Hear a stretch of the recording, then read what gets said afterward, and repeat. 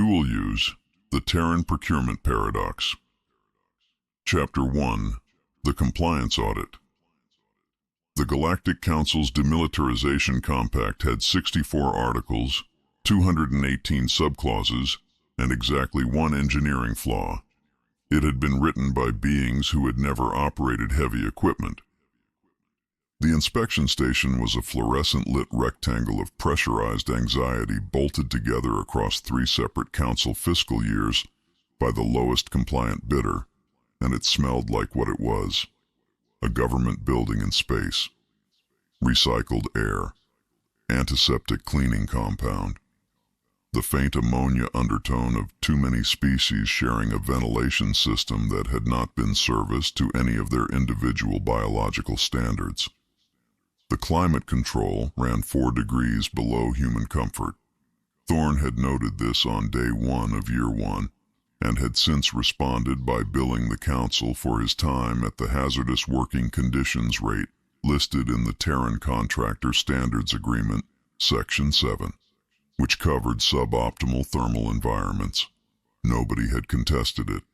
The council's procurement office had flagged it twice, reviewed the relevant section of the contractor agreement both times, and paid it both times. That was, in Thorne's experience, the entire summary of how to operate within the council's bureaucratic framework.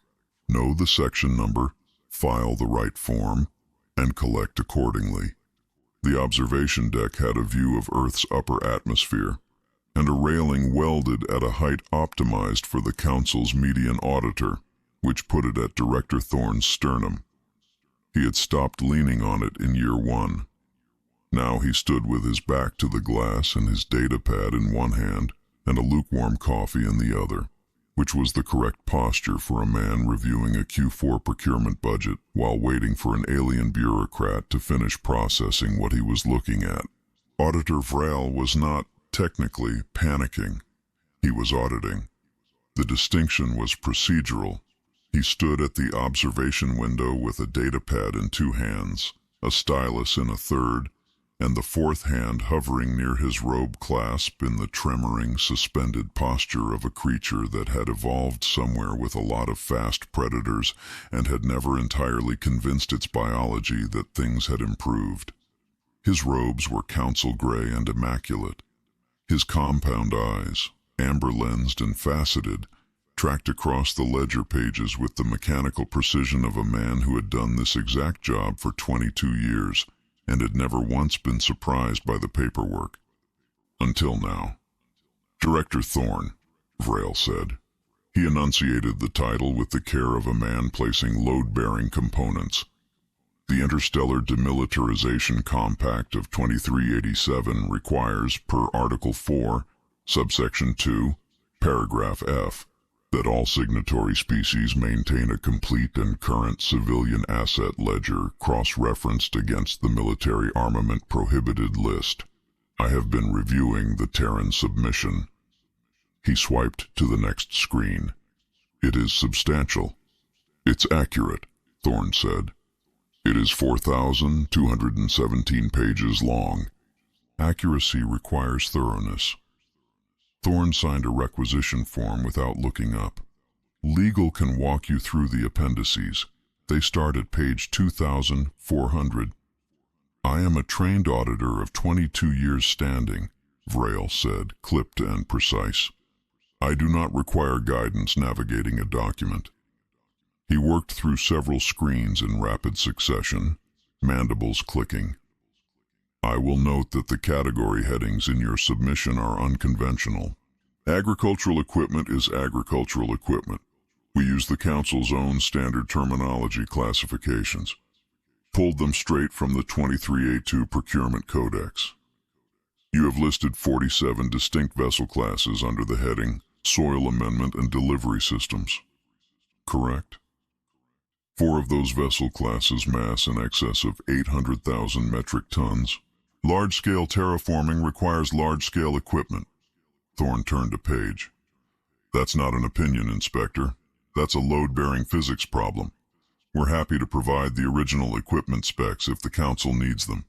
All certified under the Galactic Agricultural Machinery Standards Board, 2384 revision. Our legal team can pull the certification numbers by end of station day if you need them cross-referenced against your prohibited list. I have already cross-referenced them, Vral said. His stylus tapped 3 times against the edge of the datapad. That is in fact the source of my concern. The cross-reference is clean. Every vessel on your register clears the prohibited list on definitional grounds. The certifications are current. The category assignments match the codex. He stopped. The paperwork is exemplary. We take compliance seriously, Thorne said. I am becoming aware of that. Vral moved to the next section. Outside the observation window, Earth's day-night line moved across the planet at standard orbital rate. I would like, Vral said, with the enunciation of a man constructing an argument one load-bearing word at a time, to discuss line item 47 in your civilian asset register. Vessel designation, TSS, Johnny Appleseed.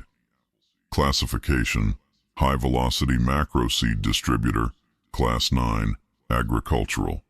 A pause. 1 beat. 2. It is outside. Thorne looked up from his datapad. He turned to the observation window.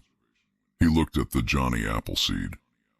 Then he looked back at his datapad and signed another form. The Johnny Appleseed was docked at the station's external freight arm.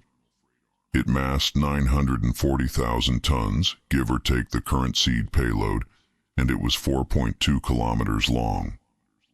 The freight arm was rated for 600,000 tons. The discrepancy had not been flagged in the docking authorization paperwork. The docking authorization paperwork had been filed by Thorne's office, and the relevant tonnage field had been filled in correctly. But the compliance check on the freight arm's rated capacity was a council infrastructure matter, not a Terran procurement matter. The discrepancy was not Thorne's problem. The Johnny Appleseed had been built in a contractor's yard in low Earth orbit across 19 months of unionized labor, and it had been painted the color of construction equipment, faded yellow, the kind that starts out bright on the day it's applied and settles into a permanent working yellow inside of 8 months, because nothing in an active construction operation stays clean. The hull plating was scarred from 4 years of operational use. The scaffolded maintenance gantries running the length of the vessel were built-in permanent structures, because a machine that runs on magnetic flux at these power levels needs regular torque inspections on the coil housing, and you do not perform those inspections from a ladder. The hull was covered in warning labels in 42 Galactic Standard languages, because the certification process required it. Thorne had reviewed the language list and had made sure Kraal Standard was in there. He had listed it as a routine administrative thoroughness decision in the relevant project file. On the barrel, the spine-mounted magnetic accelerator tube that ran the full 4.2 kilometers of the vessel's length, ringed at measured intervals with cooling vanes and power coupling housings, surrounded on all sides by the scaffolded gantries, stenciled in black below the third cooling ring, in the exact font used on every John Deere piece of agricultural machinery sold on Earth for the past 2 centuries, was a logo, a stylized leaping deer. Below it, in regulation-compliant lettering, John Deere Orbital Agricultural Systems, Authorized Dealer, Terran Dept of Civilian Procurement. At the business end of the barrel, which pointed at a patch of open space containing nothing of current operational significance, a set of heavy electromagnetic clamps held the current seed in its launch cradle. The seed was 12 tons of solid tungsten formed into a rough ovoid, stamped on its nose with the Department of Agriculture's regulatory certification number. The stamping was a legal requirement. It was also, by a considerable margin, not the interesting part. That is a dreadnought scale magnetic accelerator, Vral said.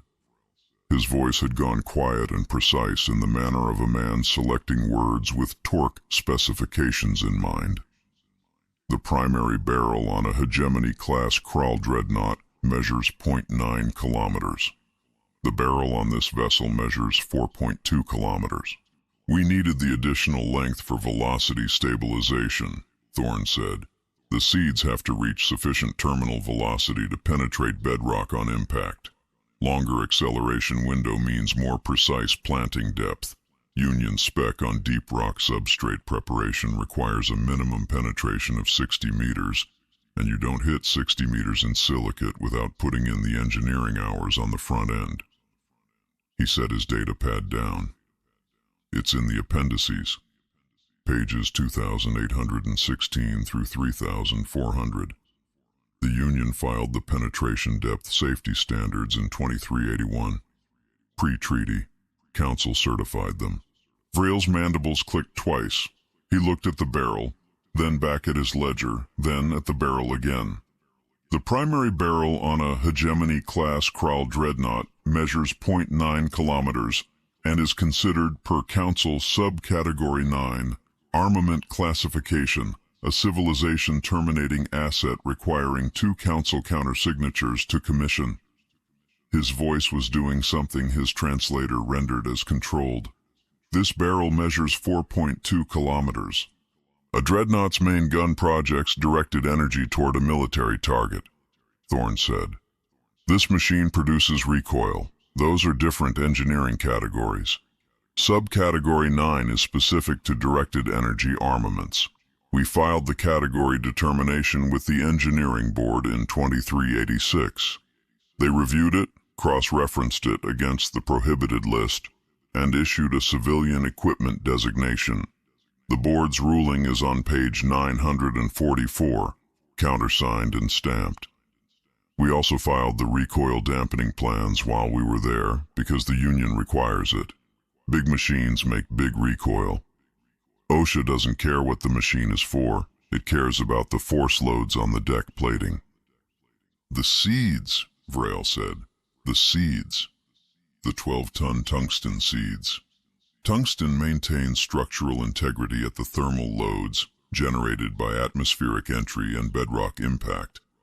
17 materials trials before we settled on the alloy. The certification documents are cross-referenced in Appendix D. Thorne picked his datapad back up. We ran the whole process through the Agricultural Machinery Standards Board before we broke ground on the first unit. Everything was signed off. The Union steward countersigned the safety spec. It's all in there. Director? Vraal's stylus had stopped moving. All 4 of his hands had gone still. A 12-ton tungsten slug moving at 0.4 C is not a seed, Director. It is when packed with genetically modified pterospores, Inspector. The tungsten casing merely ensures optimal planting depth through bedrock. Thorne met the compound gaze without adjustment. He had practiced this in year 1. He did not practice anymore. It was rote. You can't establish adequate root zone depth in a silicate substrate without the penetration velocity. That's the baseline job requirement, not an engineering preference. The spores are the billable line item. The tungsten is the delivery mechanism. The Union filed the penetration depth safety standards with the Agricultural Machinery Standards Board in 2381, pre-treaty, and the board certified them. Everything downstream of that certification is compliance, not innovation. He set the coffee down on the railing. The Council banned explosive munitions. It banned directed energy weapons. It banned targeting systems with lock acquisition faster than 3 seconds. He let that sit in the recycled air between them for one measured beat. The treaty does not specify a speed limit on agricultural delivery systems. Vraal stared at him. Outside the observation window, a maintenance drone moved along the exterior gantry of the Johnny Appleseed, running the standard pre-shift inspection on the ejection port clamps. The inspection was mandated under Terran Contractor Safety Code Section 14, which required visual and mechanical verification of all high-velocity ejection systems within 4 hours of a scheduled firing window. The drone was small. It was very small. The barrel was 4.2 kilometers long, and the drone was performing its inspection at a regulatory-compliant pace, which meant that from the observation deck, it was essentially a moving pixel against an expanse of scarred yellow metal and OSHA-mandated warning labels. There were 47 other vessel classes in the ledger. Thorne had not brought Vrail out here to look at the small ones first. There was a correct order to a tour, and this was the first stop. And the first stop was always the one that set the scale for everything that came after. "There is no speed limit," Vrail said. The words came out flat, diagnostic, the output of a calculation that had run to completion and found no exceptions. "There is not," Thorne said. Vrail looked at the ledger. He looked at the barrel outside. He looked at the John Deere logo, 3 cooling rings down, stenciled in regulation-compliant black on faded construction yellow. He looked at Thorne. "We can run a demonstration if that helps the audit," Thorne said. He pulled up his scheduling interface. "Lot 14 in the Kuiper Belt is flagged for soybean substrate preparation. We've got a planting window open Thursday. Overtime rates apply, but I'll bill it to the inspection budget." Vrail said nothing. His stylus had not moved in 45 seconds. "Appendices start at page 2461, Thorne said, tucking his datapad under his arm. "Velocity calculations are in section 12. Footnote 7 has the agricultural justification cross-referenced." He finished his coffee, set the cup on the railing, and turned for the door. "My assistant will set up the transport schedule for the rest of the fleet review. Wear old clothes to the Atmospheric Processing Division visit." The door to the observation deck slid shut behind him. Vrail stood at the glass. The seed stayed locked in the ejection clamps, 12 tons of tungsten at regulatory temperature, pointed at empty space. Vrail opened a new field in his audit report, flagged it for priority review, and transmitted a single-line request for the transport schedule covering the remaining 46 vessel classes. Chapter 2, Pest Control. The TAV Henrietta Lacks was not a pretty ship. No Terran crop duster, Class 4 atmospheric processor in was. They were built to a spec that prioritized tank volume, chemical-grade hull lining, and pressure tolerance in that order. And the contractor who had won the build tender for the Henrietta Lacks had interpreted cost-effective construction to mean skip the parts that are only there to make the crew comfortable. The cockpit was 2 seats, a control panel, and a wall of instrumentation rated for chemical plant environments, which meant every surface was either rubberized, sealed behind a gasketed panel, or coated in something that could be hosed down after a tank breach. The interior smelled of ozone and sulfur and the particular chemical staleness of recycled air that had been processed through a scrubber system that was doing its job but was not happy about it. The pilot's seat had a duct tape repair on the left armrest that had been there since the ship's 3rd operational year. Nobody had filed a maintenance request for it because the maintenance request form required a supervisor's countersignature, and the supervisor for this route had been out on workers' comp since the Q2 tank inspection. The co-pilot's seat had been removed in year 2 to make room for an additional valve manifold unit. There was no co-pilot. The manifest listed the Henrietta Lacks as a single-operator agricultural transport, crew of 1, and the 1 was Okafor, and Okafor had the relevant certifications, and that was the end of the staffing discussion as far as the Agriculture Department was concerned. Pilot Dio Okafor had been flying atmospheric processors for 11 years. He had a contractor's license rated for classes 1 through 6, a chemical handling certification renewed annually through the Terran Agricultural Workers Union Local 44, and a thermos of coffee wedged between the control panel and the hull plate that had been there since he left Ceres Station 14 hours ago. He was currently reviewing a route manifest and eating a protein bar and not paying significant attention to the proximity alarm that had been beeping for the past 40 seconds. because the proximity alarm on the Henrietta Lacks had a calibration issue that caused it to flag any object larger than a medium asteroid within 300 kilometers, and this sector had a medium asteroid problem. The calibration issue had been in the maintenance log for 8 months. The maintenance log had been reviewed by the depot supervisor at Ceres twice. Neither review had generated a work order. The calibration issue remained. He checked the sensor return on his third protein bar. Not an asteroid. He picked up his coffee, took a long sip, and pulled up the IFF query result. The vessel sitting off his port bow was running no registered transponder, which was either a malfunction or an intention, and the targeting array it had just painted him with was not consistent with a malfunction. Okafor set down his thermos. He looked at the targeting lock indicator on his console. He looked at the sensor profile of the ship outside, which was running a configuration his database tagged as consistent with a syndicate boarding skiff, light class, crew complement 8 to 12, armed.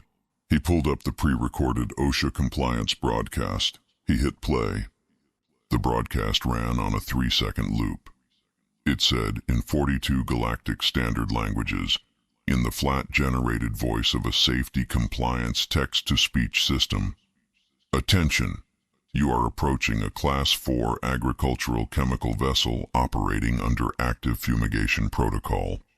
This vessel is transporting Category 9 terraforming fertilizer and atmospheric amendment agents. Unauthorized personnel entering the immediate proximity of this vessel do so in violation of Galactic OSHA Hazardous Materials Code 81B. The Department of Agriculture assumes no liability for chemical exposure resulting from failure to observe posted warnings. Have a compliant day." The skiff hailed him on the civilian band. "Terran vessel." The voice on the other end was speaking Galactic Standard with an accent Okafor's translator tagged as Syndicate Rim, Outer Reaches dialect. It had the quality of a voice that was used to people complying with it quickly. "Cut your drive. Prepare for boarding inspection. Failure to comply will result in the destruction of your vessel." Okafor looked at the hail log. He looked at his manifest. He looked at the OSHA broadcast, still running on its 3-second loop. He picked up the manual response handset. "Copy that," he said. "Be advised, this is a Class 4 agricultural vessel. You are currently trespassing in a designated pest eradication zone. The Department of Agriculture assumes no liability for chemical burns." A pause. Then, "We are not interested in your cargo. We are collecting a transit levy on behalf of the Kashari Syndicate. This is standard sector protocol. Cut your drive." "Understood," Okafor said. "Transit levy is a matter for the Galactic Commerce Authority. I'll file the paperwork when I reach Lot 7. In the meantime, you're still in a posted fumigation zone. The advisory stands." Another pause, longer this time. The targeting lock held. He could hear something on the other end of the channel, muffled voices, the quality of a conversation happening away from the microphone. Then the voice came back, and it had shifted slightly from professional menace toward the flatter register of someone who had just confirmed to their crew that the target ship had no energy shields and no registered weapon systems, and that the transit levy was going to be a very short operation. "Final warning, Terran. Cut your drive or we will disable it."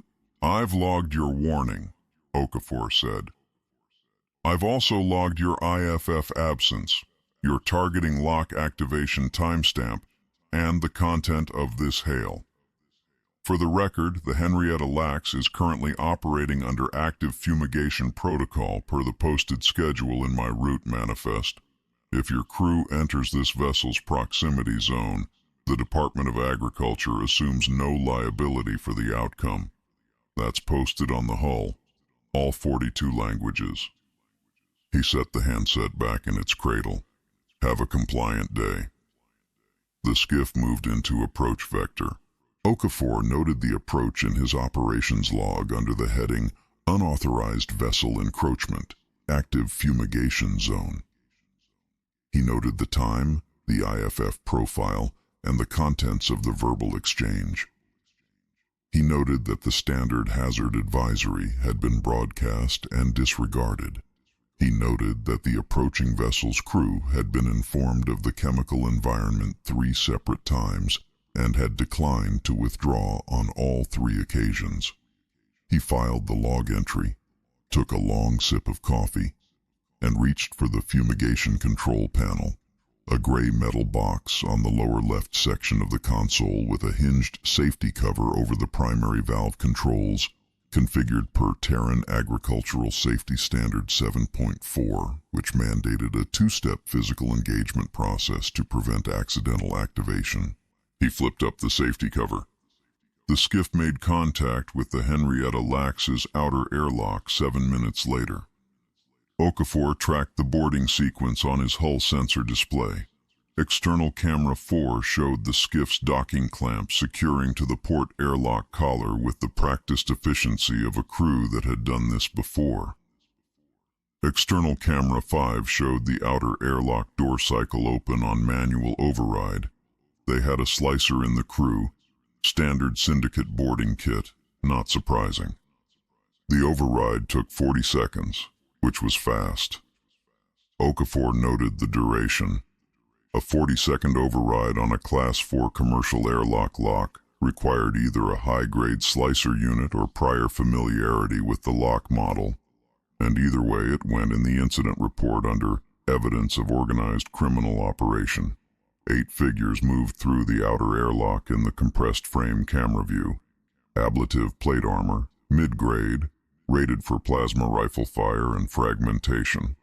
Long arms, 3 plasma carbines visible, 2 with extended power cells, and a cutting tool for the inner door. Standard boarding loadout for a vessel they expected to be unarmed and unmanned beyond the single operator manifest. They were laughing. His audio pickup on camera 5 caught it clearly. They were looking at the agricultural equipment labels and the chemical storage placards and the OSHA warning plate riveted to the inner airlock door, and they were laughing. The crew leader said something to the others that his translator didn't catch.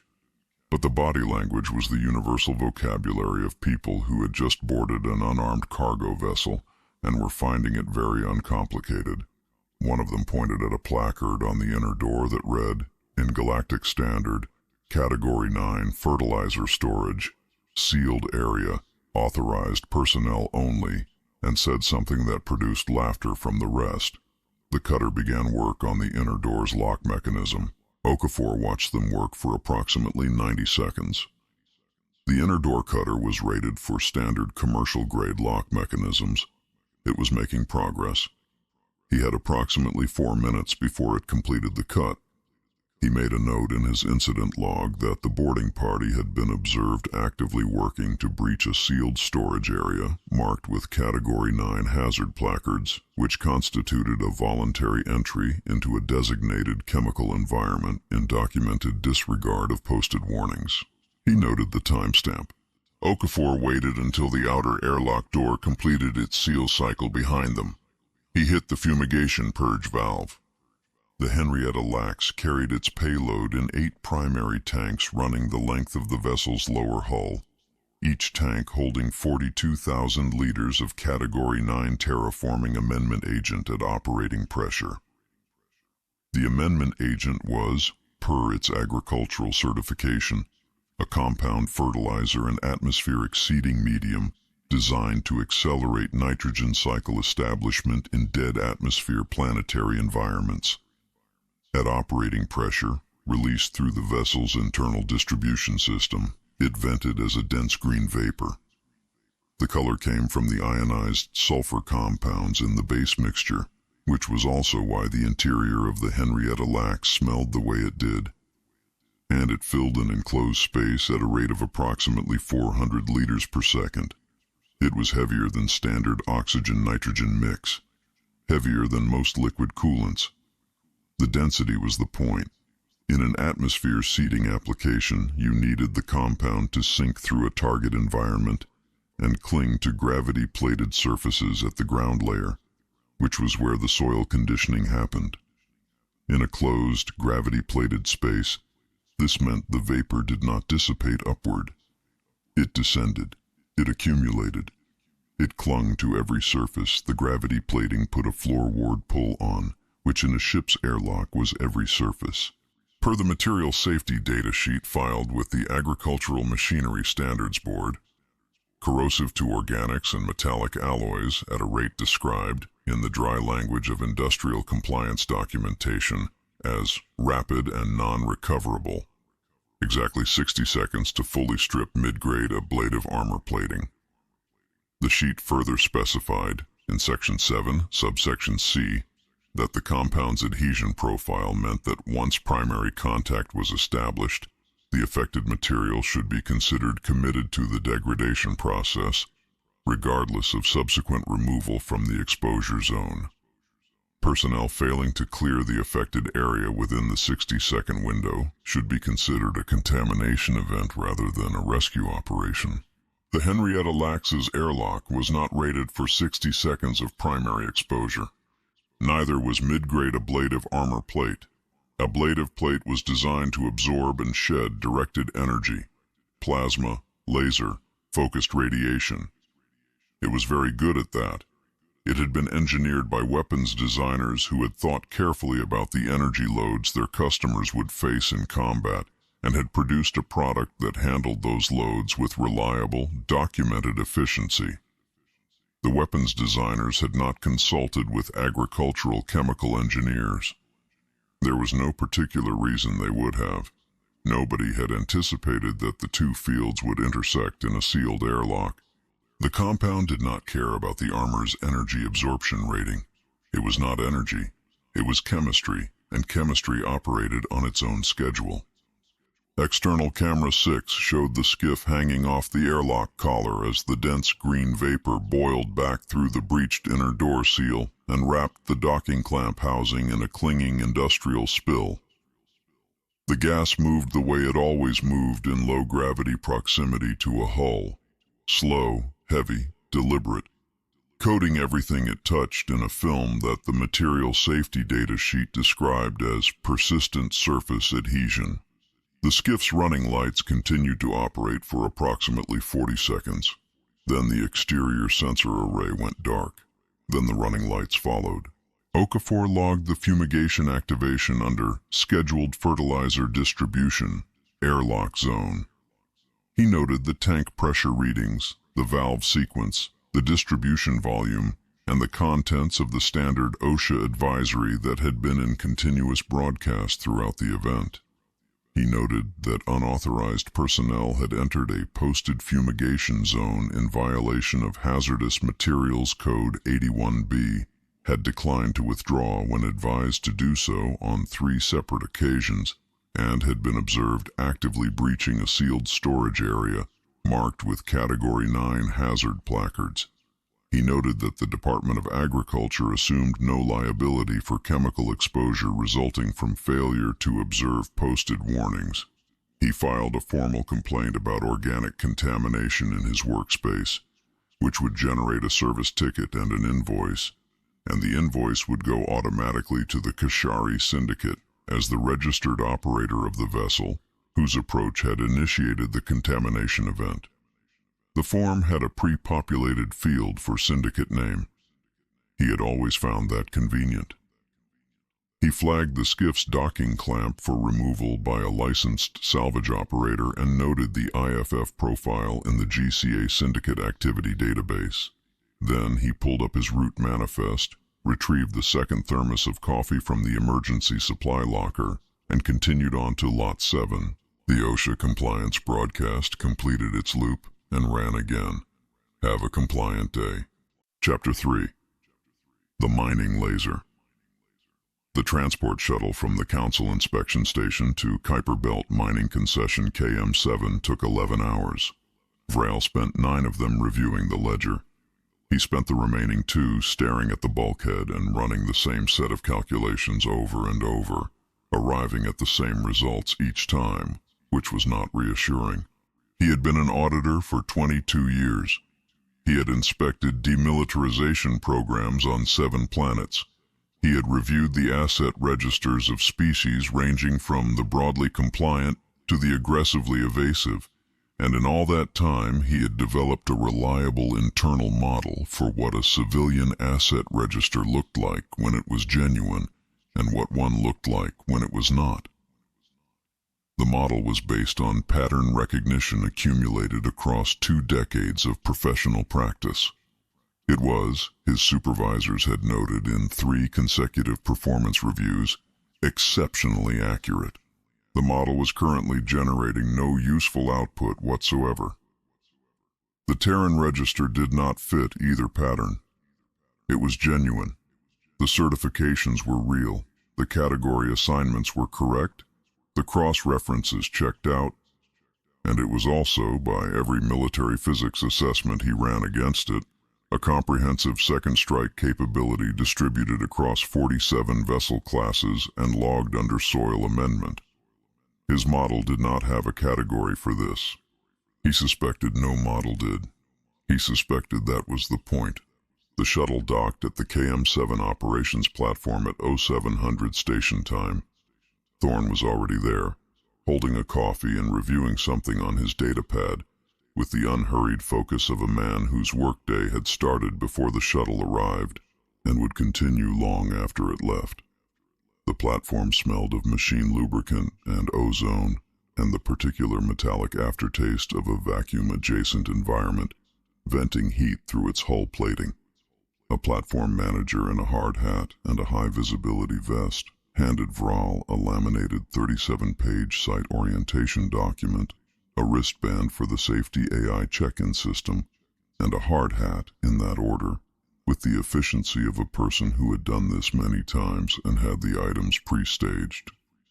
Vral put on the hard hat. He began reading the orientation document in the elevator. The observation gantry overlooked the primary cutting rig, and the primary cutting rig was cutting. Vral stepped onto the gantry and stopped. Below the gantry, anchored to the largest asteroid in the concession, substrate mass alpha, 4 kilometers diameter, nickel iron, designated in the site documents as a primary extraction target, the plasma arc excavation unit was running a programmed cut along a line that extended the full diameter of the asteroid. The cut was not partial. It was not a channel. The beam had been running this pass for, according to the operational log Thorne pulled up on his datapad without being asked, 14 hours and 22 minutes. The beam itself was not visible directly. The optics on the observation gantry were filtered to the degree required by Terran Mining Safety Act, Section 3, which mandated eye protection equivalent filtration on all viewports in line-of-sight range of an active plasma arc excavation unit. But the cut face was visible, and the cut face glowed. A line of white running the 4-kilometer width of substrate mass alpha at 5,000 Kelvin, straight and consistent and exactly on the programmed coordinates. As Vral watched, the cut completed. The beam reached the terminal coordinate of the programmed arc and shut off. The glow on the cut face faded from white through yellow to orange in the time it took Vral to register that the beam had stopped. There was a pause of approximately 3 seconds, the time it took the rig's AI to verify the cut depth telemetry and confirm the pass was within spec. Then substrate mass alpha, all 4 kilometers and an estimated 900 billion tons of it, drifted into 2 pieces along the cut plane. The separation was clean. The cut face was flat. Vral had inspected plasma arc cut surfaces on mining operations on 3 different planets. He had never seen a cut face this flat. The thermal log showed the plasma arc had maintained a consistent 5,000 Kelvin output across the full 14-hour pass without deviation, which meant the rig's power regulation system was operating at better than military-grade precision, because military-grade plasma batteries were rated for plus or minus 3% variance, and the KM-7 rig's 14-hour log showed plus or minus 0.4%. That asteroid, Vrail said, is now 2 asteroids. 2 billable extraction units, Thorne said. Faster throughput on the ore processing side if you can run 2 parallel digs.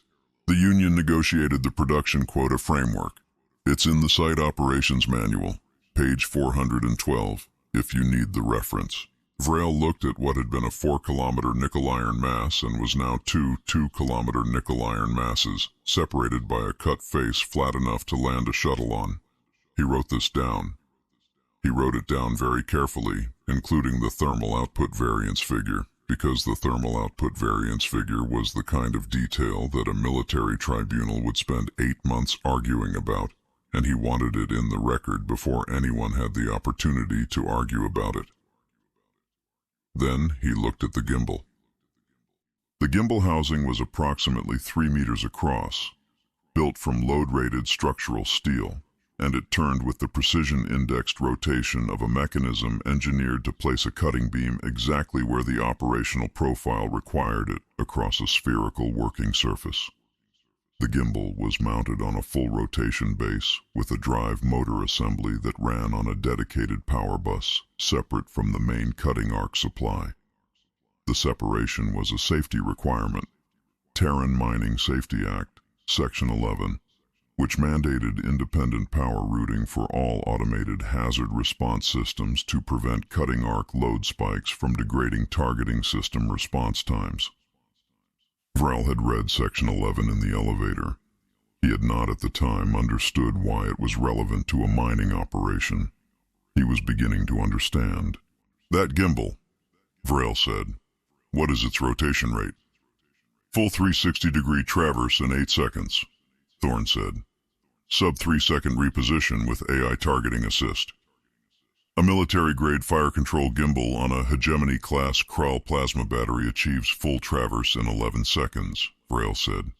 Reposition time 4.2 seconds with targeting assist. He wrote this down.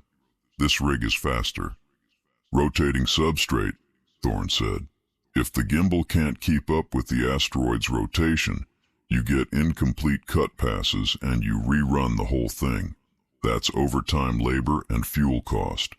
The Union equipment standard specifies the minimum traverse rate. It's posted on the housing. He indicated a placard riveted to the gimbal base. Gimbal traverse rate, 45 degrees SEC. Minimum certified spec per Terran Mining Workers Union Local 7, Equipment Standard 14C. Vrail looked at the placard. He looked at the 2 halves of substrate mass alpha drifting slowly apart below the gantry at their clean, certified separation rate. He looked at Thorne. He requested the thermal output logs. Thorne pulled them up without hesitation and turned his datapad toward Vrail. The logs showed the plasma arc unit operating at standard excavation output for nickel iron at 73% iron content. The density required sustained thermal input at the upper range of the certified operational envelope, which was noted in the equipment spec as a design parameter rather than a safety concern, because the designers had accounted for it, and the output figure, in kilowatts, was a number Vrail read 3 times because the first 2 times his brain declined to accept it.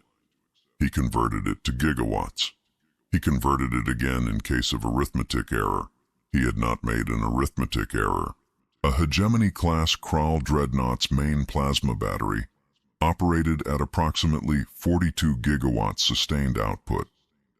That was, by the design specification of the Galactic Council's Armament Classification Board, the threshold for Class 9 weapons designation, the number above which a directed energy system was considered capable of sustained planetary infrastructure damage, and required the full multi-species licensing process. The 2 council member countersignature, the minimum 6-month review period. 42 gigawatts was the line. Everything above it was a civilization-level armament. Everything above it required an act of collective galactic governance to authorize. The KM7 primary excavation unit's thermal output log showed a sustained operating figure of 61 gigawatts. This output exceeds the Class 9 weapons classification threshold by 19 gigawatts, Vrel said. 19.4, Thorne said. Independently verified when we filed the equipment certification. The board reviewed it, confirmed the figures, and issued a civilian mining equipment designation. The thermal differential is necessary for commercial throughput rates on hard nickel iron. Softer substrates run lower output. It's in the certification filing, pages 900 through 944. He reached into his jacket and produced the document. He placed it on the gantry railing in front of Rail. The document had the certification board stamp, a date, and a reference number. Rail noted that Thorne had been carrying it in his jacket, which meant he had placed it there before arriving at the platform this morning. He noted this without commenting on it. Why, Rail said. Does a stationary drill need to track targets moving at evasive combat velocities? Rogue meteors have very unpredictable trajectories, Inspector, Thorne said. Workplace safety is our #1 priority. He reached back into his jacket. He produced a second document. This one was thick, physically thick, a bound volume, the kind that communicated by its physical weight that it had been produced by a process that predated the current conversation and intended to outlast it. He set it on the gantry railing. Terran Mining Workers Union, Consolidated Safety Manual for Automated Hazard Abatement Systems in High-Velocity Debris Environments, current edition. 4,000 pages. Section 14 mandates automated intercept systems capable of neutralizing debris at the maximum recorded debris velocity in the operating sector, plus a 30% safety margin. Union requirement. Has been since 2379, pre-treaty. He set his coffee on top of it. The footnotes are particularly thorough. Vrel was still looking at the thermal output log when the proximity alarm triggered. One tone, 2 seconds. Then silence. The AI had resolved it before the alarm finished. Through the viewport, a point of light appeared and did not appear, in the time it took Vrel's eyes to track to the source. Where there had been a moving object, there was a localized flash. Blinding, compact, the hard white intensity of a 5,000 Kelvin plasma arc contact event concentrated to the size of a small vehicle, and then nothing. The afterimage took 2 seconds to process out of his compound eyes. The gimbal had already returned to its excavation arc. Thorne checked his data pad. Rogue micrometeor, 2.7 centimeters. Impact trajectory to the operations platform. Automated intercept. He turned the screen toward Vrel. The event log showed detection at 8 seconds out, AI acquisition at 7997, gimbal reposition at 7994, arc fire at 7992, object vaporized at 7990. Total intercept sequence, 10 milliseconds from alarm trigger to resolution. The event classification field read, Automated Personnel Safety Event, Terran Mining, Safety Act, Section 9, Automated Hazard Abatement Protocol. We logged 240-odd of those a quarter. The sector has a debris density problem. Belt operations, you expect it. The AI handles up to 30 kilometers per second before it flags for manual review. 243 intercepts in the last 90 days, all logged, all within spec, no incidents. He scrolled to the cumulative intercept log and held the screen toward Vrel long enough for him to see the entry count. OSHA requires we keep the log current. It's an automated system, so it files itself. Vrel looked at the gimbal. The gimbal was back on its excavation arc, running the next programmed cut on the 2 remaining halves of substrate mass alpha, producing 61 gigawatts of localized thermal output with 0.3 millisecond target acquisition, and it had just destroyed a supersonic projectile in 10 milliseconds and filed the event as routine personnel safety maintenance. and had not interrupted the excavation cycle by more than the 4-millisecond arc redirect window required to complete the intercept. He looked at the 412 registered operational sites in the concession registry. He did a rough multiplication. He stopped doing the multiplication because the result was a number he did not want written in his notes where another auditor might read it. He picked up the 4,000-page safety manual from the railing. He put it under his arm next to the equipment certification, which brought the documentation he was carrying by hand to approximately 5,000 pages. He looked at the two halves of what had been substrate mass alpha drifting apart below the gantry at their slow, clean, certified separation rate.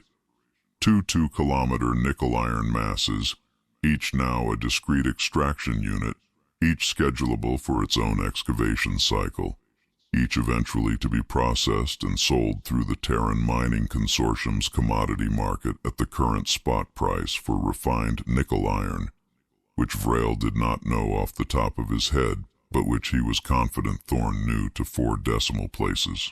He looked at Thorn. "Rogue meteors," Vrail said, "have very unpredictable trajectories." "They do," Thorn agreed. He picked up his coffee. "We take it very seriously." Vrail requested the transport schedule for the next inspection leg and did not wait to see if Thorn had it ready, because he already knew he did. He had known since the inspection station that every document he was going to ask for on this audit had already been prepared, collated, and placed within arm's reach of wherever the request was going to happen. That was, he was finding, the most unsettling part. Not the railguns, not the 61-gigawatt cutting lasers, not the mining rigs with military-grade targeting systems certified under pre-treaty Union safety standards.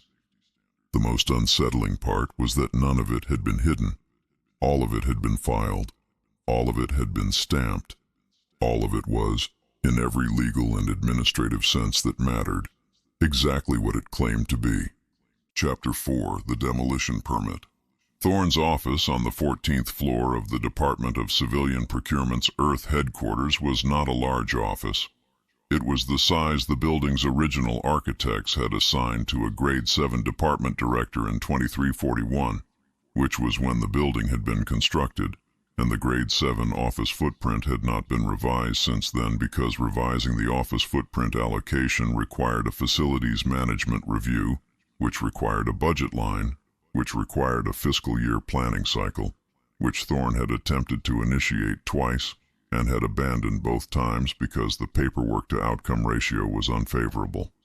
The office had a window that looked at the side wall of the adjacent building.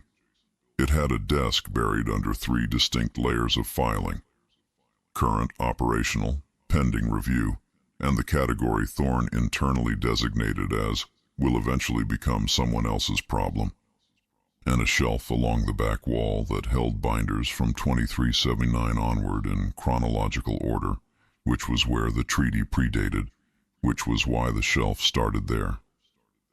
On the desk's left corner was a coffee maker that had belonged to Thorn's predecessor and which Thorn had kept, because it worked and because replacing it required submitting a facilities equipment request to the Building Services Department, which had a 6 to 8 week processing window, and a form that required a justification narrative of at least 100 words, explaining why the existing equipment was no longer adequate.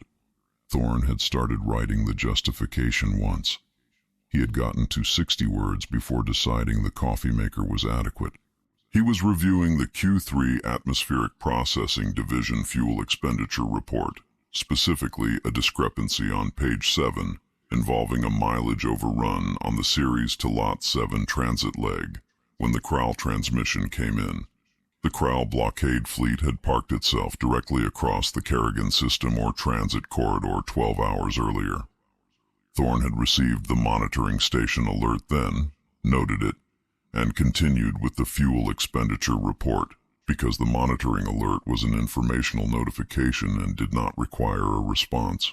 The transmission routed through the standard Galactic Council diplomatic channel, which meant it had gone through the Council's Interstellar relay network, been translated into Terran Standard by the Council's automated language processing system, been logged by the Diplomatic Traffic Monitoring Office with a reference number, been forwarded to the relevant species contact directory, and had arrived on Thorn's terminal with a processing timestamp showing it had taken 4 hours and 17 minutes to travel the bureaucratic distance between a Kraal commander's bridge and Thorn's inbox.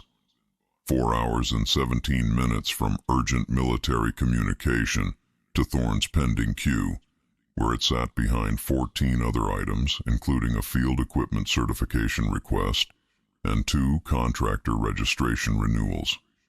The Council's routing system had processed it in the standard diplomatic queue because the routing system did not have a separate queue for urgent. It had one queue. Every species' urgency was equal in the queue. Thorn noted the timestamp, flagged the message for the communications log, and opened it. The Kraal commander's name was Sub-Admiral Veth. His message was approximately 400 words long and deployed. In those 400 words, 14 distinct threats, 7 references to the military history and conquests of the Kraal Empire, 4 descriptions of what was going to happen to the Terran resource system in question if Thorn did not immediately respond with a formal surrender, and 1 demand that the system's human population begin relocating within 48 hours. There was also a section that appeared to be a formal declaration of Kraal territorial claim over the Kerrigan system, citing a historical survey conducted by the Kraal Imperial Survey Corps in 2289 that Thorn was fairly confident had not been filed with the Galactic Council's territorial registry, because if it had been filed he would have seen it in the system access logs during the permit research he had already started doing while the message was still playing. The message was written in the register of someone who expected it to be read by a government official in a state of panic. Thorn read it in the register of a man reviewing routine diplomatic correspondence while his coffee was getting cold. He flagged the territorial claims section for the department's legal team with a note that read, Kerrigan System 2289 Kraal Survey, confirmed not in Council Territorial Registry. If registered, flag for review. If not registered, note for permit filing. Then he opened his fuel expenditure report again. He had been on page 7 when the message arrived. He finished pages 7 through 11, made 2 annotations in the margin, and then set the report aside and opened a new browser window on his terminal. The Galactic Council's Civilian Works portal had been redesigned in 2384 and again in 2386, and was currently on its 2391 interface, which was marginally faster than the 2386 interface, but retained the 11-step authentication sequence because the Council's security framework mandated multi-step authentication for any portal action, resulting in a permit filing that could authorize civilian operations in registered space. The security framework had been drafted in 2309 and last updated in 2341, and the authentication steps reflected the technology available in 2341. Which was why 4 of the 11 steps involved entering codes from a physical token generator rather than a biometric confirmation. Thorn had the token generator in his desk drawer. He had the sequence memorized. He went through it in approximately 40 seconds and opened the Civilian Works portal's main interface, which loaded in 7 seconds on the department's network connection, which was 6 seconds slower than the Council's own internal network, and 4 seconds faster than the public access terminal Thorn had used once in 2388 when his office network was down for maintenance. The Civilian Works portal had a search function. Thorn typed emergency debris removal into the search field and got 43 results because the Council's search indexing treated all GC Quirks form variants as separate entries. He filtered by form category, navigation hazard. He filtered by processing track, expedited. The results narrowed to 2 forms. He selected GC Quirks 447E, Emergency Navigation Hazard Abatement, and debris removal authorization, expedited processing. The form was 4 pages. It had been established under the Galactic Navigation Safety Act of 2301, which predated the Terran Demilitarization Compact by 86 years, and which had been designed to allow civilian contractors to rapidly clear derelict vessels, rogue asteroids, and abandoned equipment from active shipping lanes without waiting for the standard 30-day permit review period. The expedited processing track reduced the review period to 72 hours in cases where the applying party could demonstrate that the navigation hazard was actively impeding registered commercial traffic. Thorn had demonstrated this. The Kraal blockade fleet was parked directly across the transit corridor for the Kerrigan system or shipment route, which was a registered commercial corridor under Galactic Navigation Safety Act, Section 4, Corridor Designation, KRG-4COM, registered by the Kerrigan System Mining Consortium in 2367 and renewed annually since. The demonstration took one line of the application form and a corridor registration number that Thorn had looked up before the Kraal transmission had finished its first replay. He filled out the form. It had 23 fields, 16 auto-populated from his existing portal profile. 3 were site description fields, location coordinates, hazard description, and hazard specification. He typed the Kerrigan system coordinates. He typed unregistered vessels obstructing Navigation Safety Act Section 4 Commercial Corridor KRG-4COM into the hazard description field. He typed 12 Kraal configuration warships, no registered civilian transponders, no registered navigation hazard permits, no registered commercial operating licenses for the Kerrigan System Transit Corridor into the hazard specification field. Because all 3 of those statements were true, and all 3 of them appeared as mandatory disqualifying conditions under GC Quirks 407E's eligibility checklist, which was on page 2. Page 3 was the contractor certification, which auto-populated from his profile.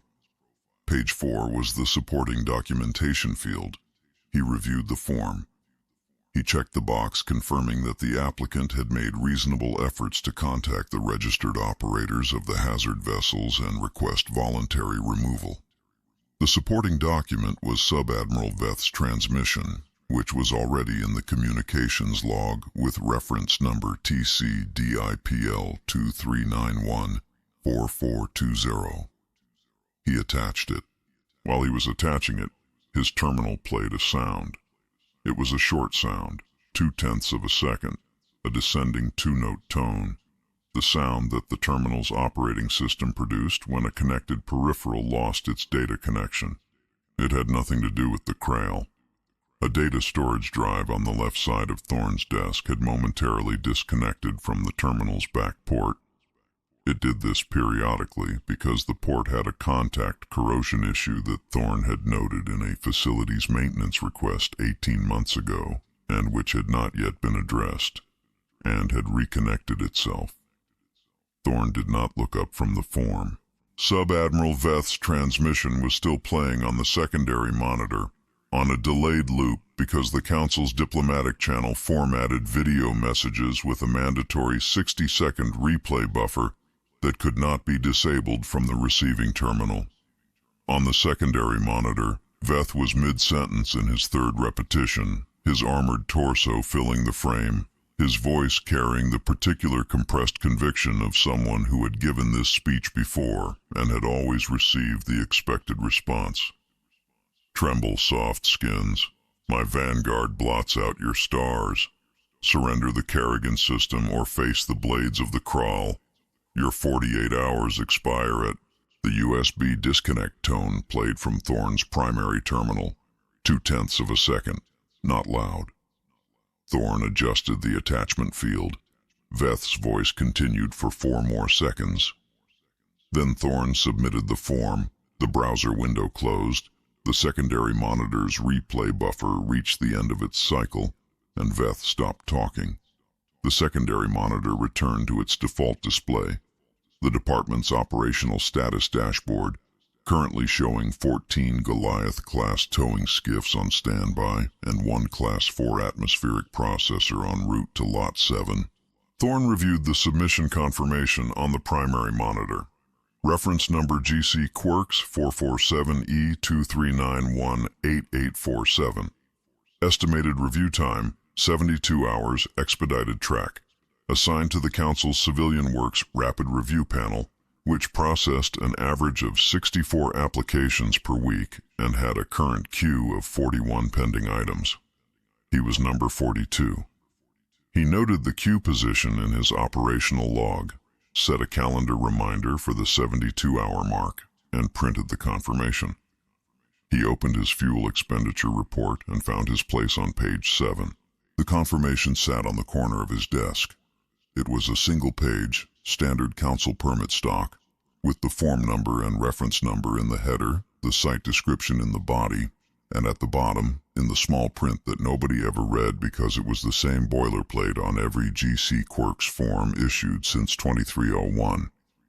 Upon permit approval, all vessels and structures designated in the hazard specification field are reclassified as unlicensed navigation impediments and authorized for civilian abatement, including but not limited to salvage operations and debris removal, under Galactic Navigation Safety Act, Sections 4 through 11. Salvage rights vest in the permit holder upon approval. Permit holder assumes no liability for structural damage incurred during abatement operations conducted in compliance with certified civilian operational procedures. Thorne's Q3 fuel expenditure report had a discrepancy on page 9 that he had not finished annotating. He found the discrepancy, made the annotation, and flagged it for the division accountant's review. Page 12 had a separate issue involving an overrun on the Lot 7 transit fuel budget that was going to require either a budget amendment request or a reclassification to the Emergency Operational Reserve. He was still evaluating which option generated less paperwork when the 72-hour calendar reminder fired. The Council's Civilian Works Rapid Review Panel had approved the permit. Thorne noted the approval and closed the reminder. He printed the approved form on standard Council permit stock. 2 copies, one for the operational file, one to forward, and took the department's physical permit stamp from the center desk drawer. The stamp was a steel-bodied unit with a wooden handle. Department of Civilian Procurement. Approved. Civilian Works, inked in regulation blue. He pressed it to the bottom of the approval copy. It hit the paper with the flat, dense sound of a stamp that weighed what it weighed and had no interest in ceremony. He set it aside and looked at what was now a stamped, approved GC Quirks 447E, authorizing the civilian abatement of 12 Kraal configuration warships, which were now, per the form's hazard reclassification field, automatically populated on approval, boilerplate since 2301, designated as unlicensed structural impediments, cleared for removal, with salvage rights vested in the permit holder. He forwarded the stamped authorization to the Salvage and Logistics Division's Goliath-class fleet coordinator. Subject line, Kerrigan System, authorized debris removal operation. 12 units. Salvage rights included per permit terms. He forwarded a copy to accounting with a note to enter 12 Kraal configuration warships at current titanium alloy market rate into the Q4 revenue projection. Then he pulled up Veth's diplomatic channel address, attached the stamped permit, and hovered over the send key for approximately 1 second. "We aren't declaring war, Chancellor," he said, to no one in particular, in the flat tone of a man reading a subject line aloud to confirm it before hitting send. "We're just clearing some unlicensed structural impediments from our authorized work site. The salvage rights will cover the administrative fees." He hit send. The last item he sent was a copy of the stamped permit to Sub-Admiral Veth's diplomatic channel address, with no additional message text. The permit said what it said. The reclassification field said the rest. Unlicensed structural impediments, authorized for civilian abatement. The salvage rights clause was in the small print at the bottom, same as it had been since 2301, on every form of this type ever issued. Nobody declared anything. The sequence was complete. Chapter 5. The Towing Zone. Commander Tivek of the Kraal Imperial Fleet had commanded the undying wrath of Kreth for 11 years. He had taken 3 systems with her. He had held his current posting for 6 of those years, long enough that the bridge crew had stopped flinching when he raised his voice and had started flinching when he didn't, which was the correct operational dynamic for a Kraal command vessel. The Undying Wrath of Kreth was a Hegemony-class dreadnought, 900 meters of layered hull armor and plasma battery arrays, and it was parked over the Kerrigan System's primary ore processing station, with 11 escort frigates forming a textbook blockade configuration, and the softskins had not surrendered yet, which was annoying. But Tivek had given them 48 hours, and the 48 hours were nearly up, and he was not concerned. He was reviewing the crew rotation schedule when the sensor officer spoke. "Commander, we have contacts. 14 vessels entering the system on the outer corridor vector." Tivek looked up. "Formation. No formation. Spread approach, approximately 3 kilometer spacing between units." A pause. "They are moving slowly, Commander. 14 kilometers per hour on the approach vector." 14 kilometers per hour. Tivek repeated. "Yes, Commander." Tivek considered this. A standard fleet approach speed for a combat-configured Kraal frigate was 18,000 kilometers per hour at tactical engagement range. 14 kilometers per hour was approximately the speed at which a Kraal warrior might walk across a parade ground if the warrior was not in a hurry. He looked at the sensor display. The 14 contacts were large. Sensor return suggested hulls in the 200,000-ton range, and moving with the ponderous, unhurried momentum of objects that had a great deal of mass and had committed to their current vector and saw no reason to change it. Each contact showed no energy shield signature, no weapons lock, no military transponder. They had civilian registry codes. "What are they?" he said. The registry query returned. Another pause, longer this time. "Waste management and logistics. Heavy salvage, Commander. Class designation, Goliath Series orbital towing skiff, 14 units. Tivek looked at the sensor returns again. 14 oversized engine blocks with cockpits bolted to the front, lumbering into his blockade at walking pace with no shields and no weapons declared. He pulled up the visual feed. Then he laughed. It was a genuine laugh. The short, flat sound of a commander who has been in enough engagements to recognize when the enemy has made a very serious mistake and finds the mistake funny before he finds it tedious. "Tow trucks," he said. He looked at his tactical officer. "They sent tow trucks." His tactical officer said nothing. Tivek leaned back in the command chair and pulled up the visual feed. The lead tug was visible at long range, a brutalist mass of rusted yellow hull plating and structural beamwork with 4 external emitter housings bolted to its frame at irregular intervals, each emitter approximately the size of a ground vehicle. The emitters were unlit. The running lights were on. There was a registration number stenciled on the bow in letters large enough to read at 200 kilometers. The vessel looked like a maintenance problem that had been given thrusters and pointed at something. Tivek found it funny for approximately 4 more seconds. Then he hailed them. The lead tug pilot answered on the second ping. His voice had the flat, nasal quality of a species that had evolved somewhere with a lot of ambient noise, and he was speaking in the particular verbal shorthand of someone who was talking to their equipment as much as to another person. "Yeah, copy that. Go ahead. This is Goliath 7, running under salvage authorization GC Quirks 447E23918847. We got a debris removal op in the Kerrigan sector. 12 units of unlicensed navigation impediments on the ore corridor. Just gonna need you all to sit tight while we work the site. Shouldn't take more than a few hours. Tvek stared at the communications panel. You are addressing the Kraal Imperial Fleet, he said. This system is under military blockade by order of Sub-Admiral Veth and by right of the Kraal Empire's territorial claim registered.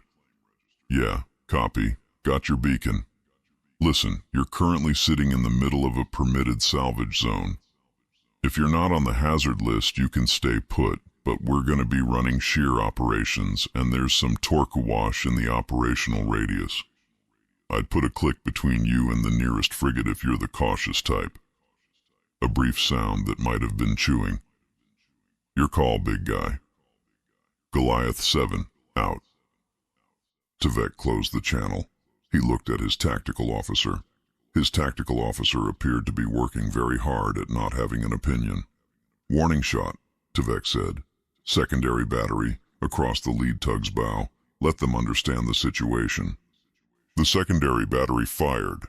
A focused plasma burst crossed the Goliath 7's bow at approximately 200 meters clearance, which was close enough to register on any functional sensor array as a serious warning, and far enough to avoid the diplomatic complications of actually hitting a registered civilian vessel. Tvek watched the sensor display for the expected course change. A deviation, a deceleration. The basic survival behavior of a vessel that had just been informed in unambiguous thermal terms that it was approaching a combat asset with hostile intent. The Goliath 7 did not deviate. It did not decelerate. It continued at 14 kilometers per hour on its approach vector. A second tug, Registry Goliath 11, was already splitting off on a parallel approach vector toward the nearest escort frigate on the blockade's port flank. They're still coming, the sensor officer said. I can see that, Tvek said. The lead tug's pilot came back on the civilian band without being hailed. Good shot, solid grouping on that bow wave. Look, we're not in your chain of command and we've got a salvage window to make.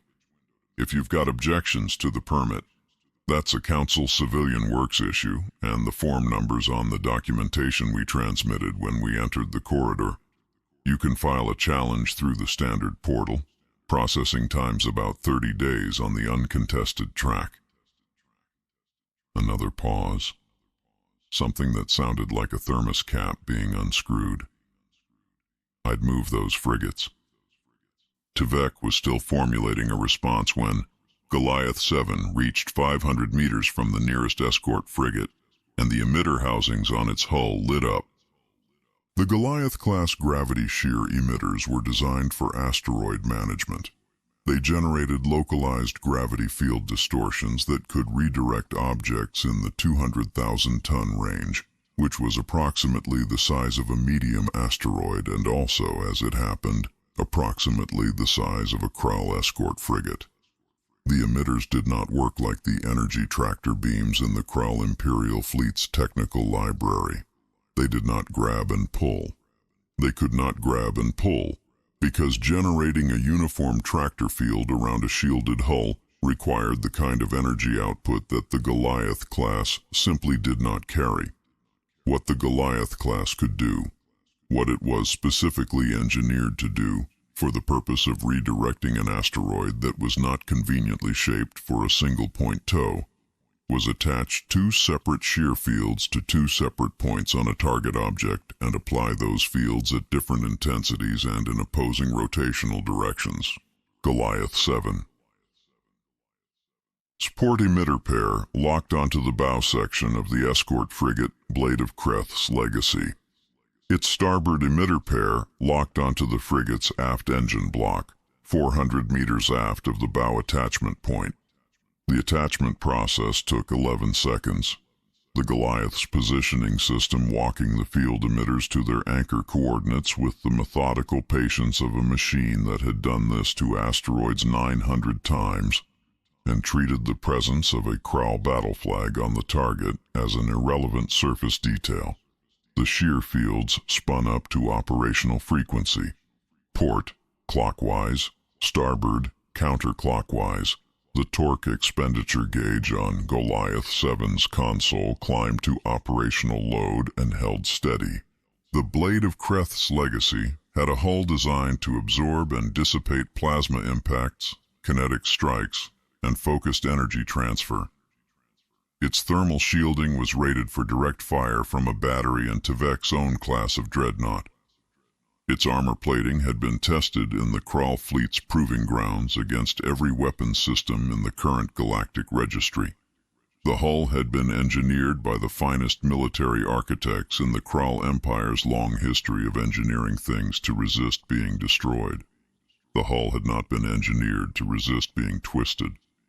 The shearing force applied to the blade of Kreth's legacy was not a weapon in any registry sense.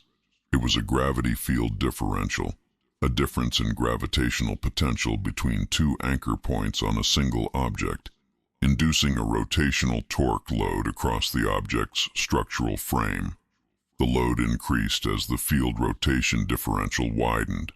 The frigate's armor plating did not respond to it, because armor plating responds to impact and energy transfer, not to being slowly rotated in two different directions simultaneously. The armor was fine. The armor was exactly as rated. The superstructure was not fine.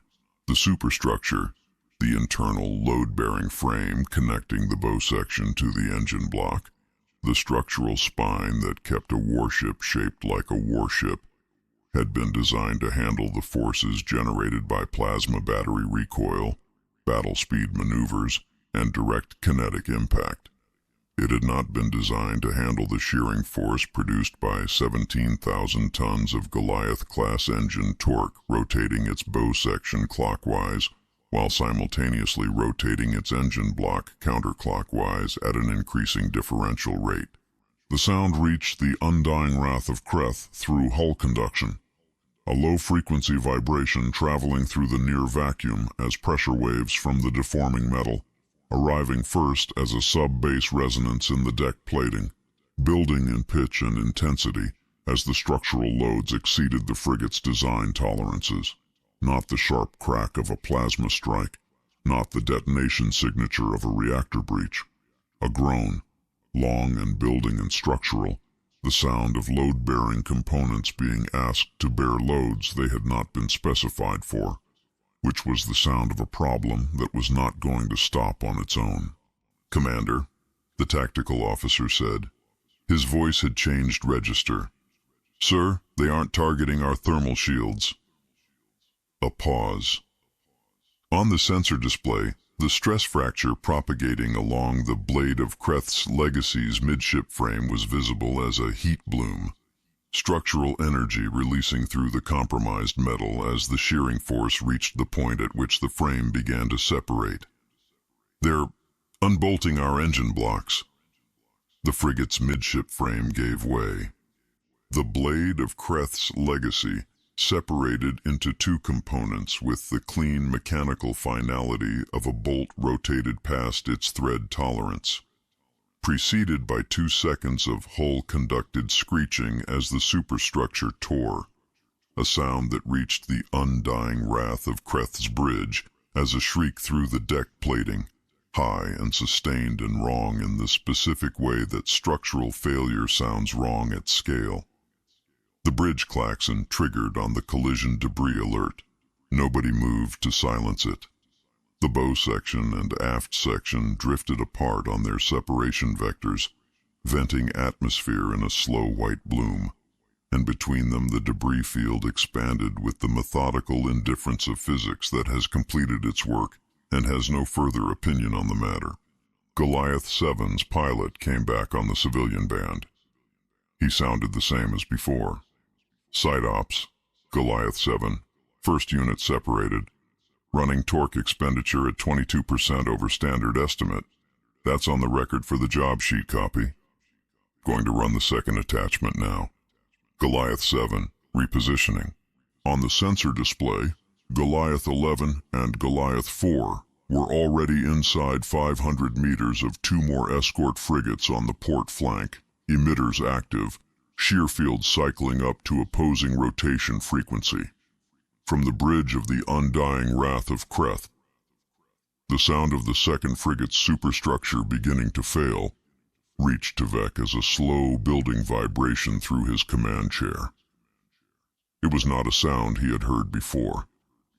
It was the sound of a hull being unbolted by an oversized engine block with a thermos of coffee in the cup holder and a salvage permit on file with the Galactic Council, and it was, he was discovering, considerably worse than the sound of plasma fire. "Shields to maximum," Tvek said. His voice came out level, which was the training working. "All batteries, target the lead tug." "Commander," the tactical officer said carefully, "targeting solutions are confirming that the Goliath vessels are moving within the thermal wash of our own escort frigates. A battery solution on the tugs risks direct fire on—" "I am aware of that," Tvek said. The third frigate's frame separated with a sound like a ship-scale spanner being dragged across superstructure plating, followed by a silence that was somehow worse. Goliath 7's pilot keyed up the civilian band one more time. He was definitely chewing something. "Site ops, Goliath 7. 3 units down, 9 to go. We're looking real good on the schedule here. Goliath 11, you want to take the next 2 on the starboard line? I'll come around for the far frigate. Over." Tvek stared at the sensor display. 3 of his escort frigates were in 2 pieces. 4 more had Goliath-class gravity-shear emitters locked to their hulls and cycling up to operational frequency. His plasma batteries had a targeting problem he had not anticipated when designing blockade doctrine, which was that the enemy had parked itself between his ships. His shields were operating at maximum rated output and were, as far as he could determine, completely irrelevant to anything that was currently happening. "Sir," said his tactical officer, in the carefully neutral tone of a man reporting a fact rather than an opinion, "they appear to be sorting the debris by alloy type." Tvek looked at the sensor returns.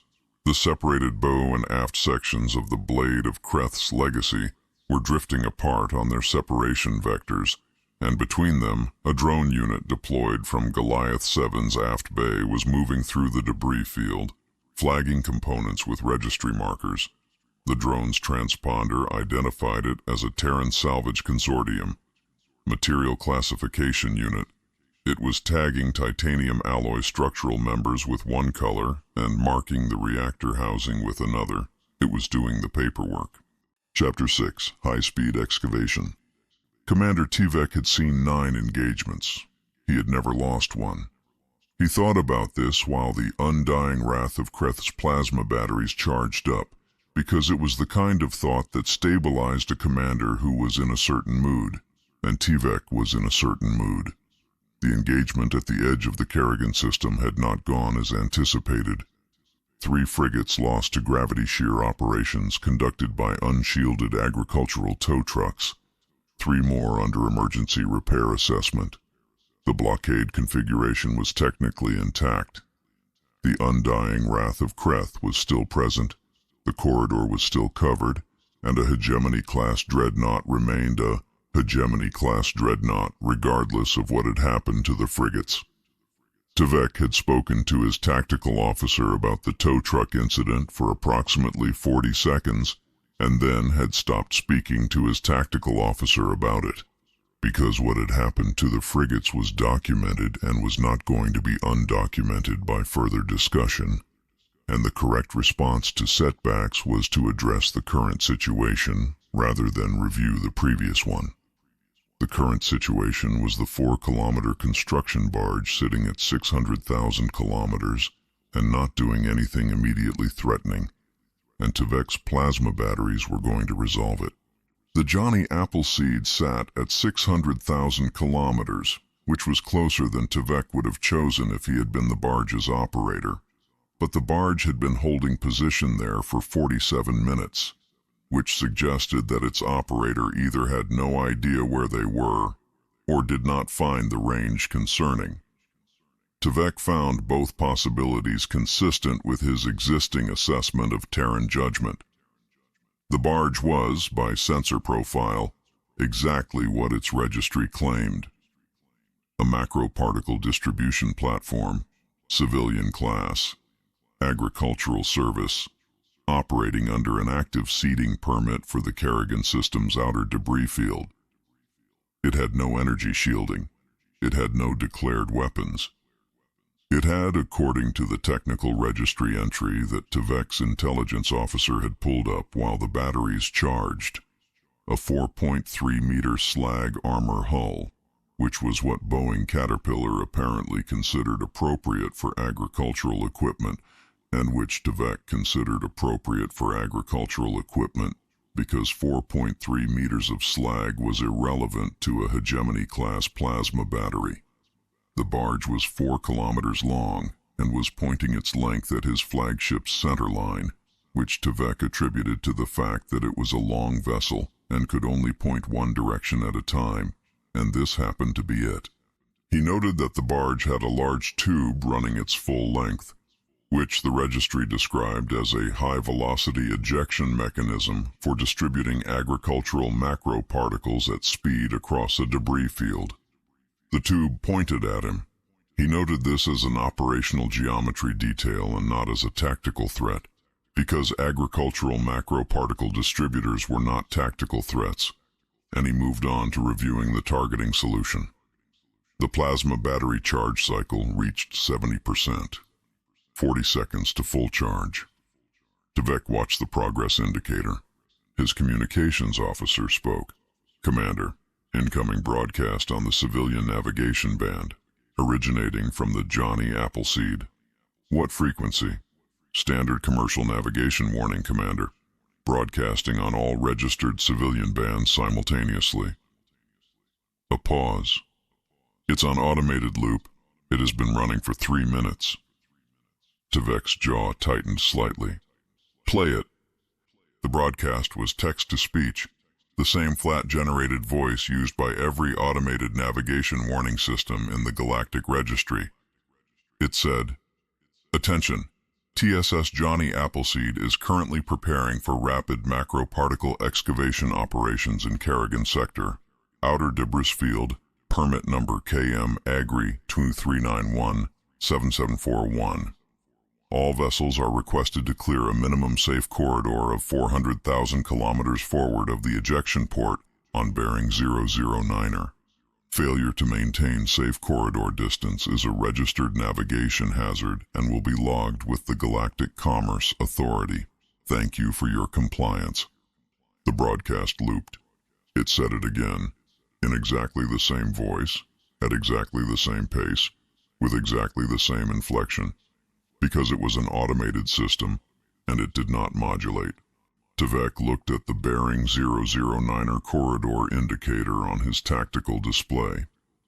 The undying wrath of Kreth was sitting at bearing 009er from the Johnny Appleseed's ejection port. It had been sitting there for 47 minutes, which meant the broadcast had been running for 3 minutes and the undying wrath of Kreth had been inside the posted safe corridor for the full 3 minutes.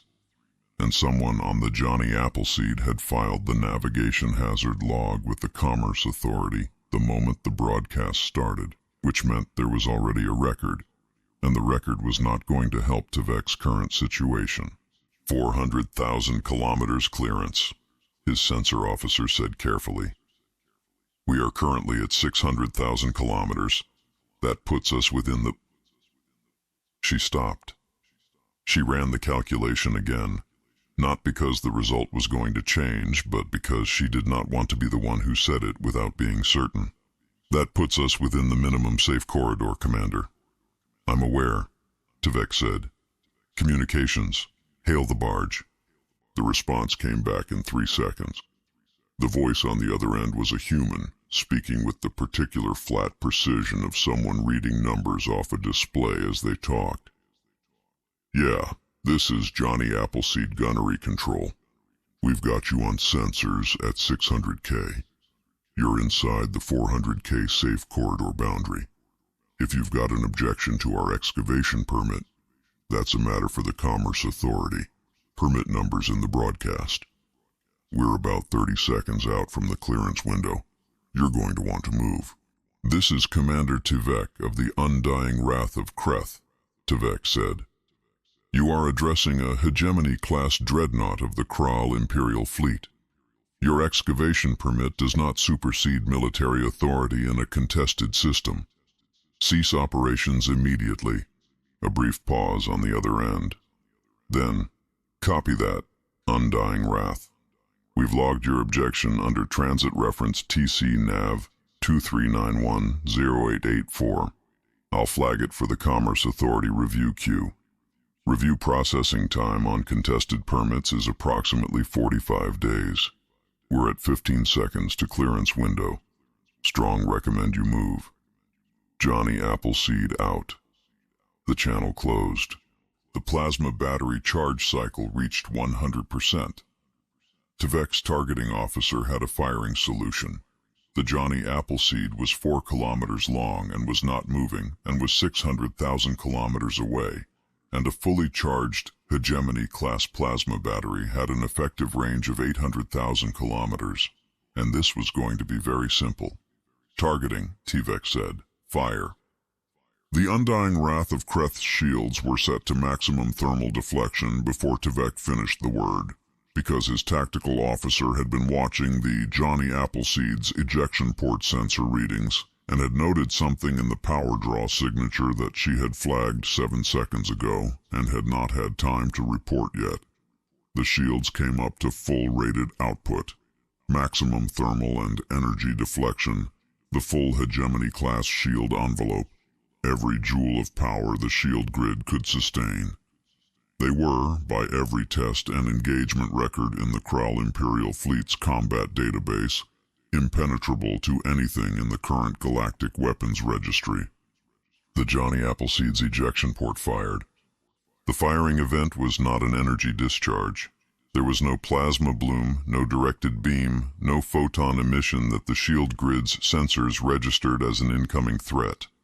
What happened was mechanical and physical and enormously loud by hull conduction on the Johnny Appleseed itself. A Lorentz force reaction, electromagnetic induction, driving a 12-ton tungsten ovoid down a 4-kilometer magnetic acceleration barrel. Each of the barrel's 412 accelerator coils firing in sequence to add incremental velocity to the mass as it traveled the length of the barrel in under 3 seconds. The total power draw of the sequence pulling from a reactor that had been running at idle since the permit was filed and had been ramping to full output for the past 90 seconds while the gunnery chief ran trajectory math. The recoil of the discharge transmitted through the entire 4-kilometer length of the Johnny Appleseed's hull. 4 kilometers of industrial scaffolding and slag casing and warning labels, shuddering under the momentum transfer of a mass leaving a magnetic barrel at relativistic velocity. The 4 heat sink exhaust ports at the barrel's base vented the suppressed thermal load of the acceleration sequence simultaneously, each exhaust releasing a localized burst of hard radiation into the space immediately aft of the ejection port, the electromagnetic discharge illuminating the Johnny Appleseed's hull in a brief, violent light. Every stand clear, high-velocity ejection port label on the barge's hull was visible in that light, which was good because they were posted in 42 languages and had been there since the ship was built, and the clearance window had been broadcast on all civilian navigation channels for the past 3 minutes. The projectile covered 600,000 kilometers in 5 seconds.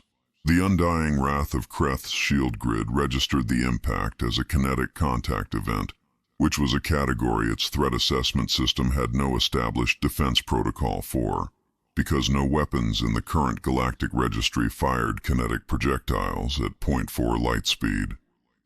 The Kraal Imperial Fleet's shield technology had been developed over 300 years of conflict with species that used plasma weapons, directed energy, focused radiation, and occasionally very large explosions. Every Kraal shield system was optimized for thermal and energy deflection. The optimization was thorough, comprehensive, and completely irrelevant to 12 tons of solid tungsten, moving at 40% of the speed of light. Thermal shields deflect thermal energy. Kinetic mass is not thermal energy. It is mass with a direction and a velocity, and physics has no mechanism by which a thermal deflection field interacts with it. The tungsten ovoid passed through the shield envelope the way a rock passes through water. The water does not stop the rock, it just gets out of the way. The shield grid registered the event and flagged it in the damage control log under an error category it had never used before, which the system designated as unclassified contact type, because the programmers who had written the shield management software had not anticipated needing a classification for this. 12 tons of solid tungsten at 0.4 light speed carried kinetic energy in the range of 2.1 times 10 to the 23rd joules. This was a number that became academic the moment contact was made, because the energy was no longer a number in an equation. It was a physical event, happening in real time, inside the hull. The ovoid punched a clean 10-meter hole through the dreadnought's bow armor. 4.2 meters of hegemony-class hull composite, the heaviest standard military armor in current galactic production, not slowed measurably. Through decks 1 through 7 on the center line, structural members and pressure bulkheads and crew compartments registering as negligible additional mass against the projectile's momentum. Through the primary structural bulkhead, into the reactor core housing, where the kinetic energy load deposited itself in approximately 4 milliseconds. The hole was clean, the edges were fused. The geometry was precise, the diameter consistent across the full penetration depth because the tungsten had not tumbled or fragmented. It had simply gone through, and the material it went through had moved aside or fused, or ceased to be in any meaningful functional sense, and that was the complete and total description of the interaction. Tivek heard none of this directly from the bridge, because the bridge was in the aft section, and the impact was on the center line forward, and for approximately 2 seconds all he knew was that every power system on the undying wrath of Kreth had ceased to function simultaneously, which was the symptom of a reactor that had stopped being a reactor and had started being a problem. The bridge displays went dark, the targeting system went dark, the shield grid status indicators went dark. The tactical display, which had been showing Tivek a firing solution he had been 4 seconds from using, went dark. In the sudden total absence of the dreadnought's operational hum, Tivek heard through the hull a long and diminishing vibration, the structural echo of whatever had just passed through the forward section, still propagating aft through the superstructure at the speed of sound in dense tungsten composite hull material. Then the emergency lighting came on, a dim, battery-powered amber. Then the damage control system began its report, reading from its own independent power supply in the flat enumerated format of a system that was not designed to deliver bad news with any particular sensitivity. Tivek listened to the first 6 seconds of the report and then stopped listening, because the report was not providing new information. The new information had been the 2 seconds of darkness. The report was just telling him what had happened to cause it. Johnny Appleseed. Gunnery control came back on the civilian navigation band 3 minutes later without being hailed. The same voice, same flat precision. Site ops, Johnny Appleseed. Macro particle delivery confirmed. Kerrigan outer debris field bearing 009er. Seed count 1 of 1. Clean bore transit, no fragmentation. Full ovoid recovery on the far side. A brief pause, the sound of something being typed. For the record, Commander, energy shields stop energy. They don't stop a flying anvil. Reload cycle initiated. 4.2 minutes to next clearance window. Recommend the safe corridor at 400K minimum be maintained. Johnny Appleseed, out. The automated navigation broadcast was still looping on the civilian band. It was thanking Tivek for his compliance. It had been thanking him for the past 4 minutes and was not going to stop. Chapter 7. Plasma Arc Hull Cutters. The TSV Meridian Fabricator was a factory ship. 2 kilometers of production floor, assembly bays, and materials processing arranged around a central spine that had been built in 23I-1 and refitted 4 times since then, each refit adding more capacity and less elegance to a ship that had not started with much elegance to lose. The interior corridors smelled of hot metal and cutting fluid, and the specific industrial residue that accumulated in the ventilation of any facility that ran continuous plasma arc work on a 3-shift cycle, without the kind of maintenance windows that would have allowed a full atmospheric scrub.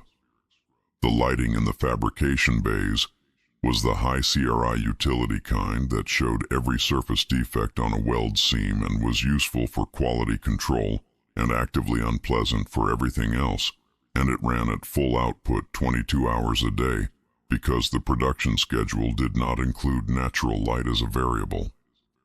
The crew of 412 worked 3 shifts in rotation. The graveyard shift was currently 20 minutes from the end of their rotation and had strong opinions about that, which they expressed through the universal medium of working slightly faster and talking slightly less. Third shift supervisor Kenji Watanabe was reviewing a seam quality report on Bay 7's latest hull plate run, specifically a stress test result on plates 47 through 53 that showed a marginal variance in the thermal cycle bond that was either within acceptable tolerance or not, depending on which section of the material specification document he chose to apply, and he was trying to determine which section applied when his console flagged a hull breach alert on the port-aft access corridor. He looked at it. The breach geometry was consistent with a forced entry cutting operation, not a pressure failure or micrometeorite event, but a deliberate tool-assisted penetration at a non-standard access point. The kind of breach profile that meant someone had arrived from outside the ship with a hull cutter and had used it, which was not a maintenance issue but was still, technically, a breach, and the breach protocol required him to log it and notify the relevant parties. He got on the intercom to Bay 7. "We've got a breach on port-aft access. Someone's cutting in from outside. Hard hat zone is active port-aft. Heads up." Bay 7's lead welder, Amara Johansson, pulled her welding mask up and looked at her console. "How big a breach?" "Roughly a meter diameter. Whoever it is used a hot tool." Watanabe pulled up the external sensor log. The breach cutter had come from a vessel that had docked, attached itself to the hull without using a registered docking collar, which was an insurance issue, and the vessel matched a configuration he had seen in the threat advisory the department had circulated last month. "It's a Kraal boarding party." Johansson considered this for approximately 2 seconds. "We're in the middle of a plate run." "I know. We've got 14 plates queued." "I know, Amara." A pause. "Fine." He heard her tell her crew something, the sound of equipment being checked, the magnetic clank of boots repositioning on a 0G work platform. The Kraal boarding party came through the breach in standard tactical formation. 4 Marines in lead, 2 fire support, 2 with the hostage extraction kit, all in Kraal combat armor rated for shipboard close quarters operations. The combat armor was well rated. Ablative plate, shock damping underlayer, full vacuum seal, helmet integrated with a threat assessment system that classified and color-coded contacts in the Marine's visor overlay. The squad had practiced boarding operations extensively against military targets, armed crew, security checkpoints, armory access, command-detonated devices, evacuation routes used as kill corridors. They had a doctrine. It was a good doctrine. It had worked 11 times. The port-aft access corridor of the Meridian Fabricator was not a military corridor. It was a transition zone between materials storage and a primary fabrication bay, 12 meters across, wide enough for zero-G hull plate handling rigs, lit by the same high CRI utility lighting as the fabrication bays, the kind calibrated to show surface defects on weld seams at inspection distance, which in practice filled the corridor with the flat, merciless brightness of a space designed for quality control rather than tactical operations, bouncing off the reflective thermal barrier wall coating and eliminating shadow entirely. There were 8 people in it who had not moved to crew shelter when the breach alarm triggered because they were on a plate run. The 8 people were wearing yellow, not uniform yellow, the specific, saturated regulation amber of Type 7 0G welding hazard suits, which were rated for plasma arc splash, thermal exposure up to 3000 Kelvin, and the occasional dropped hull plate. The suits were bulky in the way that all serious industrial protective equipment was bulky. Wide in the shoulder, heavy in the torso, with a full helmet assembly that covered the face and made every person wearing one look like a machine that had been given a human silhouette for regulatory purposes. Each suit had a placard on the left breast, hard hat zone, Type 7 PPE required, unauthorized personnel not permitted. Each person in the suit was carrying equipment. 4 of them were carrying plasma arc hull cutters. A plasma arc hull cutter was a handheld tool in the same way that a pneumatic riveting gun was a handheld tool. It was handheld in that one person could hold it, and that was approximately where the comparison to hand-scale equipment ended. The cutting arc operated at a sustained 4,500 Kelvin, fed by a plasma fuel canister on the operator's back, and it was designed to cut through the hull plate alloys used in commercial ship construction, typically steel titanium composite in the 18mm to 40mm range, depending on application, at a rate sufficient to make commercial shipbuilding economically viable. The tool produced, during operation, a roaring white arc, a continuous shower of molten alloy sparks in the immediate cutting radius, and a sound level that required the operator's suit to run active noise cancellation at full rate. The lead Kraal Marine's threat assessment system highlighted 8 contacts. It assigned threat ratings. 4 contacts rated as minimal threat based on the absence of visible weapons. The system did not have a threat classification for plasma arc hull cutters. The cutters were not in the weapons database. They were in the industrial equipment registry, and the threat system did not cross-reference the industrial equipment registry. "Stand down," the lead Marine said in Galactic Standard, his voice carrying the authority of a Kraal combat-certified non-commissioned officer who had boarded 11 ships. "You are being detained as material assets of the Kraal Imperial Fleet. Drop what you are holding and move to the aft wall."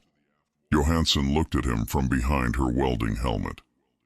The helmet's visor was tinted to the level required for sustained plasma arc work observation, which meant it was effectively opaque from the outside and gave her face, to anyone looking at her, a featureless amber reflective surface.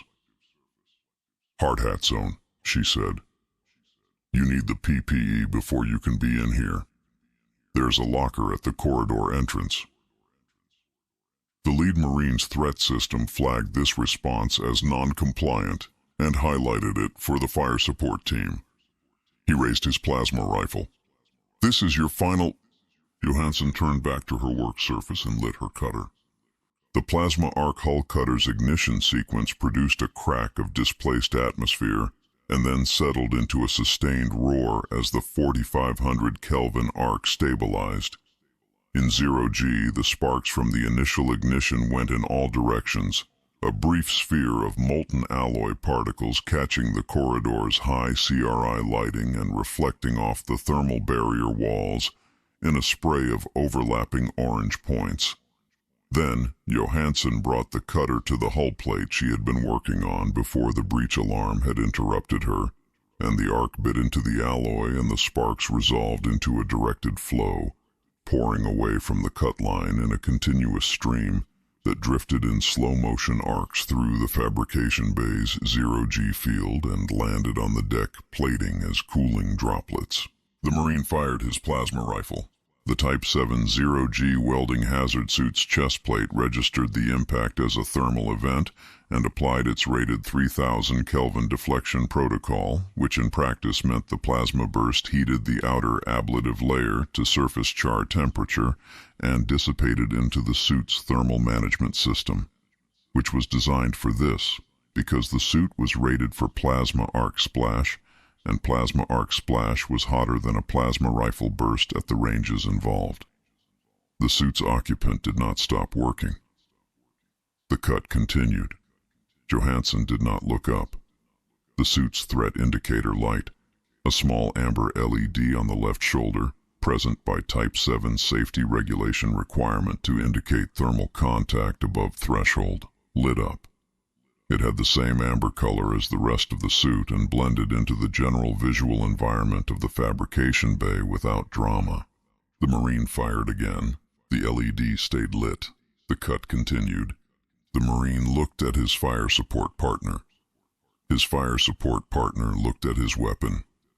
There was a brief exchange in Kraal that Johansson's suit's external microphone picked up and that the suit's translation module, which was present for multilingual crew communication purposes and not for military intelligence, logged in its event buffer as, "Is the weapon malfunctioning? The weapon is functioning correctly." Then the fire support partner raised his own rifle and they both fired, one after the other, at Johansson's suit, and both impacts registered on the suit's thermal log as standard operating condition events. And Johansson finished her cut line and moved to the next plate mark without comment. The Marine's fire support partner fired a third time. Park, the second shift carryover, turned from his work. He did not rush. He repositioned with the deliberate economy of someone moving a tool between work surfaces. Hull cutter held low at his hip, 4500 Kelvin arc roaring, sparks trailing outward in zero-G in a slow, continuous shower that drifted between him and the Marine in a hanging curtain of cooling alloy particles. He took one step forward. The Marine took one step back. Park took another step.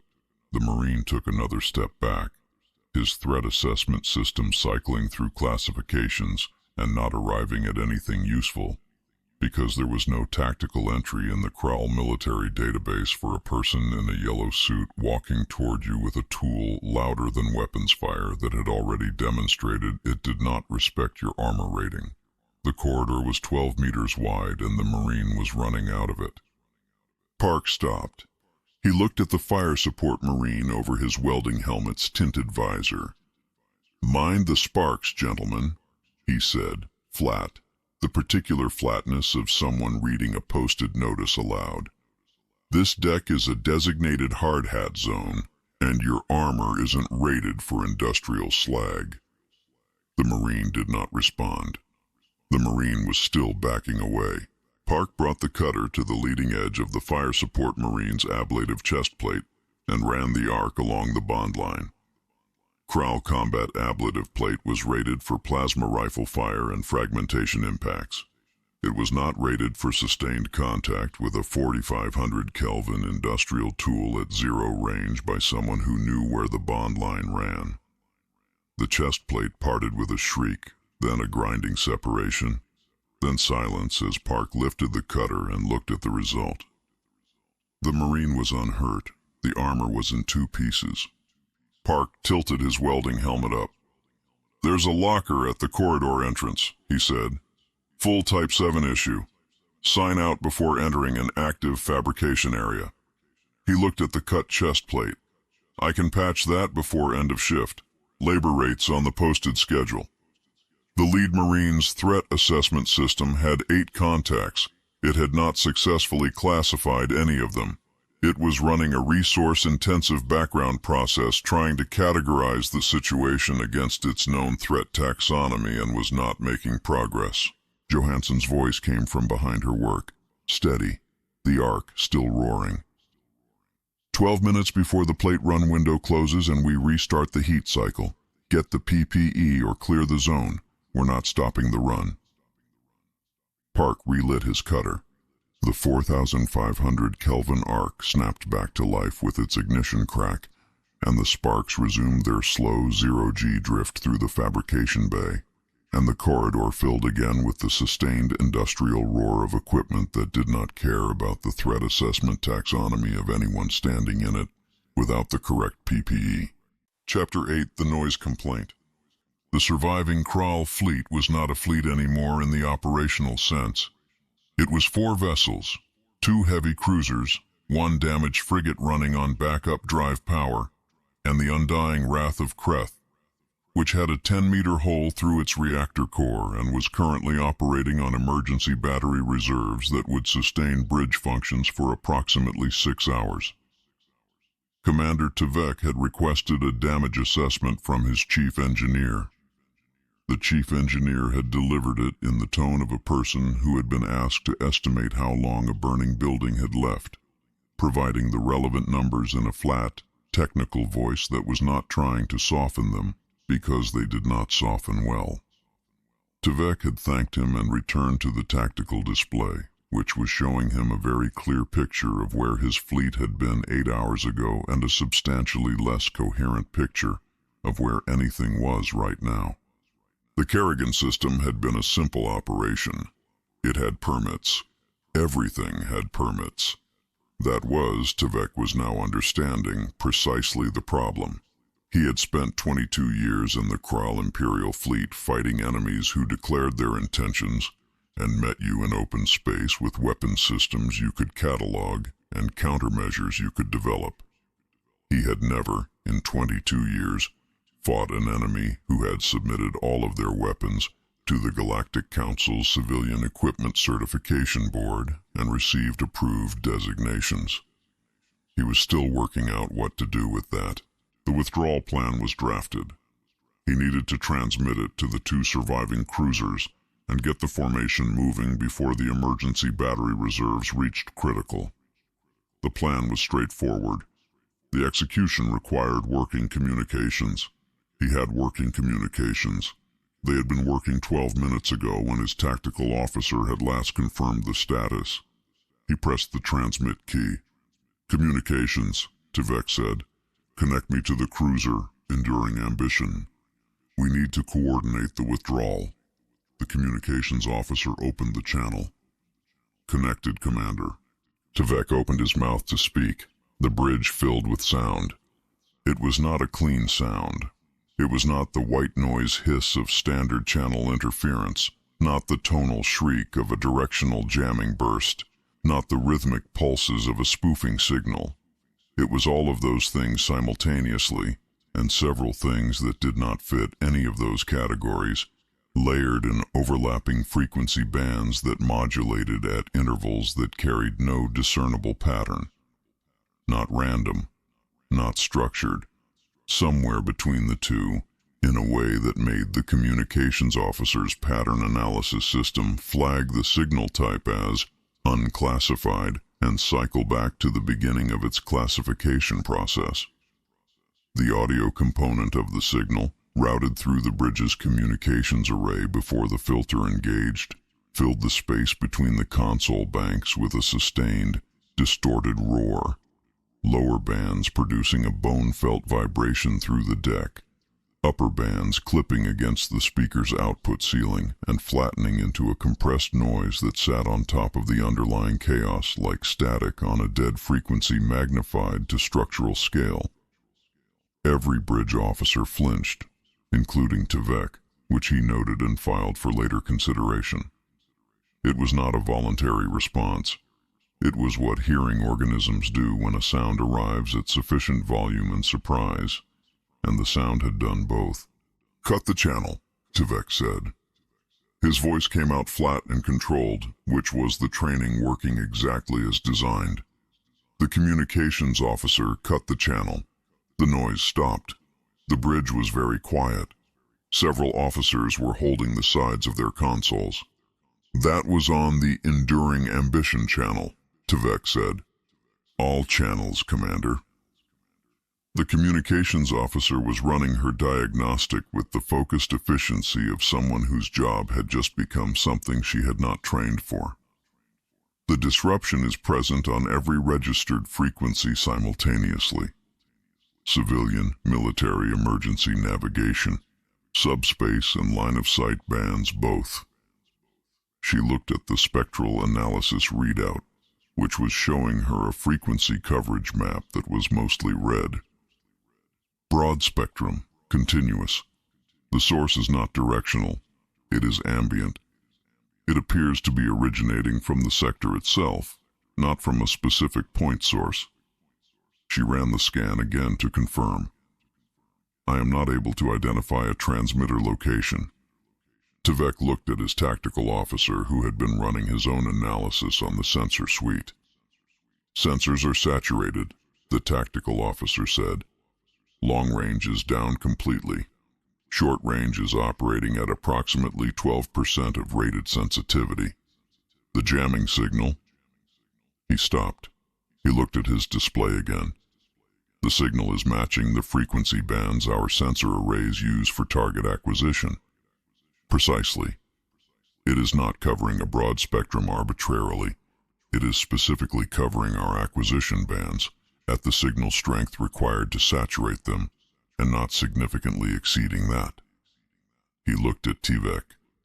This is targeted, Commander. This is a purpose-built electronic warfare system optimized specifically against Kraal military sensor and communications architecture. Tvek considered this. Purpose-built EW systems required intelligence, detailed current technical intelligence about the target's specific frequency architecture, their sensor acquisition bands, their communications protocols. They required engineering development cycles measured in years and deployment planning measured in months.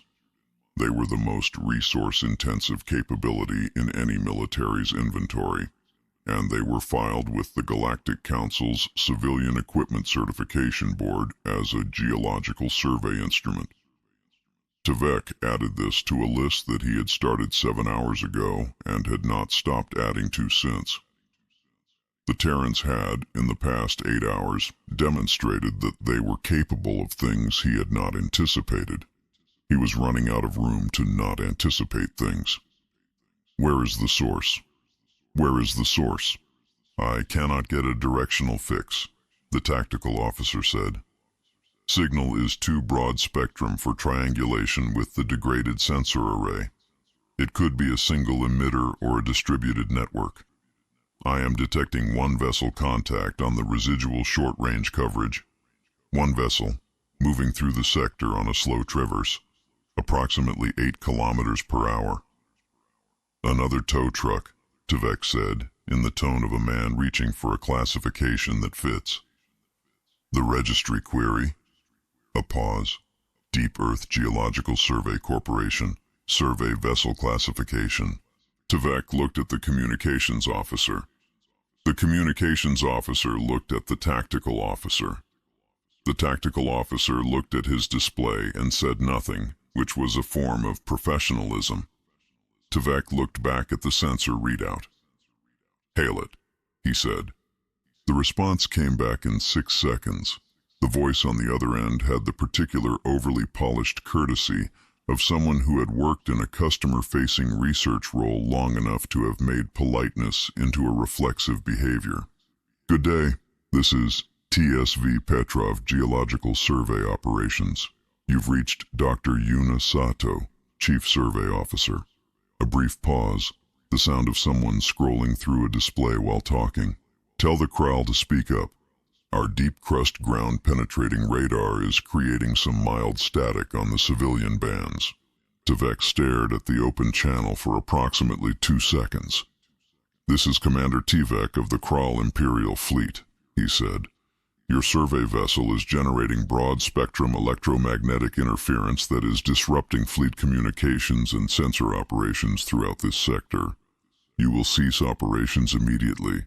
Oh, I'm so sorry to hear that, Commander, Dr. Sato said, transitioning from the previous sentence with the seamlessness of someone who had not registered it as particularly remarkable. The subcrustal sonar reflection from our seismic array does produce some ambient interference in the upper electromagnetic bands. That's a documented operational characteristic of the GS-7 Deep Core Survey package. We're pinging the outer crust of Carrigan-Narfor's primary moon for mineral vein mapping, and the sonar return from bedrock scatters across a fairly wide frequency range in open space.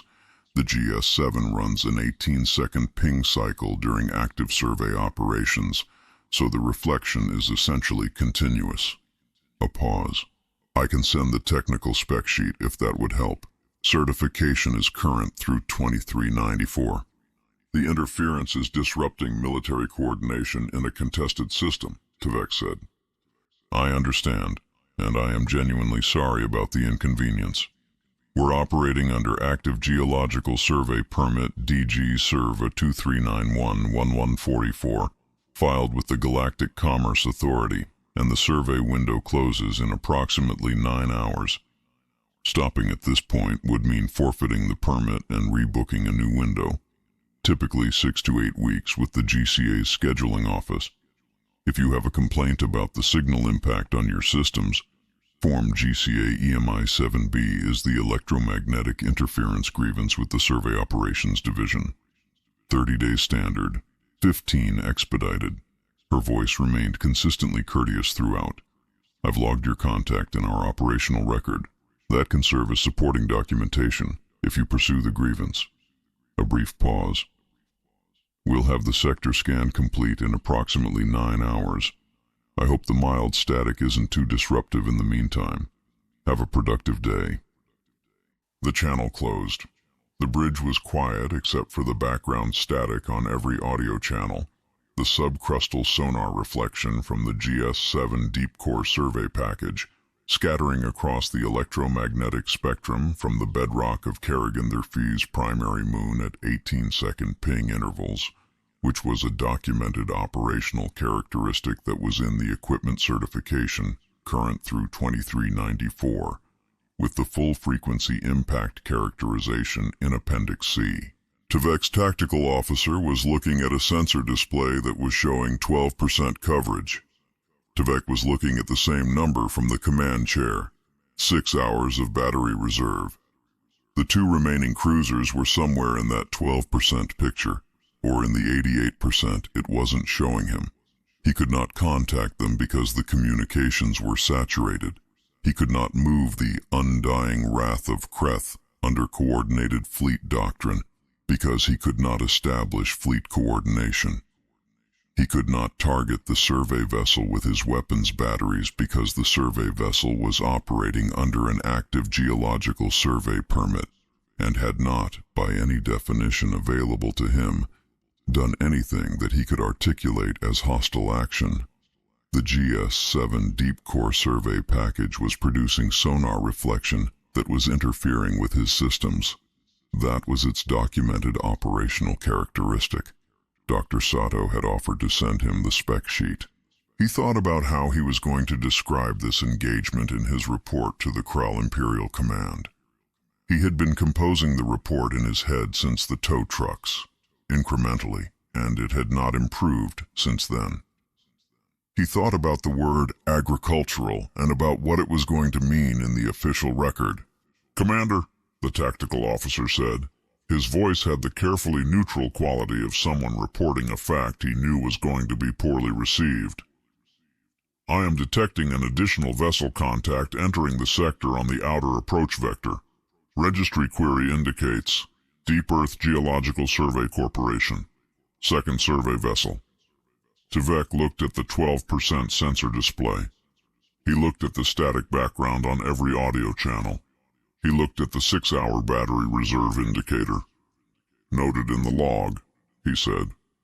The tactical officer noted it in the log.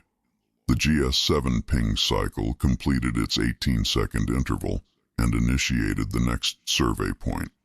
The static held steady.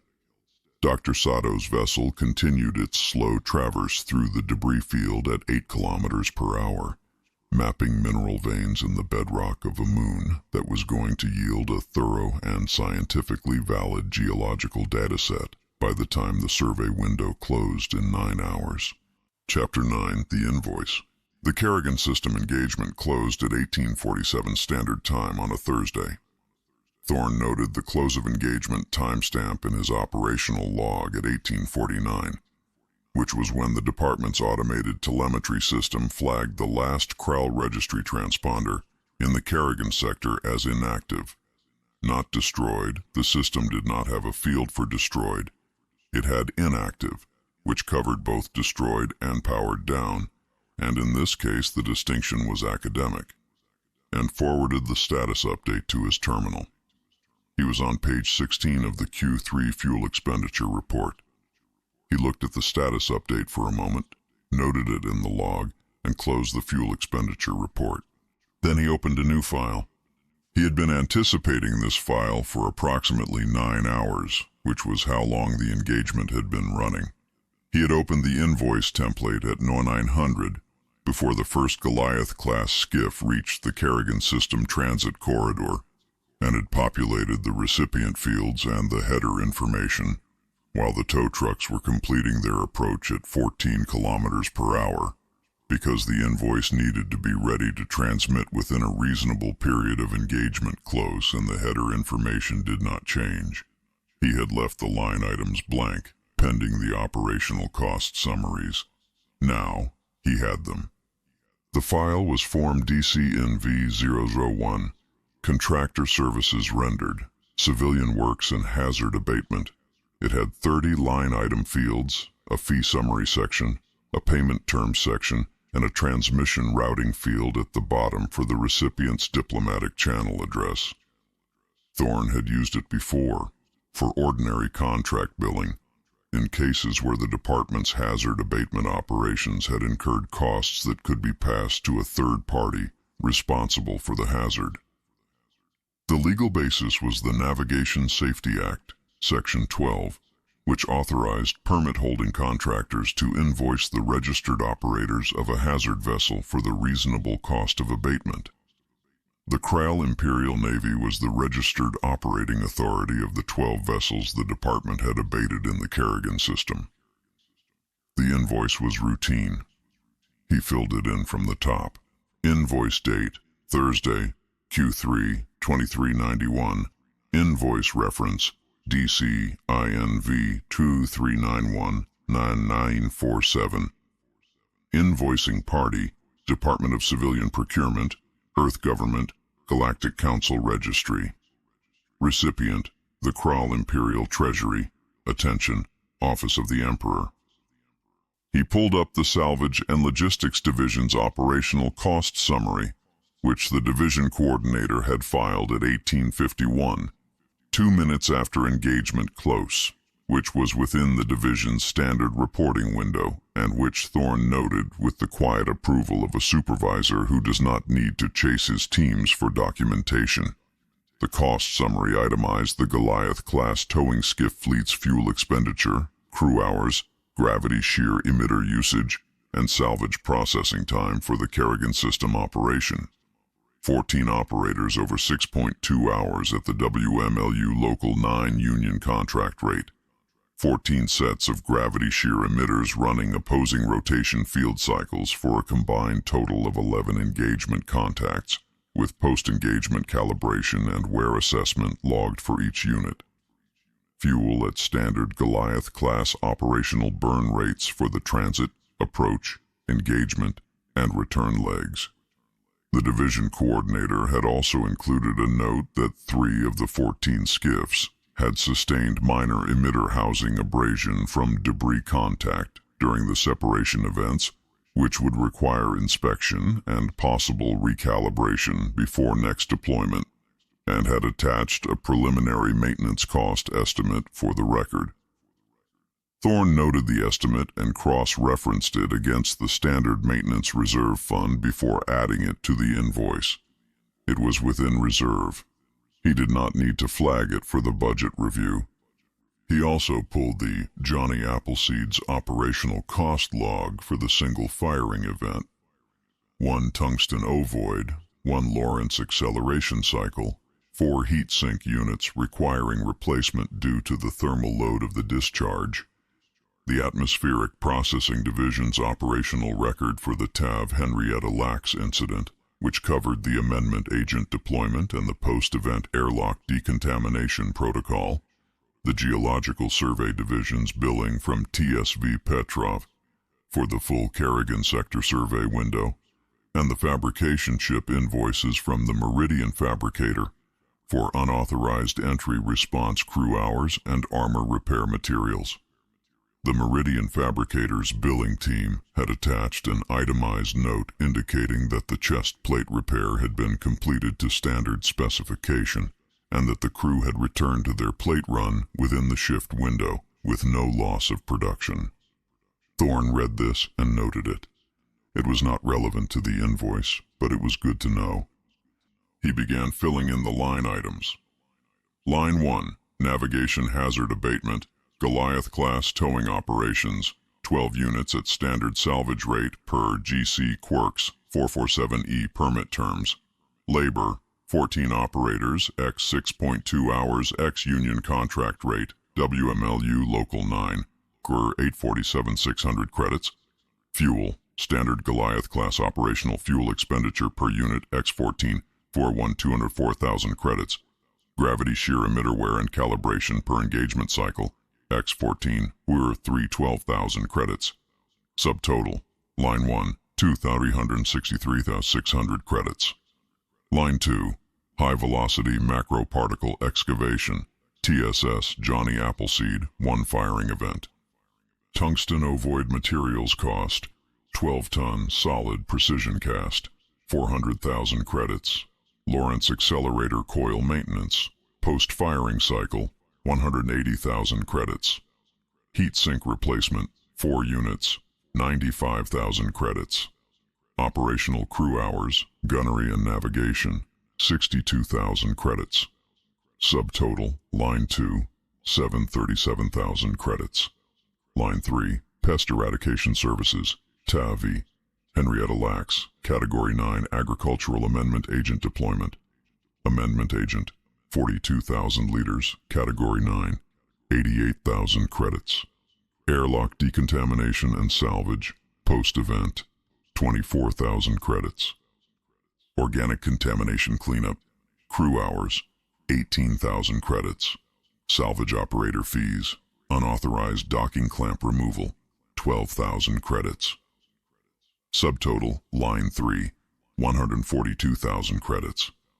Line 4, Plasma Arc Fabrication Services, TSV Meridian Fabricator, Unauthorized Entry Response.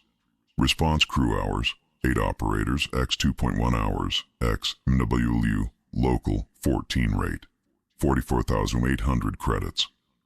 Type 7 PPE Wear and Replacement, 8 suits, Post-Event Inspection, 32,000 credits.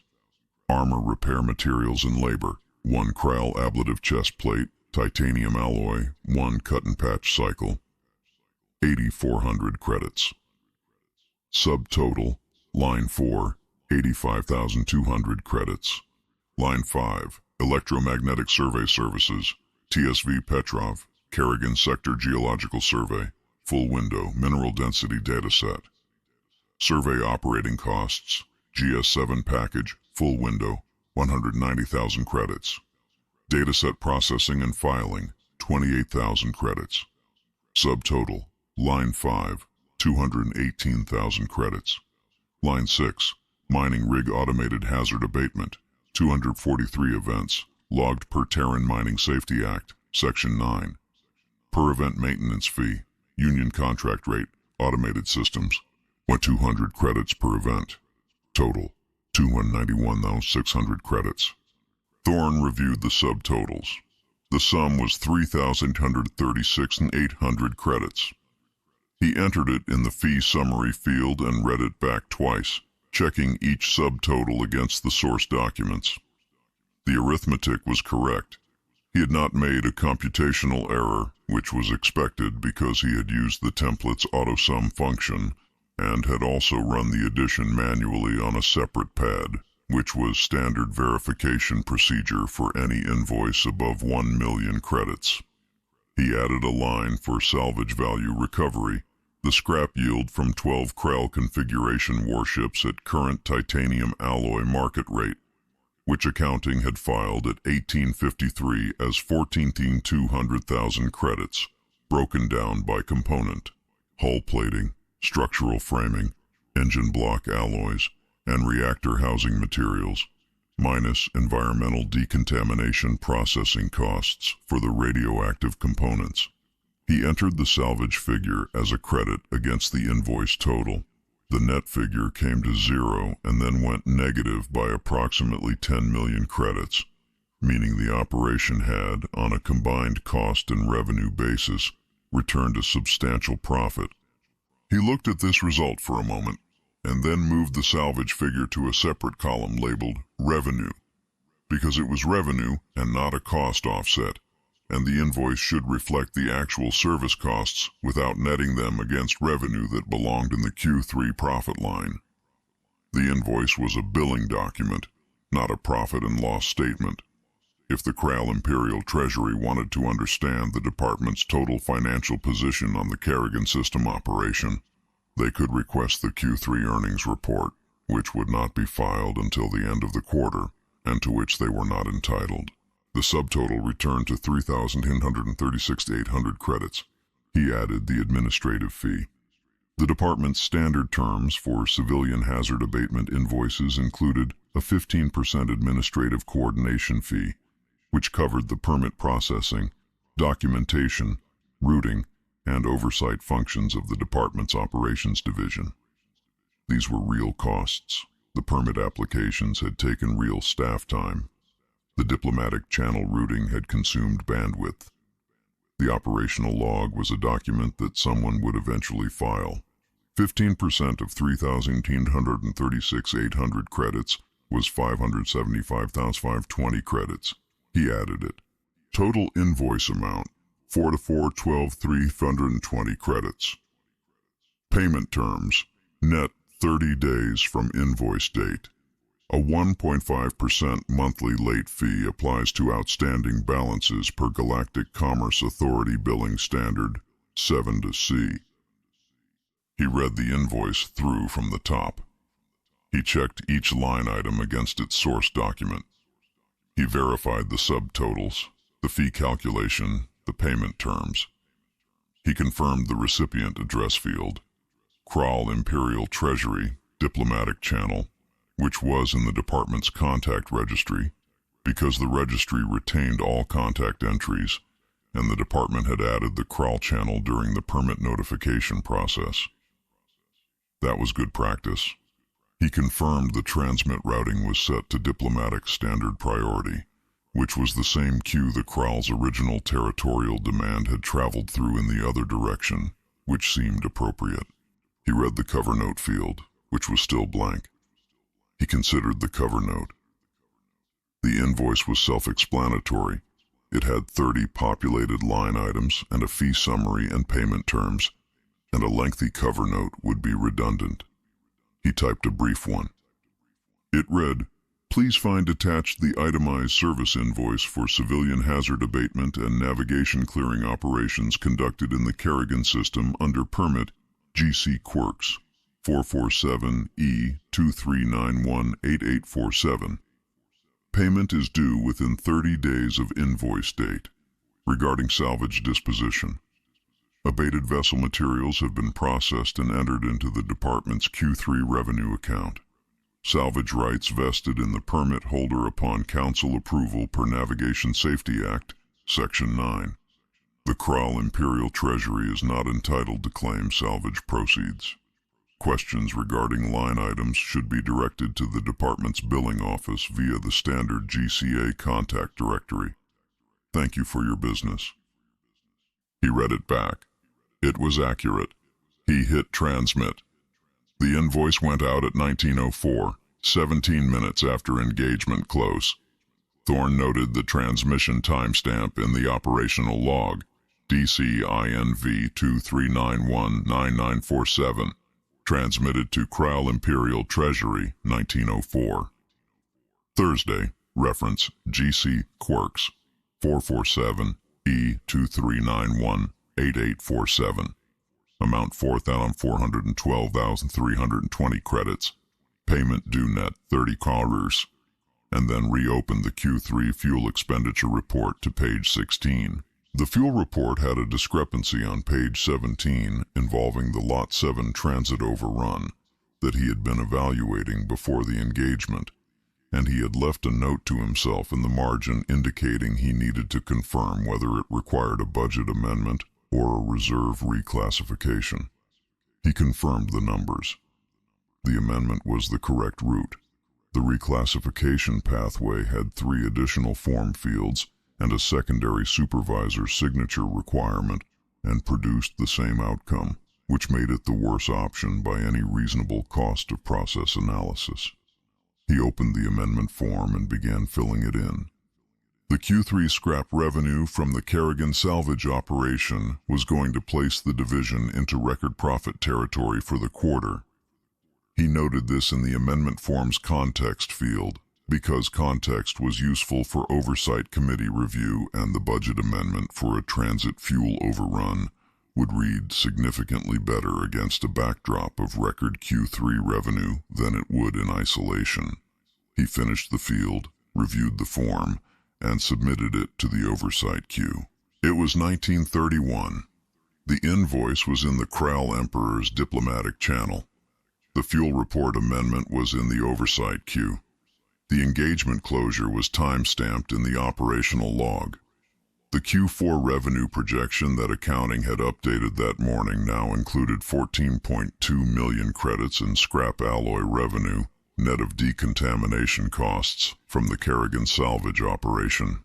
The department had, over the course of a Thursday, dismantled an Interstellar blockade, billed its operators, collected salvage rights on 12 warships, completed a geological survey, resolved an unauthorized hull breach on a factory ship, and charged the environmental amendment deployment to the invading party's account. Thorne poured a fresh coffee. There was a Q4 planning cycle to begin, and the planning cycle's kickoff document had been sitting in his drafts folder since Monday. Chapter 10, The Disruption Permit. The Galactic Council's emergency session chamber was the largest room in the council complex, and the council complex was the largest administrative structure on Conclave Station, and Conclave Station was 11 kilometers long and had been built specifically to be large enough to make every species that entered it feel appropriately small relative to the concept of galactic governance. The emergency chamber had seating for 412 delegate-level representatives, a public gallery above that ran the full perimeter of the room, vaulted ceilings at 60 meters, and an acoustic design that had been specified by the council's founding architects to carry a single voice clearly to every point in the space regardless of ambient noise levels. It was a room built to make declarations feel like declarations. The architects had done their job well. Emperor Tivek, the emperor, not the commander, the promotion having been formalized in the 6 weeks since the Kerrigan system engagement, while his rebuilt war fleet was completing its commissioning cycle, had entered the emergency chamber in full ceremonial armor, which was the full expression of the Kraal imperial military aesthetic. Layered battle plate with the campaign records of 24 systems etched into the surface in the decorative script used for honorable conquest.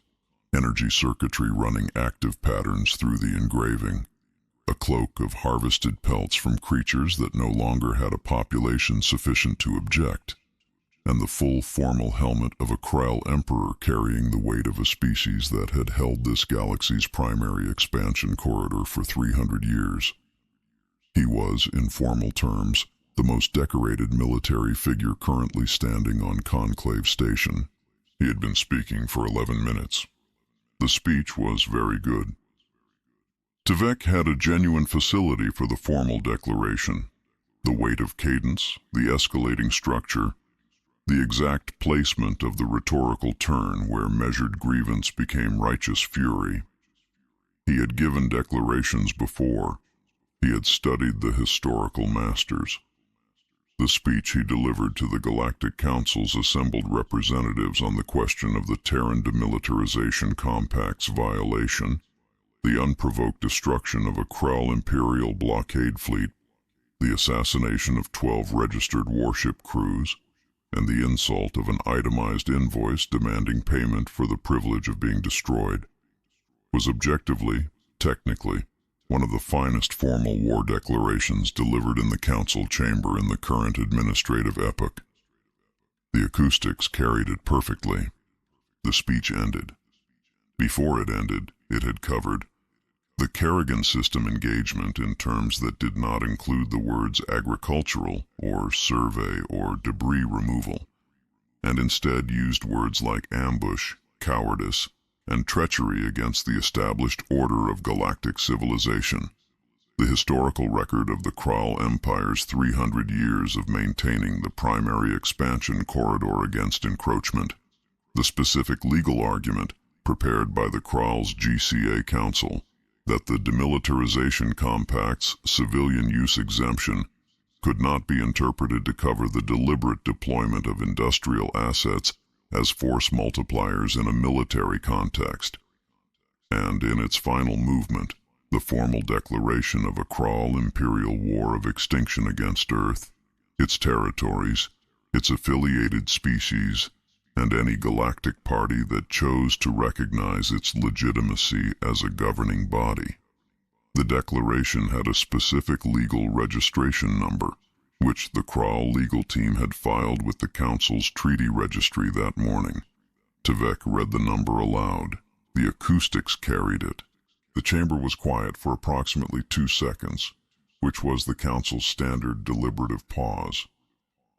Then the Chancellor of the Galactic Council, a Veth-class administrator who had held the position for 14 years and had managed species-level disputes ranging from border disagreements to complete atmospheric events, looked across the chamber floor to the Terran delegation table.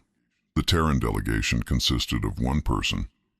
Ambassador Lena Vasquez had been Earth's Council representative for 9 years and had, in that time, developed a working relationship with the Council chamber that could be described as familiarity. She was a compact woman in a well-cut diplomatic suit with a satchel on the table in front of her that appeared to contain a significant quantity of documents. She had been sitting through Tvek's declaration with the attentive composure of someone at a meeting they had prepared for, reviewing notes on her datapad. She had not looked up more than twice during the 11 minutes. She looked up now, because the Chancellor was looking at her, and the room was looking at the Chancellor, and the acoustic design of the chamber meant that the direction of everyone's attention was perceptible as a subtle shift in the ambient sound field. Ambassador Vasquez, the Chancellor said, in the formal register. The Council has received a declaration of full military engagement from the Kraal Empire against Earth and affiliated Terran territories. The Council's emergency session protocol requires an opportunity for the named party to respond. Thank you, Chancellor, Ambassador Vasquez said. She had the clear, unforced diction of someone who had done a great deal of public speaking and had made peace with the fact that rooms were going to be quiet when she talked. Earth's position is that the Kerrigan system operation was a civilian hazard abatement exercise conducted under Galactic Council Permit GC SWERX 447E23918847, and all materials and costs associated with the operation have been invoiced to the Kraal Imperial Treasury per Navigation Safety Act, Section 12. Earth has not engaged in any military action. We remain in full compliance with the Terran Demilitarization Compact. Emperor Tvek's voice carried across the chamber with the force of a person who had just been told something extraordinary and intended to communicate that they found it extraordinary. You destroyed my fleet. You destroyed my blockade. You sent an invoice. The invoice covers the cost of removing 12 unlicensed navigation impediments from a registered civilian transit corridor, Ambassador Vasquez said.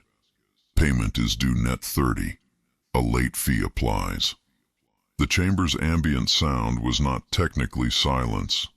400 delegates breathe, shift in seats, adjust audio receivers, but it was the particular quality of acoustic quiet that emerges when everyone in a large space is processing something simultaneously and has not yet decided how to respond to it.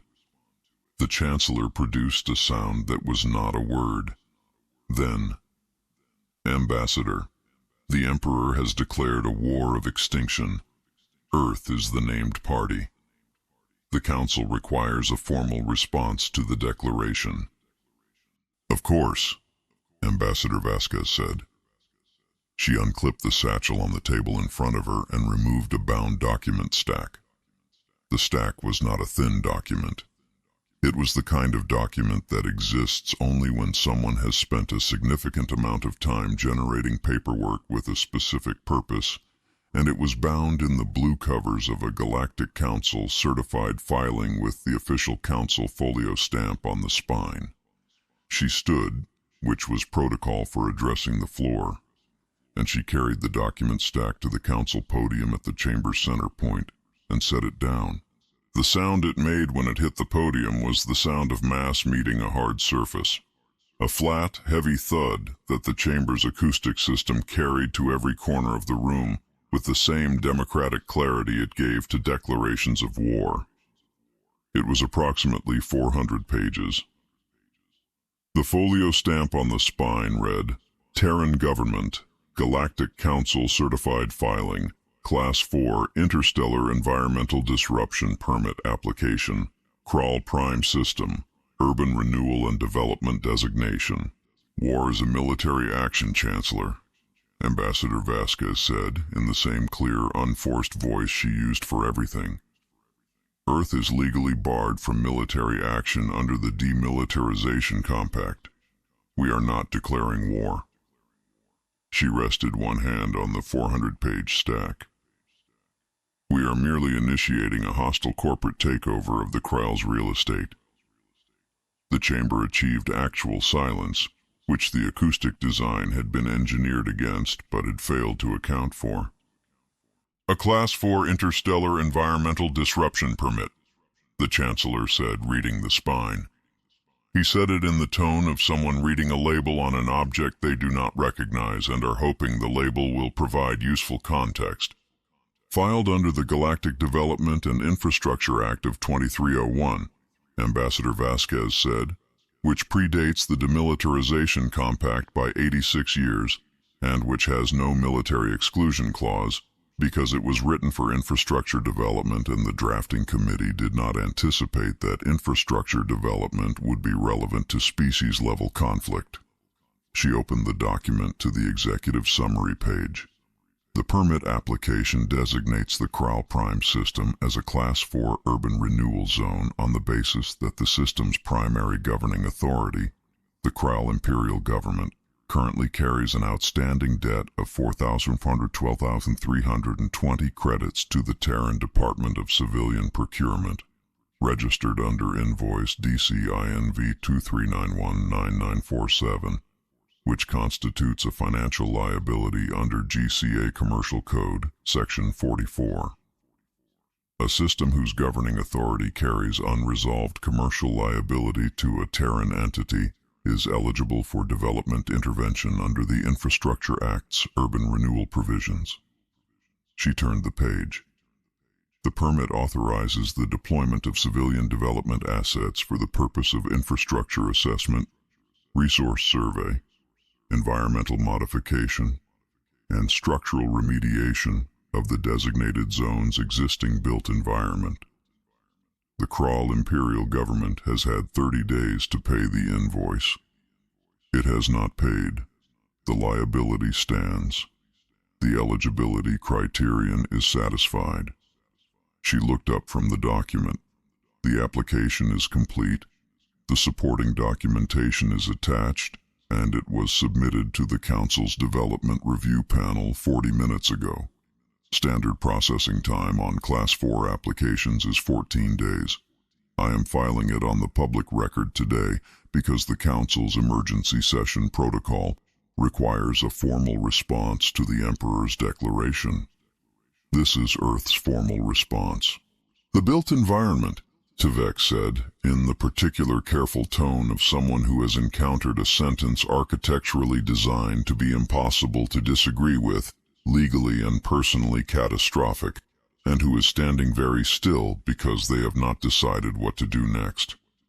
You are filing a development permit against the Kraal Prime system, against our shipyards, our orbital platforms, our structural remediation of the designated zone's existing built environment, Ambassador Vasquez confirmed, reading directly from the executive summary. Standard urban renewal scope as specified in the Infrastructure Act, Schedule C. She set the document down. The permit process takes 14 days on the standard track, or 5 on the expedited track if the urgency threshold is met. I believe the outstanding invoice satisfies the urgency threshold. I will be filing the expedited request with the review panel after this session. She closed the document and returned to her seat. The council chamber was very quiet. 412 delegates were looking at a 400-page document sitting on the center podium. The 400-page document was not looking at any of them. It did not need to. It had been filed with the Council's Development Review Panel 40 minutes ago and had a reference number, and the review panel processed applications in the order received, and the application was in the queue, and the queue moved regardless of what anyone in the emergency session chamber thought about it. Emperor Tvek looked at the Chancellor. The Chancellor looked at Ambassador Vasquez.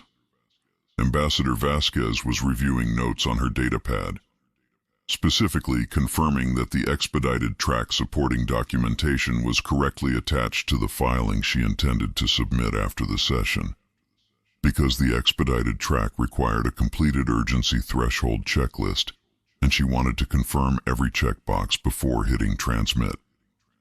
The supporting documentation was the original invoice, reference DCE INV 2391-9947, currently 31 days outstanding and therefore in late fee territory, which also satisfied the urgency threshold's commercial harm criterion. Everything was attached. Everything was in order. The Chancellor made a sound that was not entirely unlike the sound the 400-page document had made hitting the podium. The sound of something very heavy arriving somewhere unexpected and simply staying there, with no mechanism available to make it leave. Chapter 11. The Cloud Seeder. Orbital Control Station Veth-9 had been the coordination hub for the Kraal military staging system at Kraal Tertius for 22 years. In 22 years of continuous operation, the station's traffic control team had managed the simultaneous transit of up to 417 military vessels, coordinated 3 full fleet mobilizations, processed 12 emergency docking sequences under combat conditions, and handled 1 catastrophic reactor event on a frigate that had required emergency separation of 2 adjacent docking arms while 4 other vessels were clearing the approach corridor. The station's watch commander, Sensor Chief Dahl, had been in traffic control for 14 of those 22 years. He had seen things go wrong in every direction. He was not a person who panicked easily. He looked at the sensor display at 0612 station time and began composing his report with the controlled efficiency of a professional who was determined to document what was happening before he decided what to do about it. 8 contacts inbound on the outer approach vector. Large, sensor mass profiles in the range of 40 to 60,000 tons each. Substantially heavier than a Kraal heavy cruiser and within the range of a capital ship. But the silhouette profile matched nothing in the Kraal military contact registry. They were moving at 11 kilometers per hour. No weapons lock, no energy shielding, no military transponder. The registry query returned in 20 seconds. Class 4 atmospheric processing vessels, Terrachem Industries, civilian agricultural classification. Permit on file with the Galactic Council's Civilian Works Division. 8 of them in loose formation, bearing directly toward the Kraal Tertius staging system's primary orbital lane at 11 kilometers per hour, which was the speed at which vessels that had a permit and were in no hurry and had no tactical objective recognizable as a tactical objective chose to travel. They were leaking. The leak was visible on the passive optical sensor as a faint green haze trailing each vessel, dispersing in the orbital vacuum at a rate that suggested it was not a malfunction, but a continuous low-pressure emission from external venting ports, the kind of trace vapor expected from pressurized tanks of agricultural amendment agent operating at ambient temperature in the cold of space. Each vessel had a large number of these tanks. The tanks were rated, according to the Equipment Registry for Class 4 atmospheric processors, for Category 9 terraforming amendment compounds, and held in the range of 420,000 liters per unit. 8 units, 8 times 420,000 liters of Category 9 amendment compound, arriving at 11 kilometers per hour, leaking slightly. Dale filed the approach report to the Staging Systems Tactical Command and opened the civilian navigation band. This is Orbital Control Station VETH-9, Kraal Tertius Staging System. Inbound formation, please identify, state purpose, and hold position at the outer approach boundary until cleared for transit. The response came back in 6 seconds, in the automated tone of a vessel that had its communications protocol set to the registered civilian navigation standard. Good morning, VETH-9. This is TAV Meridian Green, lead vessel, Terrachem Atmospheric Processing Formation, operating under permit TC Atmo 23913318, filed with the Galactic Council Civilian Works Division. We are proceeding to the Kraal Tertius Atmospheric Survey Zone under the Class 4 Urban Renewal Designation, reference GDAI 2391-1LUM44. Weather modification operations are scheduled to commence at 0700 station time. The Operational Safety Advisory for Atmospheric Processing activity in this sector has been filed with the GCA Navigation Board. Please clear the orbital approach corridor for standard atmospheric deployment operations. A brief pause. Have a compliant day. Dahl looked at the permit number. He looked at the urban renewal designation reference. He looked at the Tactical Command channel, which had not responded to his report yet because Tactical Command was 4 minutes into a full fleet briefing that had started at 0608 and which the station's duty officer had not interrupted, because the fleet briefing schedule had been marked "Do Not Interrupt, Command Level," and the fleet briefing schedule had been marked that way before the 8 contacts appeared on the outer approach vector at 0612. At 700, the lead atmospheric processor opened its forward deployment ports. The Category 9 terraforming amendment agent released into the Kraal Tertius orbital lane with the physics of a substance engineered for this exact purpose. Heavier than standard atmospheric mixes, heavier than vacuum by several orders of magnitude, carrying a specific gravity that caused it to maintain cohesion and orbital distribution, rather than dispersing into the surrounding space as a lighter gas would. In the orbital lane, there was no competing atmospheric pressure to manage the expansion. There was vacuum, and then there was the amendment agent, which entered the vacuum and expanded with the driven pressure of a tank, operating at 68 atmospheres, releasing into absolute zero. The expansion was not explosive. It was sustained, and it was continuous, and it was green. The color was specific to the ionization state of the compound at the Kraal Tertius primary star's emission spectrum. The agent's constituent compounds fluorescing at a frequency in the mid-visible range that made the expanding cloud luminous against the darkness of the orbital lane.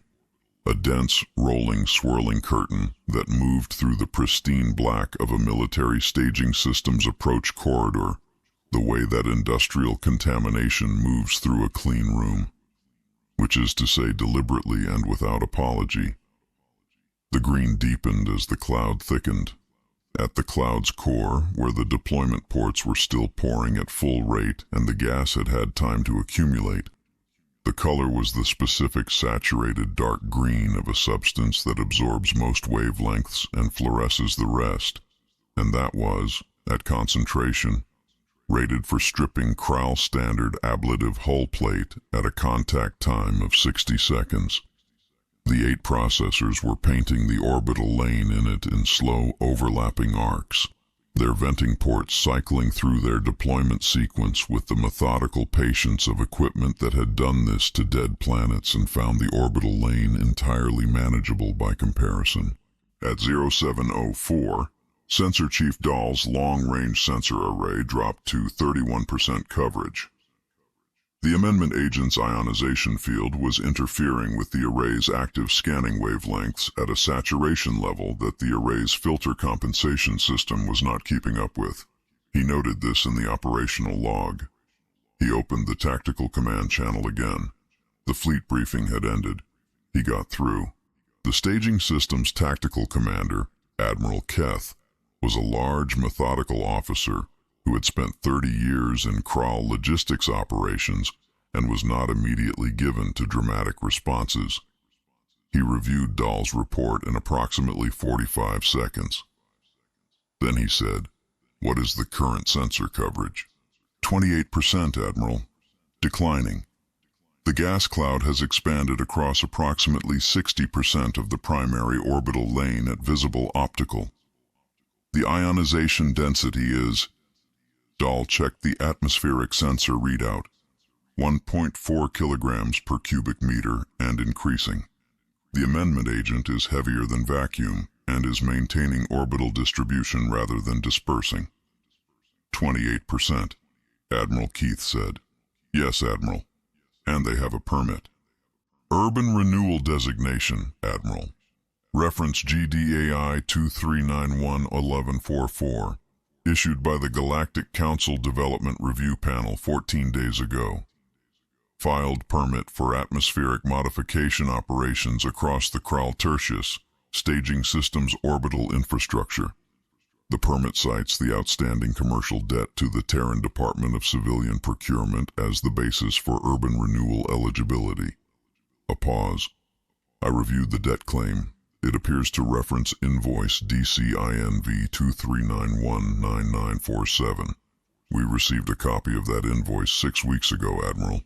It was filed in the incoming diplomatic correspondence queue as non-actionable. There was a silence on the tactical command channel that had a particular quality to it. The fleet, Admiral Keith said. Dahl looked at his display. The staging system's assembled fleet, 104 Kraal warships in various states of sortie readiness, representing the complete response force assembled for the counteroffensive that had been scheduled to depart at 1200 station time, was currently sitting in a primary orbital lane that was 60% occluded by a dense, swirling green amendment agent cloud, expanding at 1.4 kilograms per cubic meter and climbing. 7 of those warships had attempted to sortie through the cloud at 0706 when the tactical command briefing ended and the departure sequence was initiated. 2 had returned to station with hull surface readings that the medical division had flagged for environmental decontamination assessment. 1 had returned with a request for immediate sensor array replacement because the ionization density in the cloud had saturated its acquisition system in the 83 seconds it had spent inside the formation. 4 had not yet returned, which Dahl was choosing to interpret as them holding position inside the cloud rather than as a structural outcome, because the structural outcome interpretation required a different report format, and he was still writing this one. "The fleet cannot sortie through the cloud," Dahl said. He said it in the flat tone of a person stating a fact they find both true and deeply unacceptable. Sensor coverage in the cloud is insufficient for safe navigation at military transit speeds. Hull exposure to the amendment agent at formation transit velocities would. The processing time for the chemical on ablative plating is 60 seconds at ambient concentration. At the concentration inside the cloud, he checked the chemical sensor readout. Estimated processing time on standard Kraal ablative hull plate is approximately 22 seconds. 22 seconds, Admiral Keth said. Yes, Admiral. Dahl looked at the sensor display. The amendment agent cloud was still expanding. The 8 atmospheric processors were still operating at their deployment ports, and based on their rated tank capacity and their current emission rate, they had approximately 11 more hours of continuous operation at current output before tank depletion. 11 more hours. The fleet briefing had been scheduled for the 1200 departure. It was currently Euro 711. "Get me the Terran permit contact," Admiral Keth said. Dahl hailed the lead vessel. The automated system answered. "Good morning, this is TAV Meridian Green, Terrachem Atmospheric Processing Operations. Our permit contact for this operational zone is the Department of Civilian Procurement, Earth Government. For inquiries regarding the Class 4 Urban Renewal Designation or the underlying invoice, reference DCINV 2391-9947, contact details are in the GCA Commercial Directory. We are currently in active atmospheric modification operations and are not able to accept communications from non-emergency parties. Thank you for your understanding." The channel closed. Admiral Keth looked at his tactical display, which was showing him 24% sensor coverage and a primary orbital lane that was, at the visible optical feed, the color of a swamp. A dense, glowing, slowly rotating swamp, filling the approach corridor of the most significant Kraal military staging system in this sector, with a compound that was rated to strip hull plating at 22 seconds contact time at current concentration. The fleet that had been scheduled to depart at 1200 to begin the counteroffensive against Earth was grounded by a weather event. Not by enemy fire. Not by a weapon system or a military engagement or anything that appeared in any tactical manual he had ever studied in 30 years in Kraal logistics operations. By a cloud of Category 9 agricultural amendment agent being distributed across his orbital infrastructure by 8 civilian vessels operating under a permit issued by the Galactic Council Development Review Panel on the basis of an unpaid invoice that had been sitting in his staging system's incoming diplomatic correspondence queue for 6 weeks, classified as non-actionable. He looked at Dahl. Dahl was documenting the situation in the operational log with the focused efficiency of a man who had been doing traffic control for 14 years and had learned that if you wrote it down accurately the first time, you only had to write it once. "Log it as an extreme weather event," Admiral Keth said. "Sir?" "The permit classifies it as legally mandated atmospheric modification operations. That is a weather event under the Council's meteorological event classification system. Log it as an extreme weather event, category, industrial atmospheric modification, and note that fleet sortie operations are suspended pending environmental clearance." He looked at the green cloud on the optical feed, which was still deepening, which would continue deepening for another 11 hours. "And get me the GCA Commercial Directory. The invoice has been in the queue for 6 weeks. I want to know what the late fee is." Dahl retrieved the commercial directory. He found the late fee clause. He read the number. He entered it in the operational log. Then he entered it again, because the first time he had entered it, he had assumed he had made a data entry error, and the second time he had entered it, the number was the same, which meant it was correct. He did not say the number aloud. He submitted the log entry and returned to monitoring the sensor array, which was currently at 22% coverage and declining. Chapter 12. Strip Mining. Supply Fleet Commander Ven had made the transit to Depot Moon Krethfor 14 times. It was a 6-hour run from the Kraal Tertius staging system, and Ven had been running Kraal supply logistics for 23 years, and the Depot Moon was as familiar to him as any location in his operational experience. The squat gray bulk of the fuel processing infrastructure spread across the equatorial band, the silo towers that defined the skyline at orbital approach, the automated transfer platforms that matched speed with incoming vessels and locked docking collars with the precise, repeatable economy of machinery that had performed the same operation 11,000 times. every approach angle, every beacon frequency, every clearance code. The depot moon was not a place that held surprises.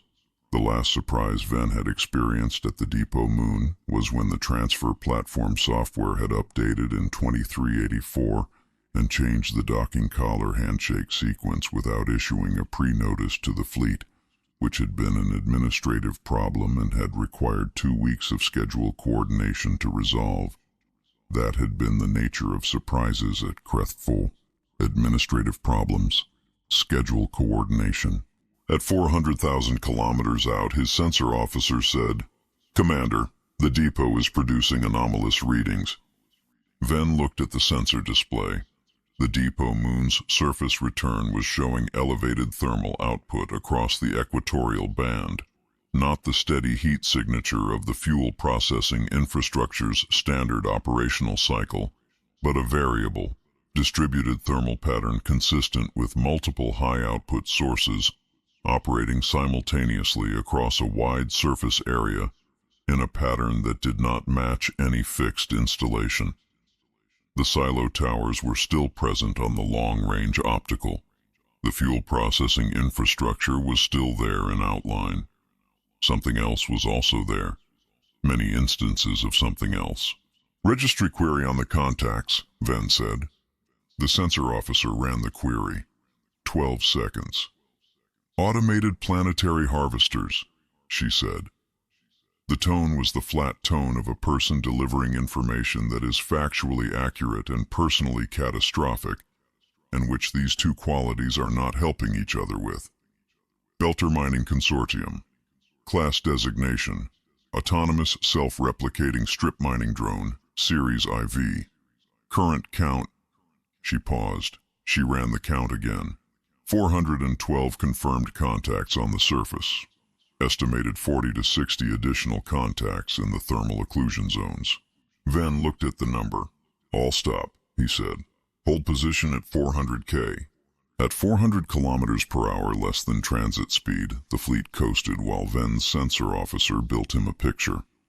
The Belter Mining Consortium's Series 4 autonomous harvester was, according to the Civilian Equipment Registry, a self-replicating industrial drone weighing approximately 12 tons in base configuration, equipped with a rotary cutting head, rated for hard rock extraction at 3 meters per minute, a processing bay that separated raw material into component alloys on cycle using a thermal separation protocol, and a materials handling system that compressed the processed output into standardized ingots for collection. The Series 4 was self-replicating in the sense that it carried the manufacturing templates and raw material specifications to produce additional units from locally available feedstock, a feature designed to allow a small initial deployment to scale to full strip mining capacity on a remote planetoid without requiring external resupply. 12 drones, given sufficient raw material and operational time, became 48. 48 became 192. 192 became 412. They had been on the depot moon for 19 days. The fuel silos were gone. The processing infrastructure's foundation platforms were gone. The regolith down to approximately 4 meters in the equatorial band was gone. What remained, spread across the equatorial surface in stacked rows visible from orbital position with the unaided eye, were standardized ingots. Titanium composite structural alloy from the depot's construction materials, nickel iron ore from the moon's crust processed to market standard purity, and a third category that Ven's materials officer identified after a long moment of staring at the spectrographic data as refined deuterium-tritium fuel compound, compressed from the depot's fuel reserves into market-standard shipping container format. They had eaten the fuel silos. They had processed the fuel. They had stacked it. "Contact count is now 419, the sensor officer said. 7 new units have come online in the last 4 minutes. Estimated based on current replication rate, contact count will exceed 500 in approximately 40 minutes. Ven opened the general engagement channel. "Weapons. Target the drone cluster on the northern equatorial grid. 2 salvos, full battery. The salvos impacted the northern equatorial grid in 11 seconds. The thermal signature spiked in the impact zone, held for 6 seconds, and resumed. The contact count in the northern equatorial grid returned to pre-strike density in 8 minutes. 7 minutes and 54 seconds of that recovery time was the replication cycle producing new units from the raw material the strike had liberated by destroying existing units. The strike had converted military hardware into precision-cast drone chassis components. The drones had used them. Contact count is 431, the sensor officer said. Ven was still working through the implications of that number when the hull sensor alert triggered. It was a low-priority alert, not a weapons lock, not a proximity alarm, not a collision warning. It was a contact sensor alert. The type that fires when an external object makes physical contact with the hull. Ven's hull sensor display was showing contact points on the Kraal Ambition's lower hull, port side, in the range of the structural frame attachment points. Not one contact, several. The contact sensor was updating as he watched it. 12 contacts, 14, 21. Drones on the hull, his tactical officer said. The words came out with the particular careful precision of a person reporting a fact that they find difficult to categorize correctly. They appear to be assessing the hull composition. The contact sensors are showing. He checked the contact data. The cutting tool is engaged on 3 contact points. The hull is rated to resist the cutting rate of a standard Series 4 rotary head. But he stopped. He looked at his display for a moment. There are 24 contact points. At 24 simultaneous cutting cycles, the estimated penetration time on our hull alloy is... I can calculate it, Ven said. The sound reached the bridge as hull conduction, the same low-frequency vibration that had preceded the frigate separations at Kerrigan, according to the engagement report Ven had read 6 weeks ago, though the character was different. Not the sustained groan of rotational torque stress, but a rhythmic, mechanical grinding, pulsing at the Series 4 rotary cutting head's operational frequency of 340 cycles per minute, transmitted through 4.3 meters of hull composite as a sound that was simultaneously very quiet and very specific. Quiet because the hull was good insulation. Specific because a rotary cutting head working on hull alloy at 340 cycles per minute produces a frequency signature that does not resemble any other operational sound on a warship, and the hull composite was conducting it clearly enough that once Ven heard it and identified it, he could not mistake it for anything else. Grinding, rhythmic, patient, continuous. The sound of industrial equipment that had been given a task and was performing the task and would continue to perform the task at the same pace until the task was complete, because the Series 4 did not have an emotional state that distinguished between geological substrate and a Kraal Fleet logistics vessel, and did not accelerate under fire or hesitate in response to alarm systems, and was currently applying its 340-cycle rotary head to the hull alloy of the Kraal Ambition at 24 simultaneous contact points in the same systematic way it had applied that same tool to the equatorial crust of Kraal 4 for 19 days. The hull alarm was running. The cutting sound was louder than the alarm. Ven keyed the general channel. All vessels, emergency departure vector, maximum thrust, disengage hull contacts by acceleration. Then, because he had been in logistics for 23 years and had not stopped thinking about the problem. Weapons, do not fire on the hull contacts. Why not? His tactical officer said, with the voice of a man who had a very clear firing solution and was being asked not to use it. The strike debris. Ven looked at the hull contact map, which now showed 31 active cutting points and was updating upward. The impact will destroy the units at the contact points. The impact will also produce raw material from the destroyed units and from the hull section that... He stopped.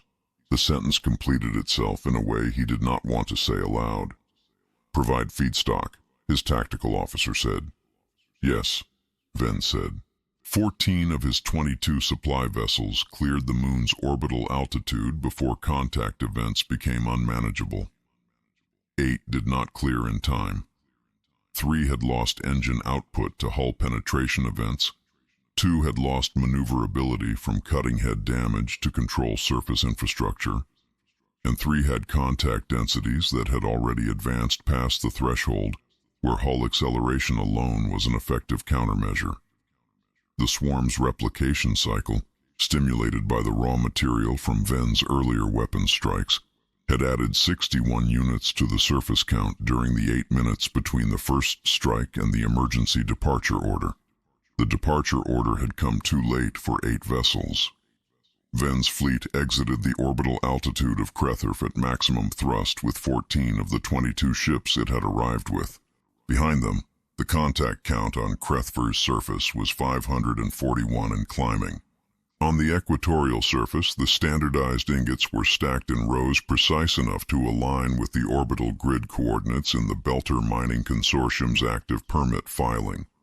Reference BMC Strip 23916641, which noted the estimated completion date for the Krethur survey extraction as 42 days from first deployment, and specified that the processed output would be held for collection by the consortium's bulk transport schedule, which ran quarterly.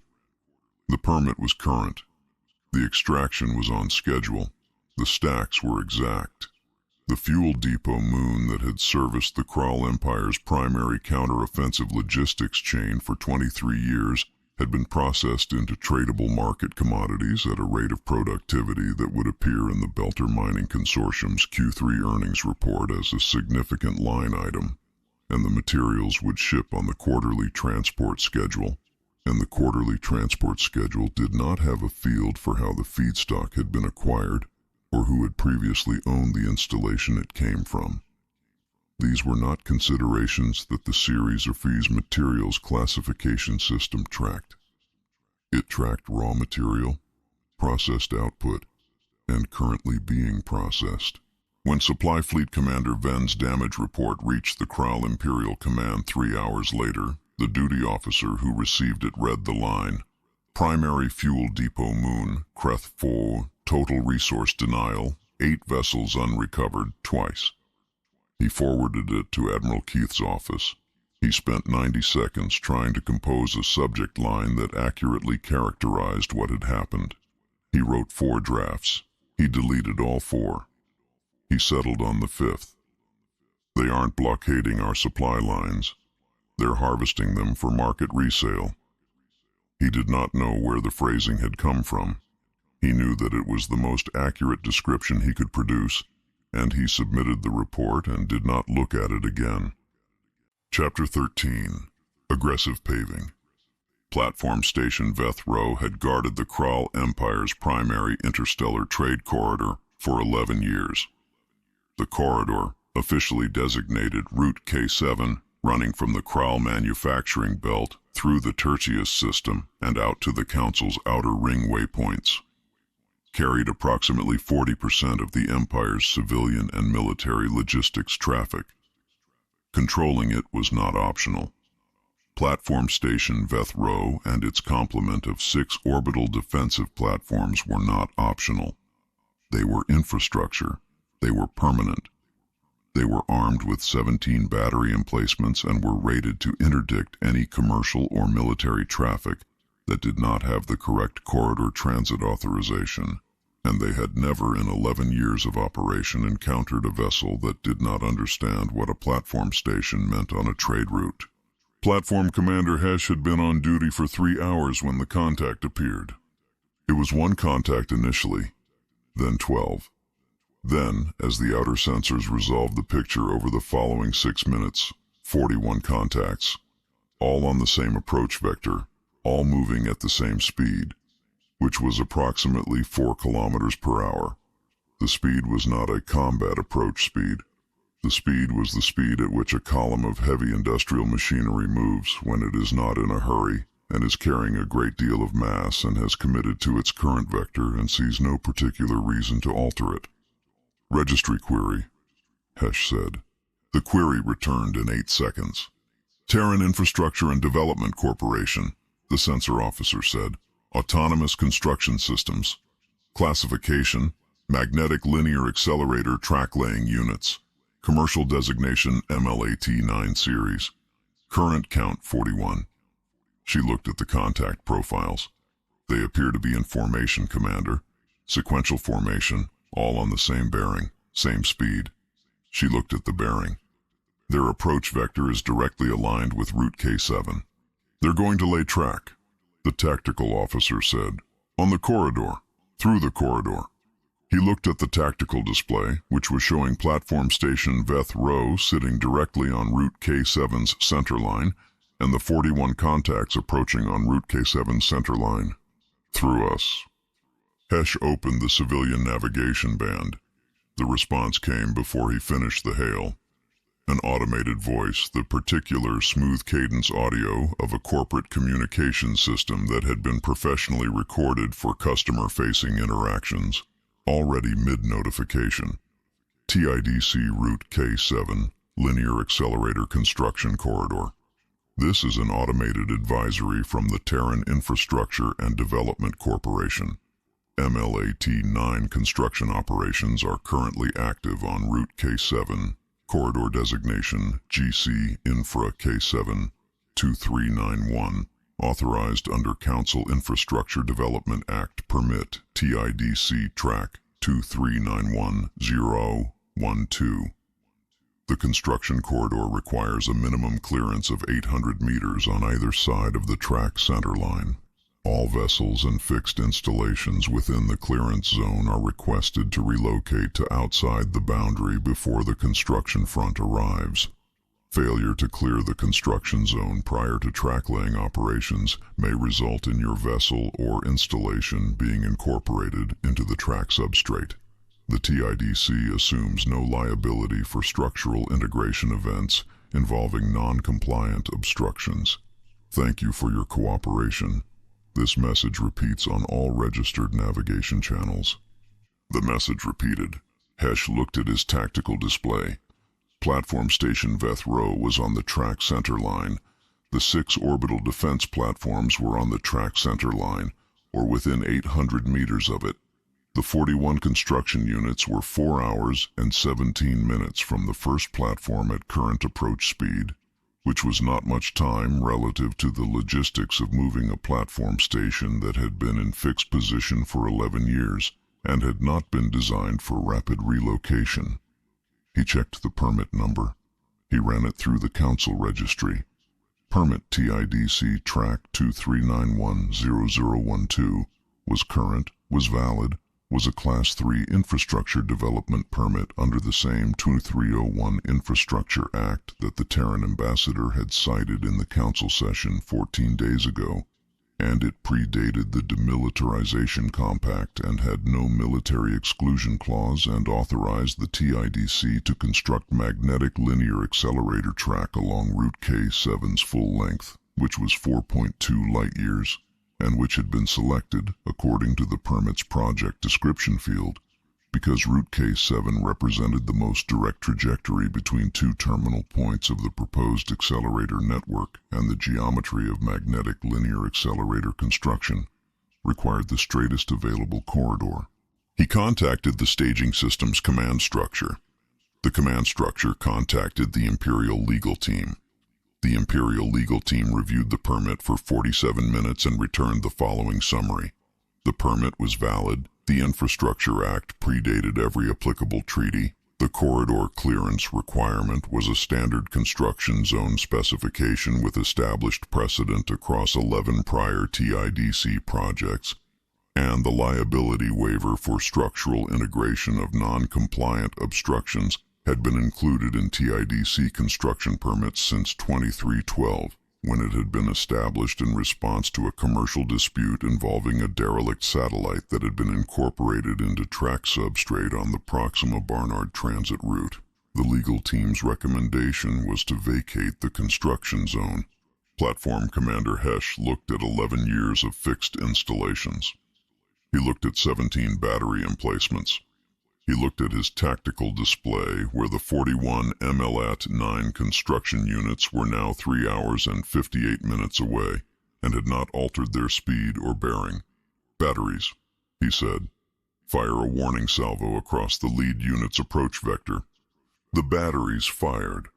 The salvo crossed the construction formation's approach corridor at 200 meters clearance ahead of the lead unit. The lead unit did not alter its speed. It did not alter its bearing. It continued at 4 kilometers per hour on Route K7 center line. The automated advisory broadcast continued on all registered navigation channels, repeating at 90-second intervals. Hesh opened a direct channel to the lead unit. The automated system answered immediately, in the same smooth corporate voice, without any indication that it had noted the weapon's fire. "Thank you for contacting TIDC Construction Operations on Route K7. This is an automated system. MLAT-9 units are not equipped for bilateral communication outside of safety-critical notifications. If you have a permit compliance question, please contact the TIDC Permit Office through the Council's Infrastructure Development Registry, reference TIDC Track 23910012. If your vessel or installation is currently within the 800-meter construction clearance zone, please relocate before the construction front arrives. Current estimated arrival at Platform Station Vethro, 3 hours, 41 minutes. The TIDC thanks you for your cooperation and wishes you a productive day." The channel closed. The advisory resumed on all navigation channels. Hesh looked at his tactical display for a moment. Then he looked at his tactical officer. His tactical officer had been in the Kraal military for 16 years and had served on 4 combat vessels and had participated in 6 fleet engagements. He was looking at the construction formation with the expression of someone whose professional experience had not provided him with a framework for this specific situation. "Sir," he said, "do I fire directly at the lead unit?" "What would happen?" Hesh said. The tactical officer considered this. "The unit is 440,000 tons. A full battery discharge would disable the surface systems and probably arrest the magnetic suspension drive." He paused. The remaining 40 units behind it would continue on the same bearing. They would encounter the disabled lead unit. The substrate integration protocol would incorporate it into the track, Hesh said. "Yes, sir," and continue. Hesh contacted the staging system's command structure. The command structure contacted the Imperial Legal Team. The Imperial Legal Team reviewed TIDC Track 23910012 for 47 minutes. Their summary: the permit was valid. The Infrastructure Act predated every applicable treaty. The corridor clearance requirement was a standard construction zone specification with established precedent in 11 prior TIDC projects, and the liability waiver for structural integration of non-compliant obstructions had been in TIDC permits since the satellite incident in 2312. The recommendation was to vacate the construction zone. The Imperial Legal Team's second recommendation, which they added after a further 11 minutes of deliberation, was to settle the outstanding invoice.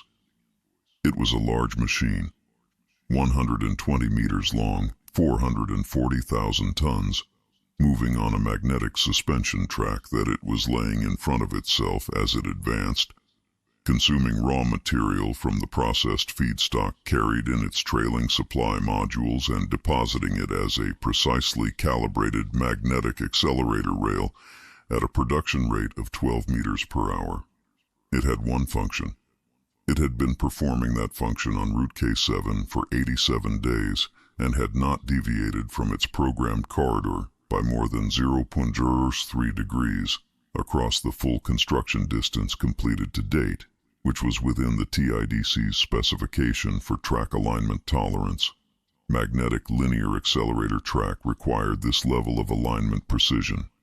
A variance of more than 0.003 degrees on a 4.2 light-year track compounded into a terminal point offset that compromised the accelerator's ability to deliver payloads to the correct coordinates, and the TIDC's engineering specifications had been written to prevent that, and the EMLAT-9's navigation firmware had been optimized to meet those specifications, and the navigation firmware did not have a subroutine for responding to military weapons fire, because weapons fire was not a variable in the track alignment model.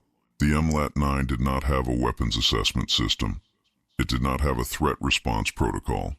It had a construction protocol, a track laying protocol, and a substrate integration protocol for objects present in the track path at the moment of construction contact. The substrate integration protocol had been in the EMLAT-9's operational firmware since the satellite incident on the Proxima Barnard route in 2312, when a derelict satellite had been incorporated into track substrate, and the resulting construction dispute had established the legal precedent for the TIDC's current liability waiver language. The protocol was thorough. It was well tested across 81 prior track-laying operations on routes spanning 47 star systems. It was, according to the TIDC's internal performance metrics, the most reliable component of the EMLAT-9's overall operational suite, because obstructions were common on long corridor projects, and the protocol had been refined over 40 years of continuous improvement. It processed each obstruction in sequence. It did not deviate from the track centerline to avoid obstructions. Deviating from the track centerline would compromise the alignment specification. The alignment specification did not have an exception for military hardware. Platform Station Veth Row began emergency relocation procedures at hour 2, which was approximately 4 hours later than the optimal window for a platform station of its class and installation profile, because the relocation decision had required imperial legal review, which had taken 47 minutes, and the command authorization chain above that had taken another hour and 12 minutes. The 6 orbital defense platforms began relocation at hour 2 and 40 minutes. 2 of the 6 cleared the 800-meter construction boundary before the front arrived. 4 did not clear in time. 3 due to drive output insufficient to complete the maneuver in the available window. 1 due to a docking collar separation issue that delayed the maneuver by 18 minutes.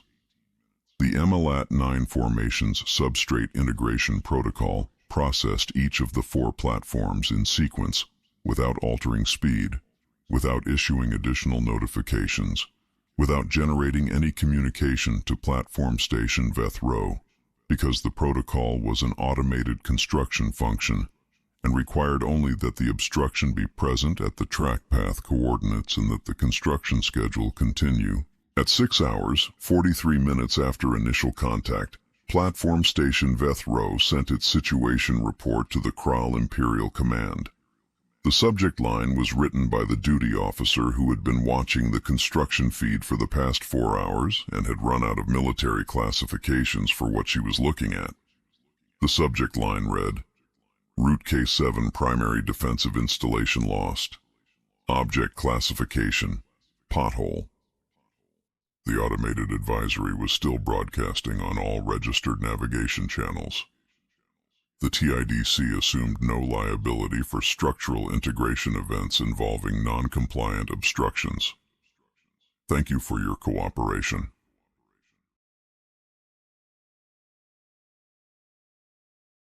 Chapter 14, Seismic Inspections. The Kraal command planet, Kraal Prime, had not had a foreign vessel in its orbital space without explicit imperial invitation in 300 years. This was not accidental. The orbital defense grid was layered. 3 rings of active interdiction platforms, 2 dedicated early warning arrays, a deep space picket network running out to 6 light hours on all approach vectors, Any unannounced vessel at military approach speeds would have been detected, challenged, and intercepted before it reached the inner orbital. Any unannounced vessel with active weapon systems would have been interdicted at the early warning boundary. Any vessel on an attack vector would have been flagged before it cleared the picket network. The system had worked for 300 years. It had been designed by the best military architects in the Kraal Empire and had been maintained to the highest readiness standards in the Imperial fleet, because Kraal Prime was the seat of the Imperial government and the location of the command infrastructure for the entire Kraal military network, and its protection was not a matter of operational priority, but of existential doctrine. The system had not been designed for a geological survey vessel moving at 7 kilometers per hour with no weapons active, which was why the automated interdiction system had assessed it as a navigation anomaly and logged it for manual review rather than intercepting it. Because a vessel moving at 7 kilometers per hour on a non-attack vector with no weapon systems active did not match the threat parameters the system had been designed to detect, and the system responded to what it had been told to respond to. The manual review cycle was 8 hours. The survey vessel had arrived in 6. Senior Defense Commander Reth received the orbital intrusion alert at 0341 station time and reviewed it with the particular controlled attention of someone experiencing something they had assumed was not going to happen. 1 contact. Deep Earth Geological Survey Corporation. Survey classification. Inside the inner orbital. Proceeding to primary mapping altitude. Running lights on. No weapons lock. No energy shielding. 7 kilometers per hour. Hail it, Reth said. The response came back in 4 seconds, in the cheerful, professionally earnest tone of someone who spent a great deal of time talking to people who had not expected them. Good morning, this is TSV Kovalenko, Deep Earth Geological Survey Corporation. I'm Dr. Priya Anand, Planetary Seismic Assessment Officer. We're here to conduct a Class 4 infrastructure safety inspection of Kraal Prime's subsurface load-bearing geology, per the Galactic Infrastructure Safety Authority's mandatory inspection schedule for inhabited planets in Class 4 urban renewal zones. Our inspection authorization is on file. Permit GISA SEIS 23910044. We're going to be parked in the primary mapping orbit for approximately 72 hours while we complete the baseline fault line survey. Do you have a preference for our operational altitude? We like to work at around 40,000 kilometers for the initial passes, but we can adjust if that interferes with your standard traffic. Reth looked at the permit number. He ran it through the registry. Permit GISA SEIS 23910044 was a current, valid Galactic Infrastructure Safety Authority seismic inspection authorization issued under the GISA's mandatory inspection program for Class 4 urban renewal zones, which required a comprehensive geological survey of all inhabited worlds in any system designated for urban renewal development before development operations could begin, to assess subsurface structural integrity and identify geological features that could compromise the development scope. The permit named the inspector of record as the Terran Department of Civilian Procurement, acting on behalf of the GISA's civilian inspection contractor framework, because the DCP held the Class 4 urban renewal designation for the Kraal Prime system, and was therefore the responsible party for the pre-development compliance assessment. The inspection was mandatory. The GISA's enabling legislation predated the Demilitarization Compact by 61 years. It had no military exclusion clause. Dr. Anand, Reth said, you are in a restricted military orbital zone. You have entered without authorization.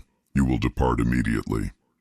I completely understand that concern, Dr. Anand said, in the tone of someone who understood the concern and was not going to do anything different because of it. Our inspection authorization does supersede standard orbital access controls for GISA mandatory inspections. That's the enabling legislation, Section 14, which requires unobstructed access to inspection sites for certified GISA contractors. But I want to be fully transparent with you. The preliminary long-range data we collected on the approach is actually showing some readings I'd like to discuss with you, because they suggest there may be some pre-existing subsurface issues we'll need to document. What readings? Reth said. The K7 fault system that runs beneath your capital's primary construction zone is showing elevated tectonic shear stress signatures at depth, Dr. Anand said. She sounded genuinely concerned, the way a building inspector sounds when they find water damage behind a wall that the owner did not know about. The shear stress measurements at 4 kilometers depth are running about 32% above the threshold we'd expect for a geologically stable region in this tectonic class. That's not automatically a problem, but it does indicate that the fault system has been accumulating strain, possibly for quite some time, and we'll need to do a full penetrator survey to characterize the risk profile before we can sign off on the urban renewal assessment. A brief pause. I want to flag this early because if the fault characterization comes back above the GISA's Class 3 subsurface instability threshold, we're going to need to include it in the inspection report, and that will affect the development permit conditions. You are not conducting any survey of Kraal Prime, Reth said. This is an Imperial core system. Your permit does not. Section 14, Dr. Anand said gently. I can send you the text. The mandatory inspection supersedes standard orbital access restrictions for certified contractors. I'm not here to cause any trouble. I'm just doing the inspection that the permit requires before the development assessment can be completed. It's actually in your interest that we do this properly. If the fault characterization comes back clean, the inspection report will reflect that, and it gives the development review panel a clear picture. Another brief pause. We're going to start the penetrator survey at 0600 station time. The penetrators are kinetic mapping units. They go down about 8 kilometers, and the seismic return gives us the fault geometry. There's usually some surface vibration associated with the survey, which I want to give you advance notice of because it can register on structural monitoring systems, and we don't want anyone to be alarmed. The peak surface displacement on each penetrator impact is typically in the range of magnitude 2.8 to 3.4, depending on bedrock composition. Very manageable. Think of it as a mild tremor. Reth looked at his tactical display. Kraal Prime, 400 million population. The capital city's primary command infrastructure, including the Imperial Command Bunker Complex, the Fleet Coordination Center, and the Planetary Defense Network's primary control nodes, was built on the K7 fault system's eastern flank, which was where the geology had been most stable for the past 2 centuries, and which was where the capital had been constructed because of that stability. The stability that was, according to Dr. Anand, currently showing tectonic shear stress at 32% above the geological threshold, at 4 kilometers depth. Dr. Anand, he said, I am ordering you, under Imperial military authority, to abort your approach and vacate this orbital zone. Failure to comply will be treated as a hostile act. I understand, Dr. Anand said. I want to be straightforward with you, Commander. Under the GISA enabling legislation, a certified inspector cannot be ordered to abort a mandatory inspection by the authority being inspected.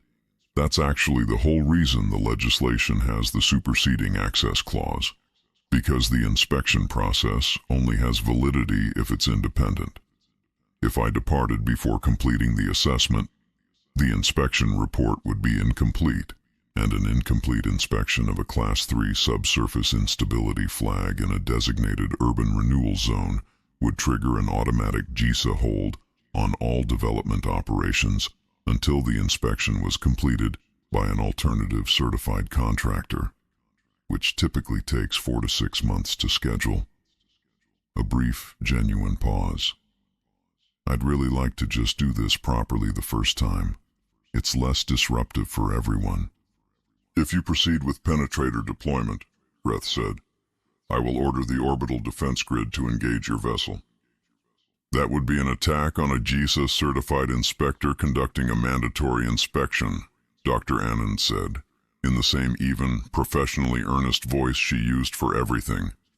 That's a Class 1 GISA enforcement violation and would result in the immediate suspension of the Kraal Prime System's Urban Renewal Development Classification, pending a full Council enforcement review, which runs about 18 months, after which the mandatory inspection would resume. She paused. I don't want to tell you what to do, Commander, but I'd recommend letting us do the survey. If the fault characterization comes back clean, everyone benefits. If it doesn't, a brief pause, the pause of someone who is choosing their words carefully, not out of evasion, but out of genuine professional responsibility. Then you need to know about it. Those are load-bearing fault systems under the capital's command infrastructure. Reth did not respond immediately. He was looking at the seismic shear stress reading from the TSV Kovalenko's approach data on his secondary display. 32% above the GISA threshold. The K7 fault system's eastern flank, which ran beneath the capital's primary command infrastructure, the Imperial Command Bunker Complex, the Fleet Coordination Center, the Planetary Defense Network's primary control nodes, all of which had been built on the eastern K7 flank, specifically because the geology had been assessed as the most stable in the region 2 centuries ago, which it had been 2 centuries ago, before whatever subsurface strain accumulation Dr. Anand's preliminary data was indicating at 4 kilometers depth. Proceed with your survey, Dr. Anand, he said. Thank you, Commander, she said. We'll be as efficient as we can. Penetrator deployment begins at 0600. You'll feel the first surface displacement at approximately 0607, depending on transit time through the upper mantle. I'd recommend having your structural monitoring teams on standby. Standard precaution for any active seismic survey. If the K7 characterization does come back above the Class 3 threshold, I'll want to discuss the findings with your infrastructure authority before filing the report, because there may be some immediate precautionary measures worth considering for the command complex. A brief, genuinely professional pause. Have a good morning, Commander. The channel closed. At 0600, the TSV Kovalenko deployed the first kinetic penetrator. The unit was a 2-ton dense core rod, dropped from 40,000 kilometers on a precision trajectory, designed to reach maximum terminal velocity at the moment of surface impact and transmit the seismic return from the bedrock to the survey vessel's sensor array at depth. The first impact registered at 0607, magnitude 3.1 on the modified Mercalli scale, directly above the K7 fault system's eastern flank, within the GISA's acceptable survey parameters, within Dr. Anand's projected range. The capital's structural monitoring systems registered it. The Imperial Command Bunker's automated alert system responded by issuing a seismic event notification to all command staff, the first seismic notification the bunker had issued in 11 years of continuous operation. In the Fleet Coordination Center, 4 overhead fixtures dropped dust. In the Planetary Defense Network's primary control node, a secondary display mount lost its fastening on the upper right bracket and tilted 4 degrees before the safety catch engaged. In the Imperial Command Bunker itself, the seismic event log received its first entry in 11 years. Dr. Anand had 64 penetrators remaining. The survey would take 72 hours. She was, by all available documentation, a GISA-certified inspector conducting a mandatory inspection under the Galactic Infrastructure Safety Authority's enabling legislation, and she had 64 more units to characterize the tectonic shear stress profile of the K7 fault system at depth, which she fully intended to do, because an incomplete inspection report would be professionally unsatisfactory, and also because, if the fault system was genuinely running 32% above the Class 3 threshold, then the people living above it deserved to know. Chapter 15. The Solar Flare. Fleet Vanguard Commander Grath had been given a specific mission. Not a strategic mission, not a logistics mission, not a blockade or a boarding operation or a permit dispute. A mission of the kind the Kraal Empire had built itself on, a direct strike.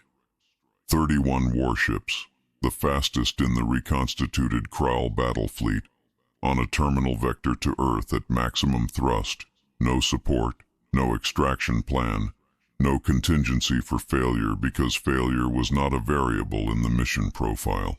If the mission succeeded, the war ended, and the Kraal Empire reclaimed its standing.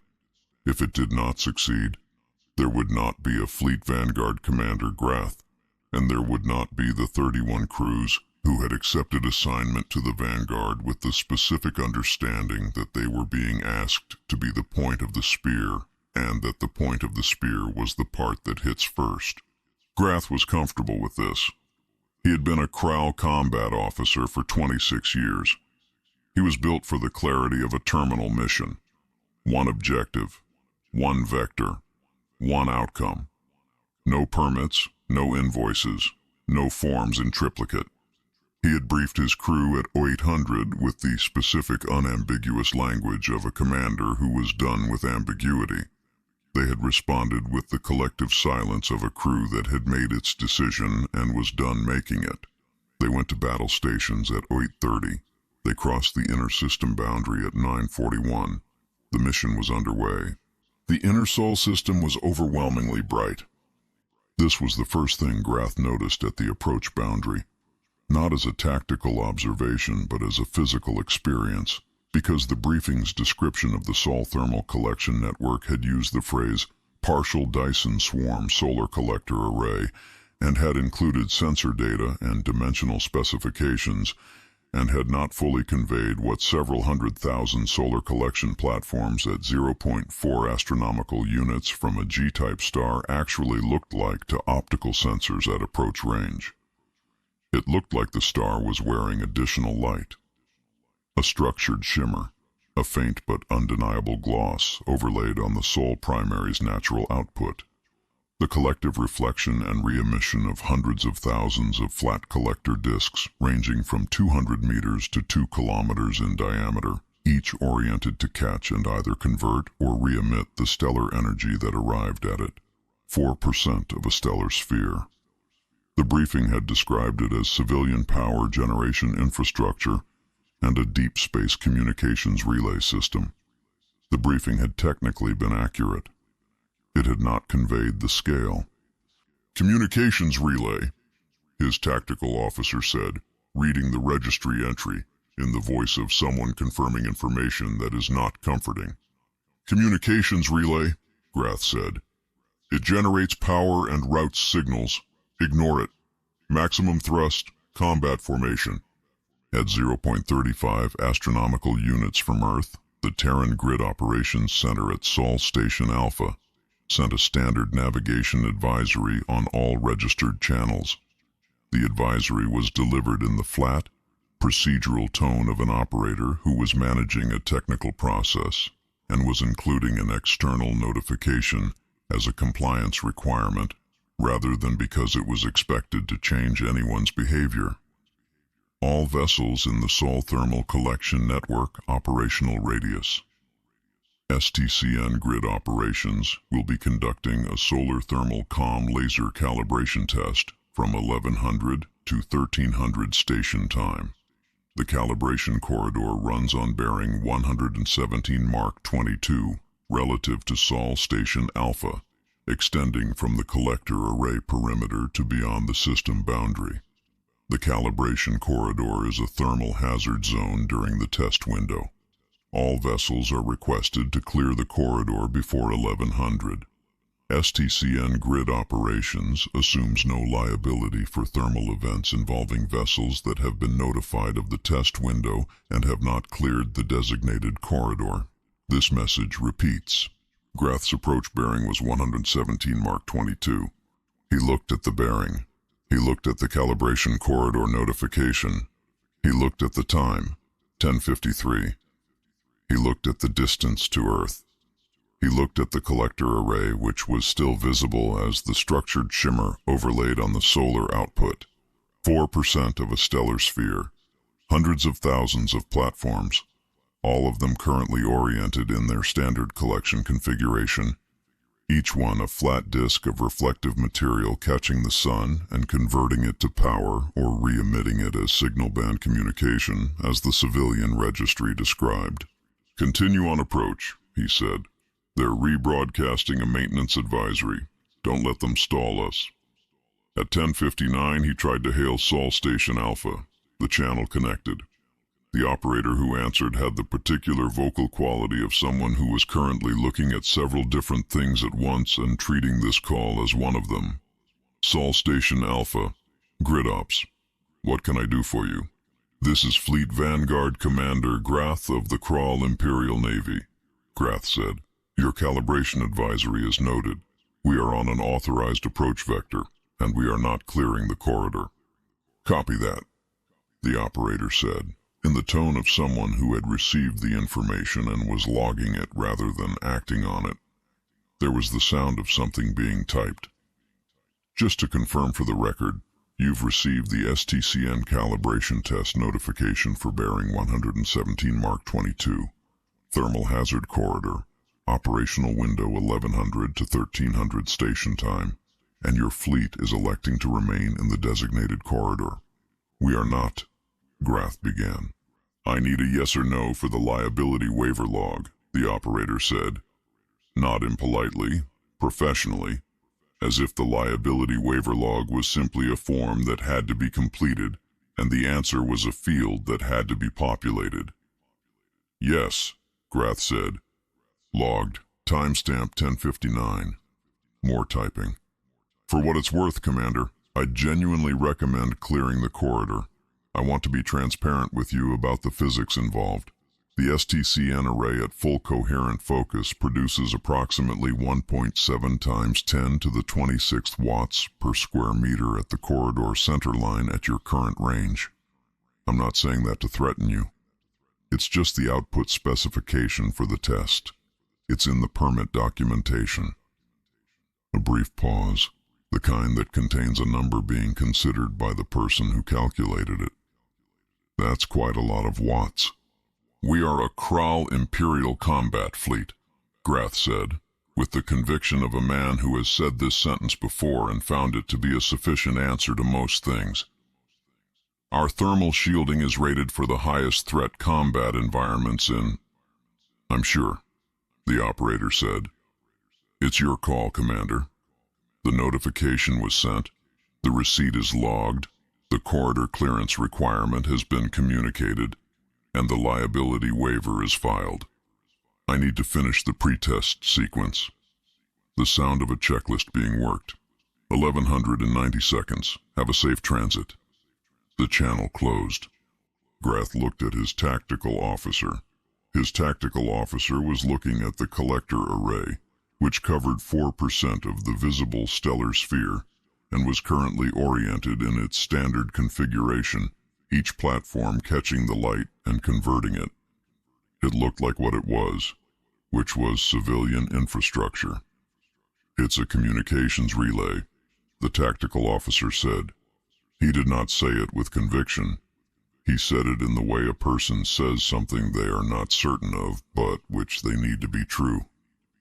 "It's a communications relay," Grath said. "Continue on approach." At 1100, the Sol Thermal Collection Network's grid management system executed the calibration sequence. The reorientation took 90 seconds. Several 100,000 positioning motors across the array's distributed platforms adjusted their collector angles by calculated increments, each individual platform movement small, less than a degree of arc in most cases, the collective movement precisely modeled to shift the array's aggregate reflective geometry from its standard dispersed collection configuration, which maximized energy harvest across the sphere, to a coherent focus geometry, which maximized energy concentration along a single corridor. The transition was visible on optical sensors as a change in the shimmer's character, from diffuse and distributed to Over those 90 seconds, increasingly structured, increasingly directional, the shimmer developing an orientation that had not been there at 10:59. At 1100 the geometry locked. What arrived at bearing 117 Mark 22 was not an explosion. There was no detonation, no shock wave, no debris cloud expanding outward at the velocity of a conventional weapons reaction products. Explosions require a contained exothermic reaction and the sudden release of pressure into a medium, and space has no medium to carry pressure. And the event at bearing 117 Mark 22 at 1100 station time was not a reaction. It was a convergence. Several 100,000 reflective surfaces, each one capturing a portion of the Sol primary's radiated output, redirecting it along a calculated vector, delivering it to a 300-meter corridor at 0.35 astronomical units. The aggregate thermal energy at the corridor centerline was 1.7 times 10 to the 26th watts per square meter, which was the number the grid operator had mentioned on the call 9 minutes earlier, and which was accurate, and which the operator had described correctly as quite a lot of watts. The Vanguard fleet's thermal shields were rated. They were the best shields in the Kraal Imperial Navy's current production series, specified for the highest threat environments on the Imperial military's threat assessment roster. They stopped plasma battery fire. They stopped directed energy discharges. They stopped everything on the threat assessment roster. They reached their rated capacity, and their generator cycles began their feedback loop, which was the point at which the thermal load at the corridor centerline exceeded the physical sublimation threshold of the shield generator's own housing material, at which point the shield generator became part of the thermal event, rather than a participant in managing it. This happened in approximately 0.04 seconds per shield generator. The process was consistent across all 31 vessels. The shields reached rated capacity, the generators reached sublimation threshold, and then the hull alloys behind the generators reached their sublimation threshold, and then the interior structures reached their sublimation threshold, and there were no explosions because there was no stage of this process that produced an explosive reaction. Only a series of materials passing from solid to plasma in the order of their thermal properties, each transition brief and bright and total. From the optical sensors at Sol Station Alpha, the event registered as a sequence of 31 intense brief white flares. Each flare was the duration of a flashbulb, the temperature of the stellar photosphere, the size of a warship. Each was followed by nothing, because nothing solid remained at sufficient mass to produce a sensor return. The corridor was clear by 11:01. The calibration test ran until 11:03 as scheduled, because the test protocol ran to its specified endpoint regardless of what was or was not present in the corridor at that point, and the test protocol's endpoint was 11:03. At 11:07, the Grid Operations Center transmitted the post-test calibration report to the STCN's Engineering Division. Focus coherence 99.4%. Thermal output at corridor centerline within 0.6% of target specification. Minor debris field at bearing 117 Mark 22. Estimated 200 to 400 tons aggregate, composed of trace alloy particulate and ionized gas. No hazard to navigation at dispersal rates. The report noted the debris field under the standard field test heading. Incidental thermal contact with non-compliant objects in designated test corridor. Receipt confirmation on file, no liability. The grid operator filed the report, noted the calibration test as complete, and moved to the next item on the maintenance schedule. The STCN array reoriented to standard collection configuration. The structured shimmer on the Sol primary's outer shell diffused back to its normal distribution. The Sol system returned to its standard operational output. Power generation for Earth's orbital industrial complex. Communications relay via thermal band signal encoding. Civilian infrastructure, just as the registry described. Chapter 16. The Foreclosure. The secure holographic channel connected at 1412, and for a moment, the projection resolved before the audio did, so Thorn had approximately 2 seconds to observe the Emperor of the Kraal before the Emperor could observe him. Thorn used those 2 seconds the way he used most available time, quietly and with attention to whatever information was on offer. Tavek was standing. Thorn had expected that. Tavek did most things standing, but he was standing differently than he had in the council chamber during the extinction declaration. That Tavek had been in full ceremonial armor, the complete imperial display, campaign records etched in honorable conquest script across 24 systems worth of plate, active energy circuitry patterns, a full pelt cloak, the formal helmet, a species making itself as large as possible in the largest room available. This Tavek was in personal battle armor, operational, not ceremonial, the kind worn in the field by a commander who has been in active operations, and it showed what those operations had cost. One pauldron had a repair patch that did not match the original plate finish. The energy circuitry had a dead section on the left side, one segment unlit in the pattern that was otherwise still running. The pelt cloak was absent. The formal helmet was absent. What remained was a very large, very old military commander in armor that had seen recent service, holding something in his right hand that the projection's truncated framing was cutting off at the waist. The audio came up and the projection adjusted, and Thorn could see the right hand. Tavek was holding a sword. Not a metaphorical sword, an actual sword. A broad, double-edged blade approximately a meter long, made from a dense, constructed material that had the surface finish of something that had been built to exacting tolerances and maintained to the same standard for a very long time. The blade edge was producing a faint luminescent trace, a low-level energy field, or a surface treatment, or both.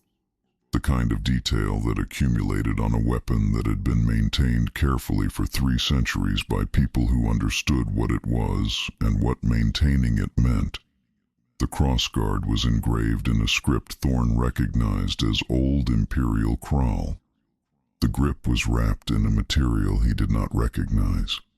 It was old, that much was apparent through a holographic transmission from light minutes away, the way certain objects communicate their age regardless of medium. Old and very carefully kept, and currently being extended in both hands at the projection's camera, in the formal 2-handed presentation posture of something that was being offered.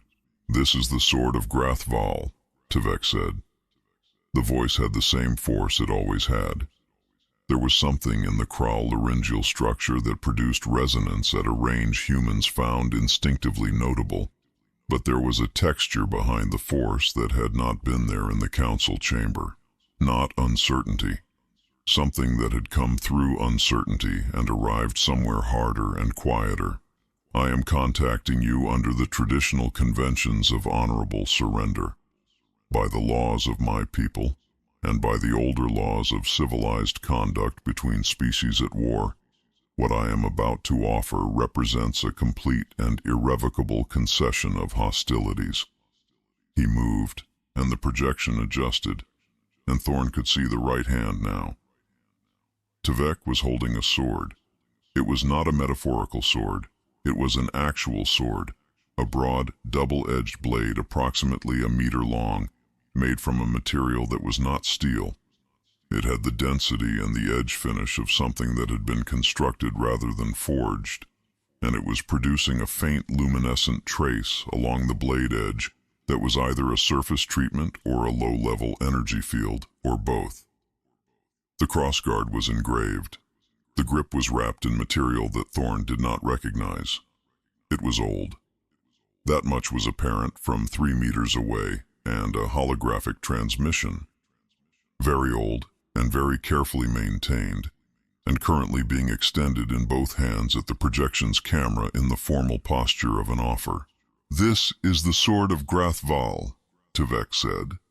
It was carried by the first emperor of the Kraal Unified Sovereignty at the founding of the Expansion era, 314 years ago. It has been passed from emperor to emperor at every formal transition of power. It has been offered in surrender twice in its history, and both times the offer was accepted and the surrender was honored, and the wars it ended remained ended. He held it steady. I am offering it to you now, Director, as the representative of the Terran human species, as a formal act of imperial surrender. Accept it, and the Kraal Empire formally concedes this conflict, and all hostilities cease under the conventions that have governed this exchange since the founding. His voice was steady. It had cost him something to get it steady. I am asking you to accept this sword. Thorn looked at the sword. He looked at it for approximately 3 seconds, which was how long he needed to confirm what he was looking at and retrieve the thought process he had completed before the call. Then he picked up his datapad, glanced at the screen, and looked back at the projection. I cannot accept your sword, Emperor, he said. It's an undeclared Class A weapon. He set the datapad down. I will, however, accept the deed to your primary shipyard in lieu of the 40 trillion credits you owe my salvage crews. Tvek looked at Thorn. The particular look of a person who has prepared very carefully for one conversation and is discovering they are in a different one. This is the conventional instrument of formal military surrender. I am offering it. You are the authorized representative of the opposing party. Accepting it is a military act, Thorn said. Earth hasn't performed a military act in this engagement. We've had some scheduling conflicts with civilian contractors, some permit compliance issues, a few hazard abatement operations, an outstanding invoice, and a Class 4 urban renewal designation on the Kraal Prime system. There's no military engagement to formally end, which means there's no military surrender to formally accept. He picked up the datapad again. What I can do is work through the outstanding financial obligations, which is what I'd suggest we focus on, because the debt position is what's driving the development permit status at this point. He turned the datapad around and held it facing the projection. The screen showed a spreadsheet. It had many rows. The column headers were, from left to right, asset, date, service category, unit cost, quantity, subtotal, accumulated late fee. The subtotal column ran down the full length of the screen. This is the department's consolidated debt ledger for Kraal Empire obligations as of this morning, Thorn said. I'll walk you through the major line items.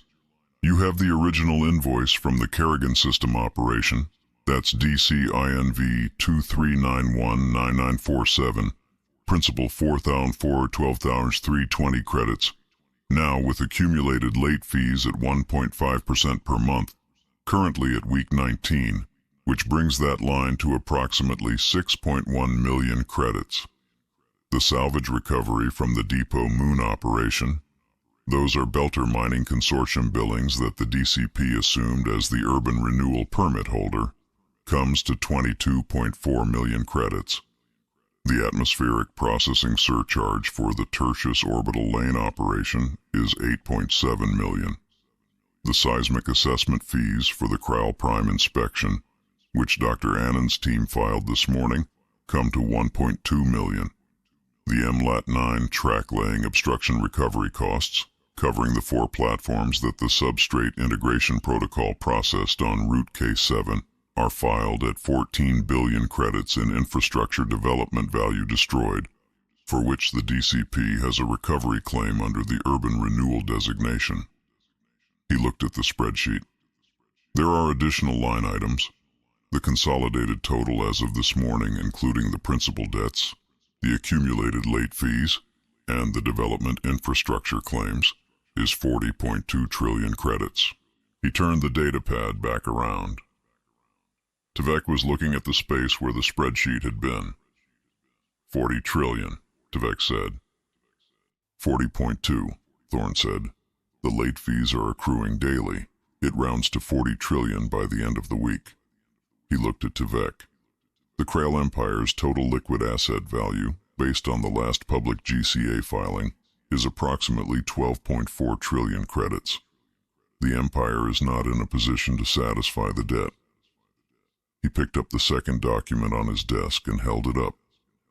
It was a single page, physically printed, which was unusual enough that it tended to communicate weight when combined with the content.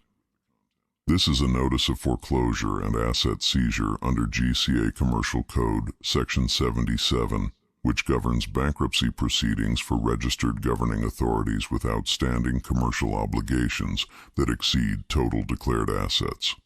The Kraal Empire qualifies for Section 77 proceedings as of this morning. He set it down. The foreclosure covers all registered Kraal assets, including the Kraal Prime Systems developed infrastructure, the shipyard network, the fuel processing installations that haven't yet been incorporated into the urban renewal development, and all affiliated Kraal territories under imperial governance. Tevek looked at the foreclosure notice. He looked at the sword in his hands. He looked at Thorn. There was a long pause that was not the pause of someone finding words, but the pause of someone who has found words and is not sure they want to use them. "What?" he said. "Do I have to sign?" Thorn pulled the deed transfer form from the second stack of documents on his desk. "I will, however, accept the deed to your primary shipyard in lieu of the 40 trillion credits you owe my salvage crews," he said. "That brings the consolidated debt down to approximately 37.8 trillion. Which the foreclosure proceeding will address through the standard asset liquidation schedule." He slid the deed transfer form toward the camera, a practical gesture, not a functional one, but the gesture was what the moment required. "The rest is paperwork. I can have the department's contracts office send the full documentation package tonight." Tevek looked at the deed form on the screen. He looked at the sword in his hands.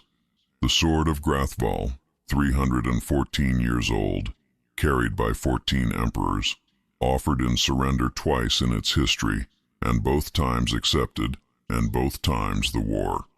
It ended, remained ended.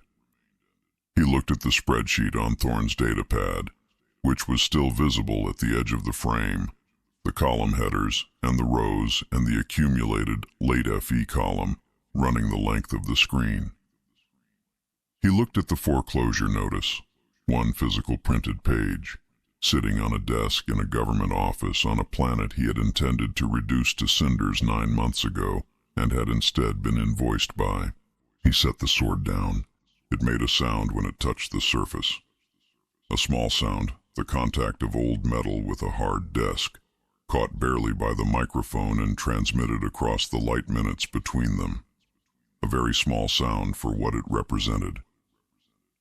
314 years of imperial sovereignty, 14 emperors, the expansion era, the primary corridor, the treaties and the campaigns, and the thing that the Kraal Empire had been when it assumed that the species that had signed the demilitarization compact were the species that could not fight.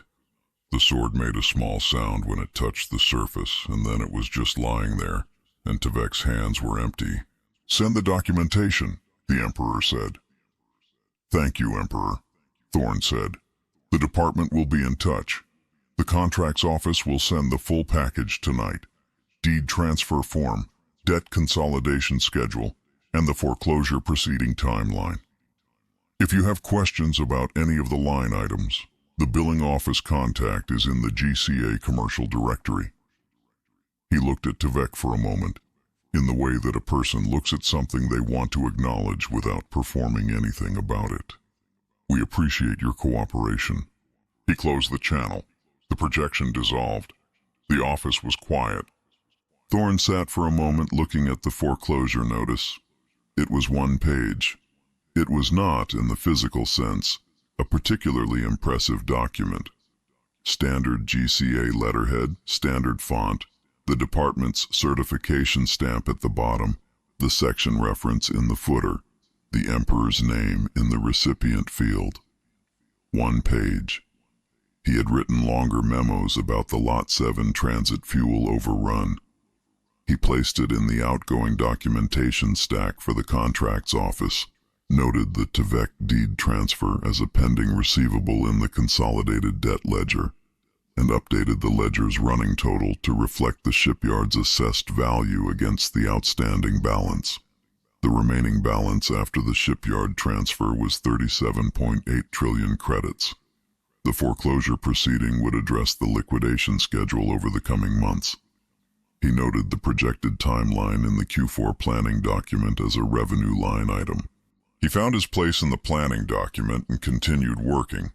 There was a Q4 kickoff presentation that needed to be finalized by Friday, and the Lot 7 amendment had been approved by oversight that morning, and the seismic assessment team had filed their preliminary report from Kraal Prime, and there was a follow-up on the MLAT-9 track-laying completion schedule that required a response.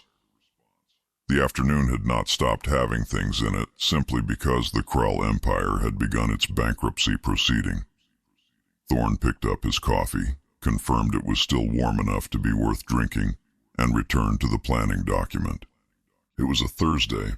Q4 was going to be a very good quarter. Chapter 17. The Repo Men. The observation deck of Terran Orbital Station 7 ran the full circumference of the station's upper ring, and on a clear operational day, it offered an unobstructed view of the orbital lanes in all directions, the traffic of Earth's shipping corridor below, the solar array infrastructure further in system, and at this particular moment, the debris processing lane that ran parallel to the station's port side, where the heavy lifter tugs were working. Auditor Vral had been standing at the observation window for 11 minutes. He had counted. He was the kind of being who counted these things as a grounding mechanism, as a method of maintaining contact with the objective and the measurable when the observable was producing results that did not align cleanly with any prior framework he had available. 11 minutes of watching, and he had not said anything because he had not yet found the correct way to say what he was looking at. And Vral had spent 42 years in the Galactic Council's Audit division saying things precisely and was not going to start imprecision now. What he was looking at was a Goliath-class towing skiff, and then a second one, and then a third, and then the thing they were towing. The thing they were towing was what remained of the Kraal Imperial flagship, Eternal Dominion, which had been the largest warship in the Kraal fleet at the time of its decommissioning under the bankruptcy foreclosure proceedings, and which had been seized as a physical asset under the Section 77 liquidation schedule, and which was now the 3 Goliath-class skiffs moving it at their standard 14 kilometers per hour, being towed on a bearing that the Orbital Traffic Management System had logged as Scrapyard Delivery, Terran Salvage Division, Permit STRepo 2392-0041. The flagship was scorched. Not from combat damage. Combat would have produced localized burns, specific impact marks, a pattern. This was environmental scorching.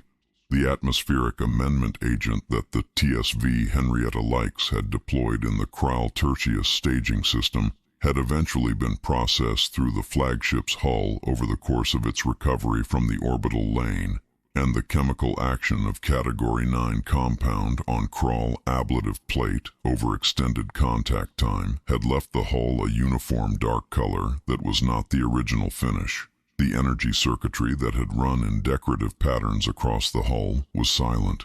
The weapons battery housings were intact, but their internal systems had been deactivated and sealed under the foreclosure's disarmament clause, which the DCP's asset recovery team had processed in the field. The flagship was structurally sound, because the Goliath tugs had specific mass limits and would not be moving it if it were not structurally sound, and the tug operators had confirmed structural integrity before accepting the tow assignment. It was being towed to a scrapyard, a Terran Salvage Division scrapyard, specifically the series processing facility, where the alloy composition of the hull and the structural frame and the sealed weapons battery housings would be assessed. The materials separated by type using the same thermal separation process that the Series 4 mining drones used, and the resulting output processed into standardized ingots for sale on the materials market. The flagship would become ingots, very high-grade ingots, because Kraal Imperial Naval Construction used excellent alloy specifications, but ingots. The Q4 revenue projections included a line for the flagship's estimated scrap yield. Thorne had put it there himself. Vral became aware that Thorne had arrived at the observation window beside him. Thorne was holding 2 cups of coffee. He extended one in Vral's direction without making a particular ceremony of it, the way a person offers coffee to someone they have been working with for a long time and has simply brought a second cup as a matter of course. Vral took the coffee. He did not drink it yet. He looked at the flagship. "The Eternal Dominion," Vral said. The name came out in Galactic Standard with the full Old Imperial Kraal pronunciation, which Vral had always used for registered vessel names because it was the correct form. First commissioned under Emperor Tevek's predecessor, 42 years in service. The longest-serving active capital ship in any fleet currently registered with the Galactic Council. He paused. "It will be scrap within the week." "The scrap yield is very good," Thorne said. "We're estimating about 18 million credits on the hull alloy alone, plus whatever the battery housings yield once the deactivated systems are pulled. The series team is efficient." He looked at the flagship, which was moving at 14 kilometers per hour toward the scrapyard delivery bearing, and would continue at 14 kilometers per hour, regardless of how long either of them stood at this window.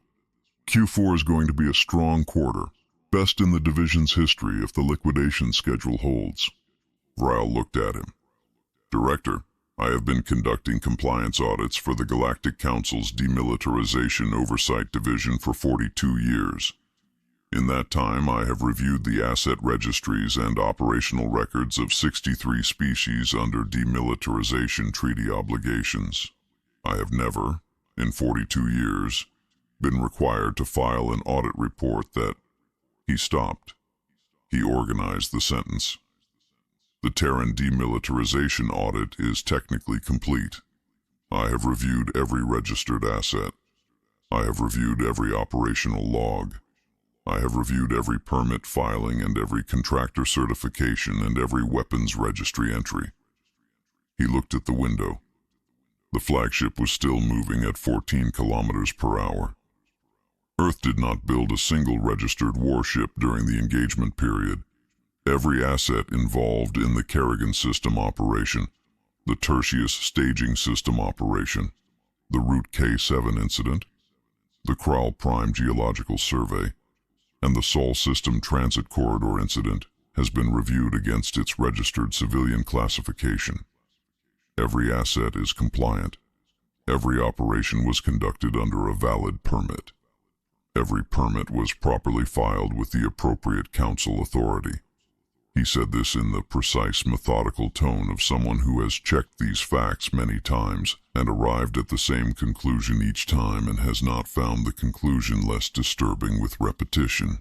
"We're always compliant," Thorne said. "You used farming equipment to destroy a fleet," Vral said.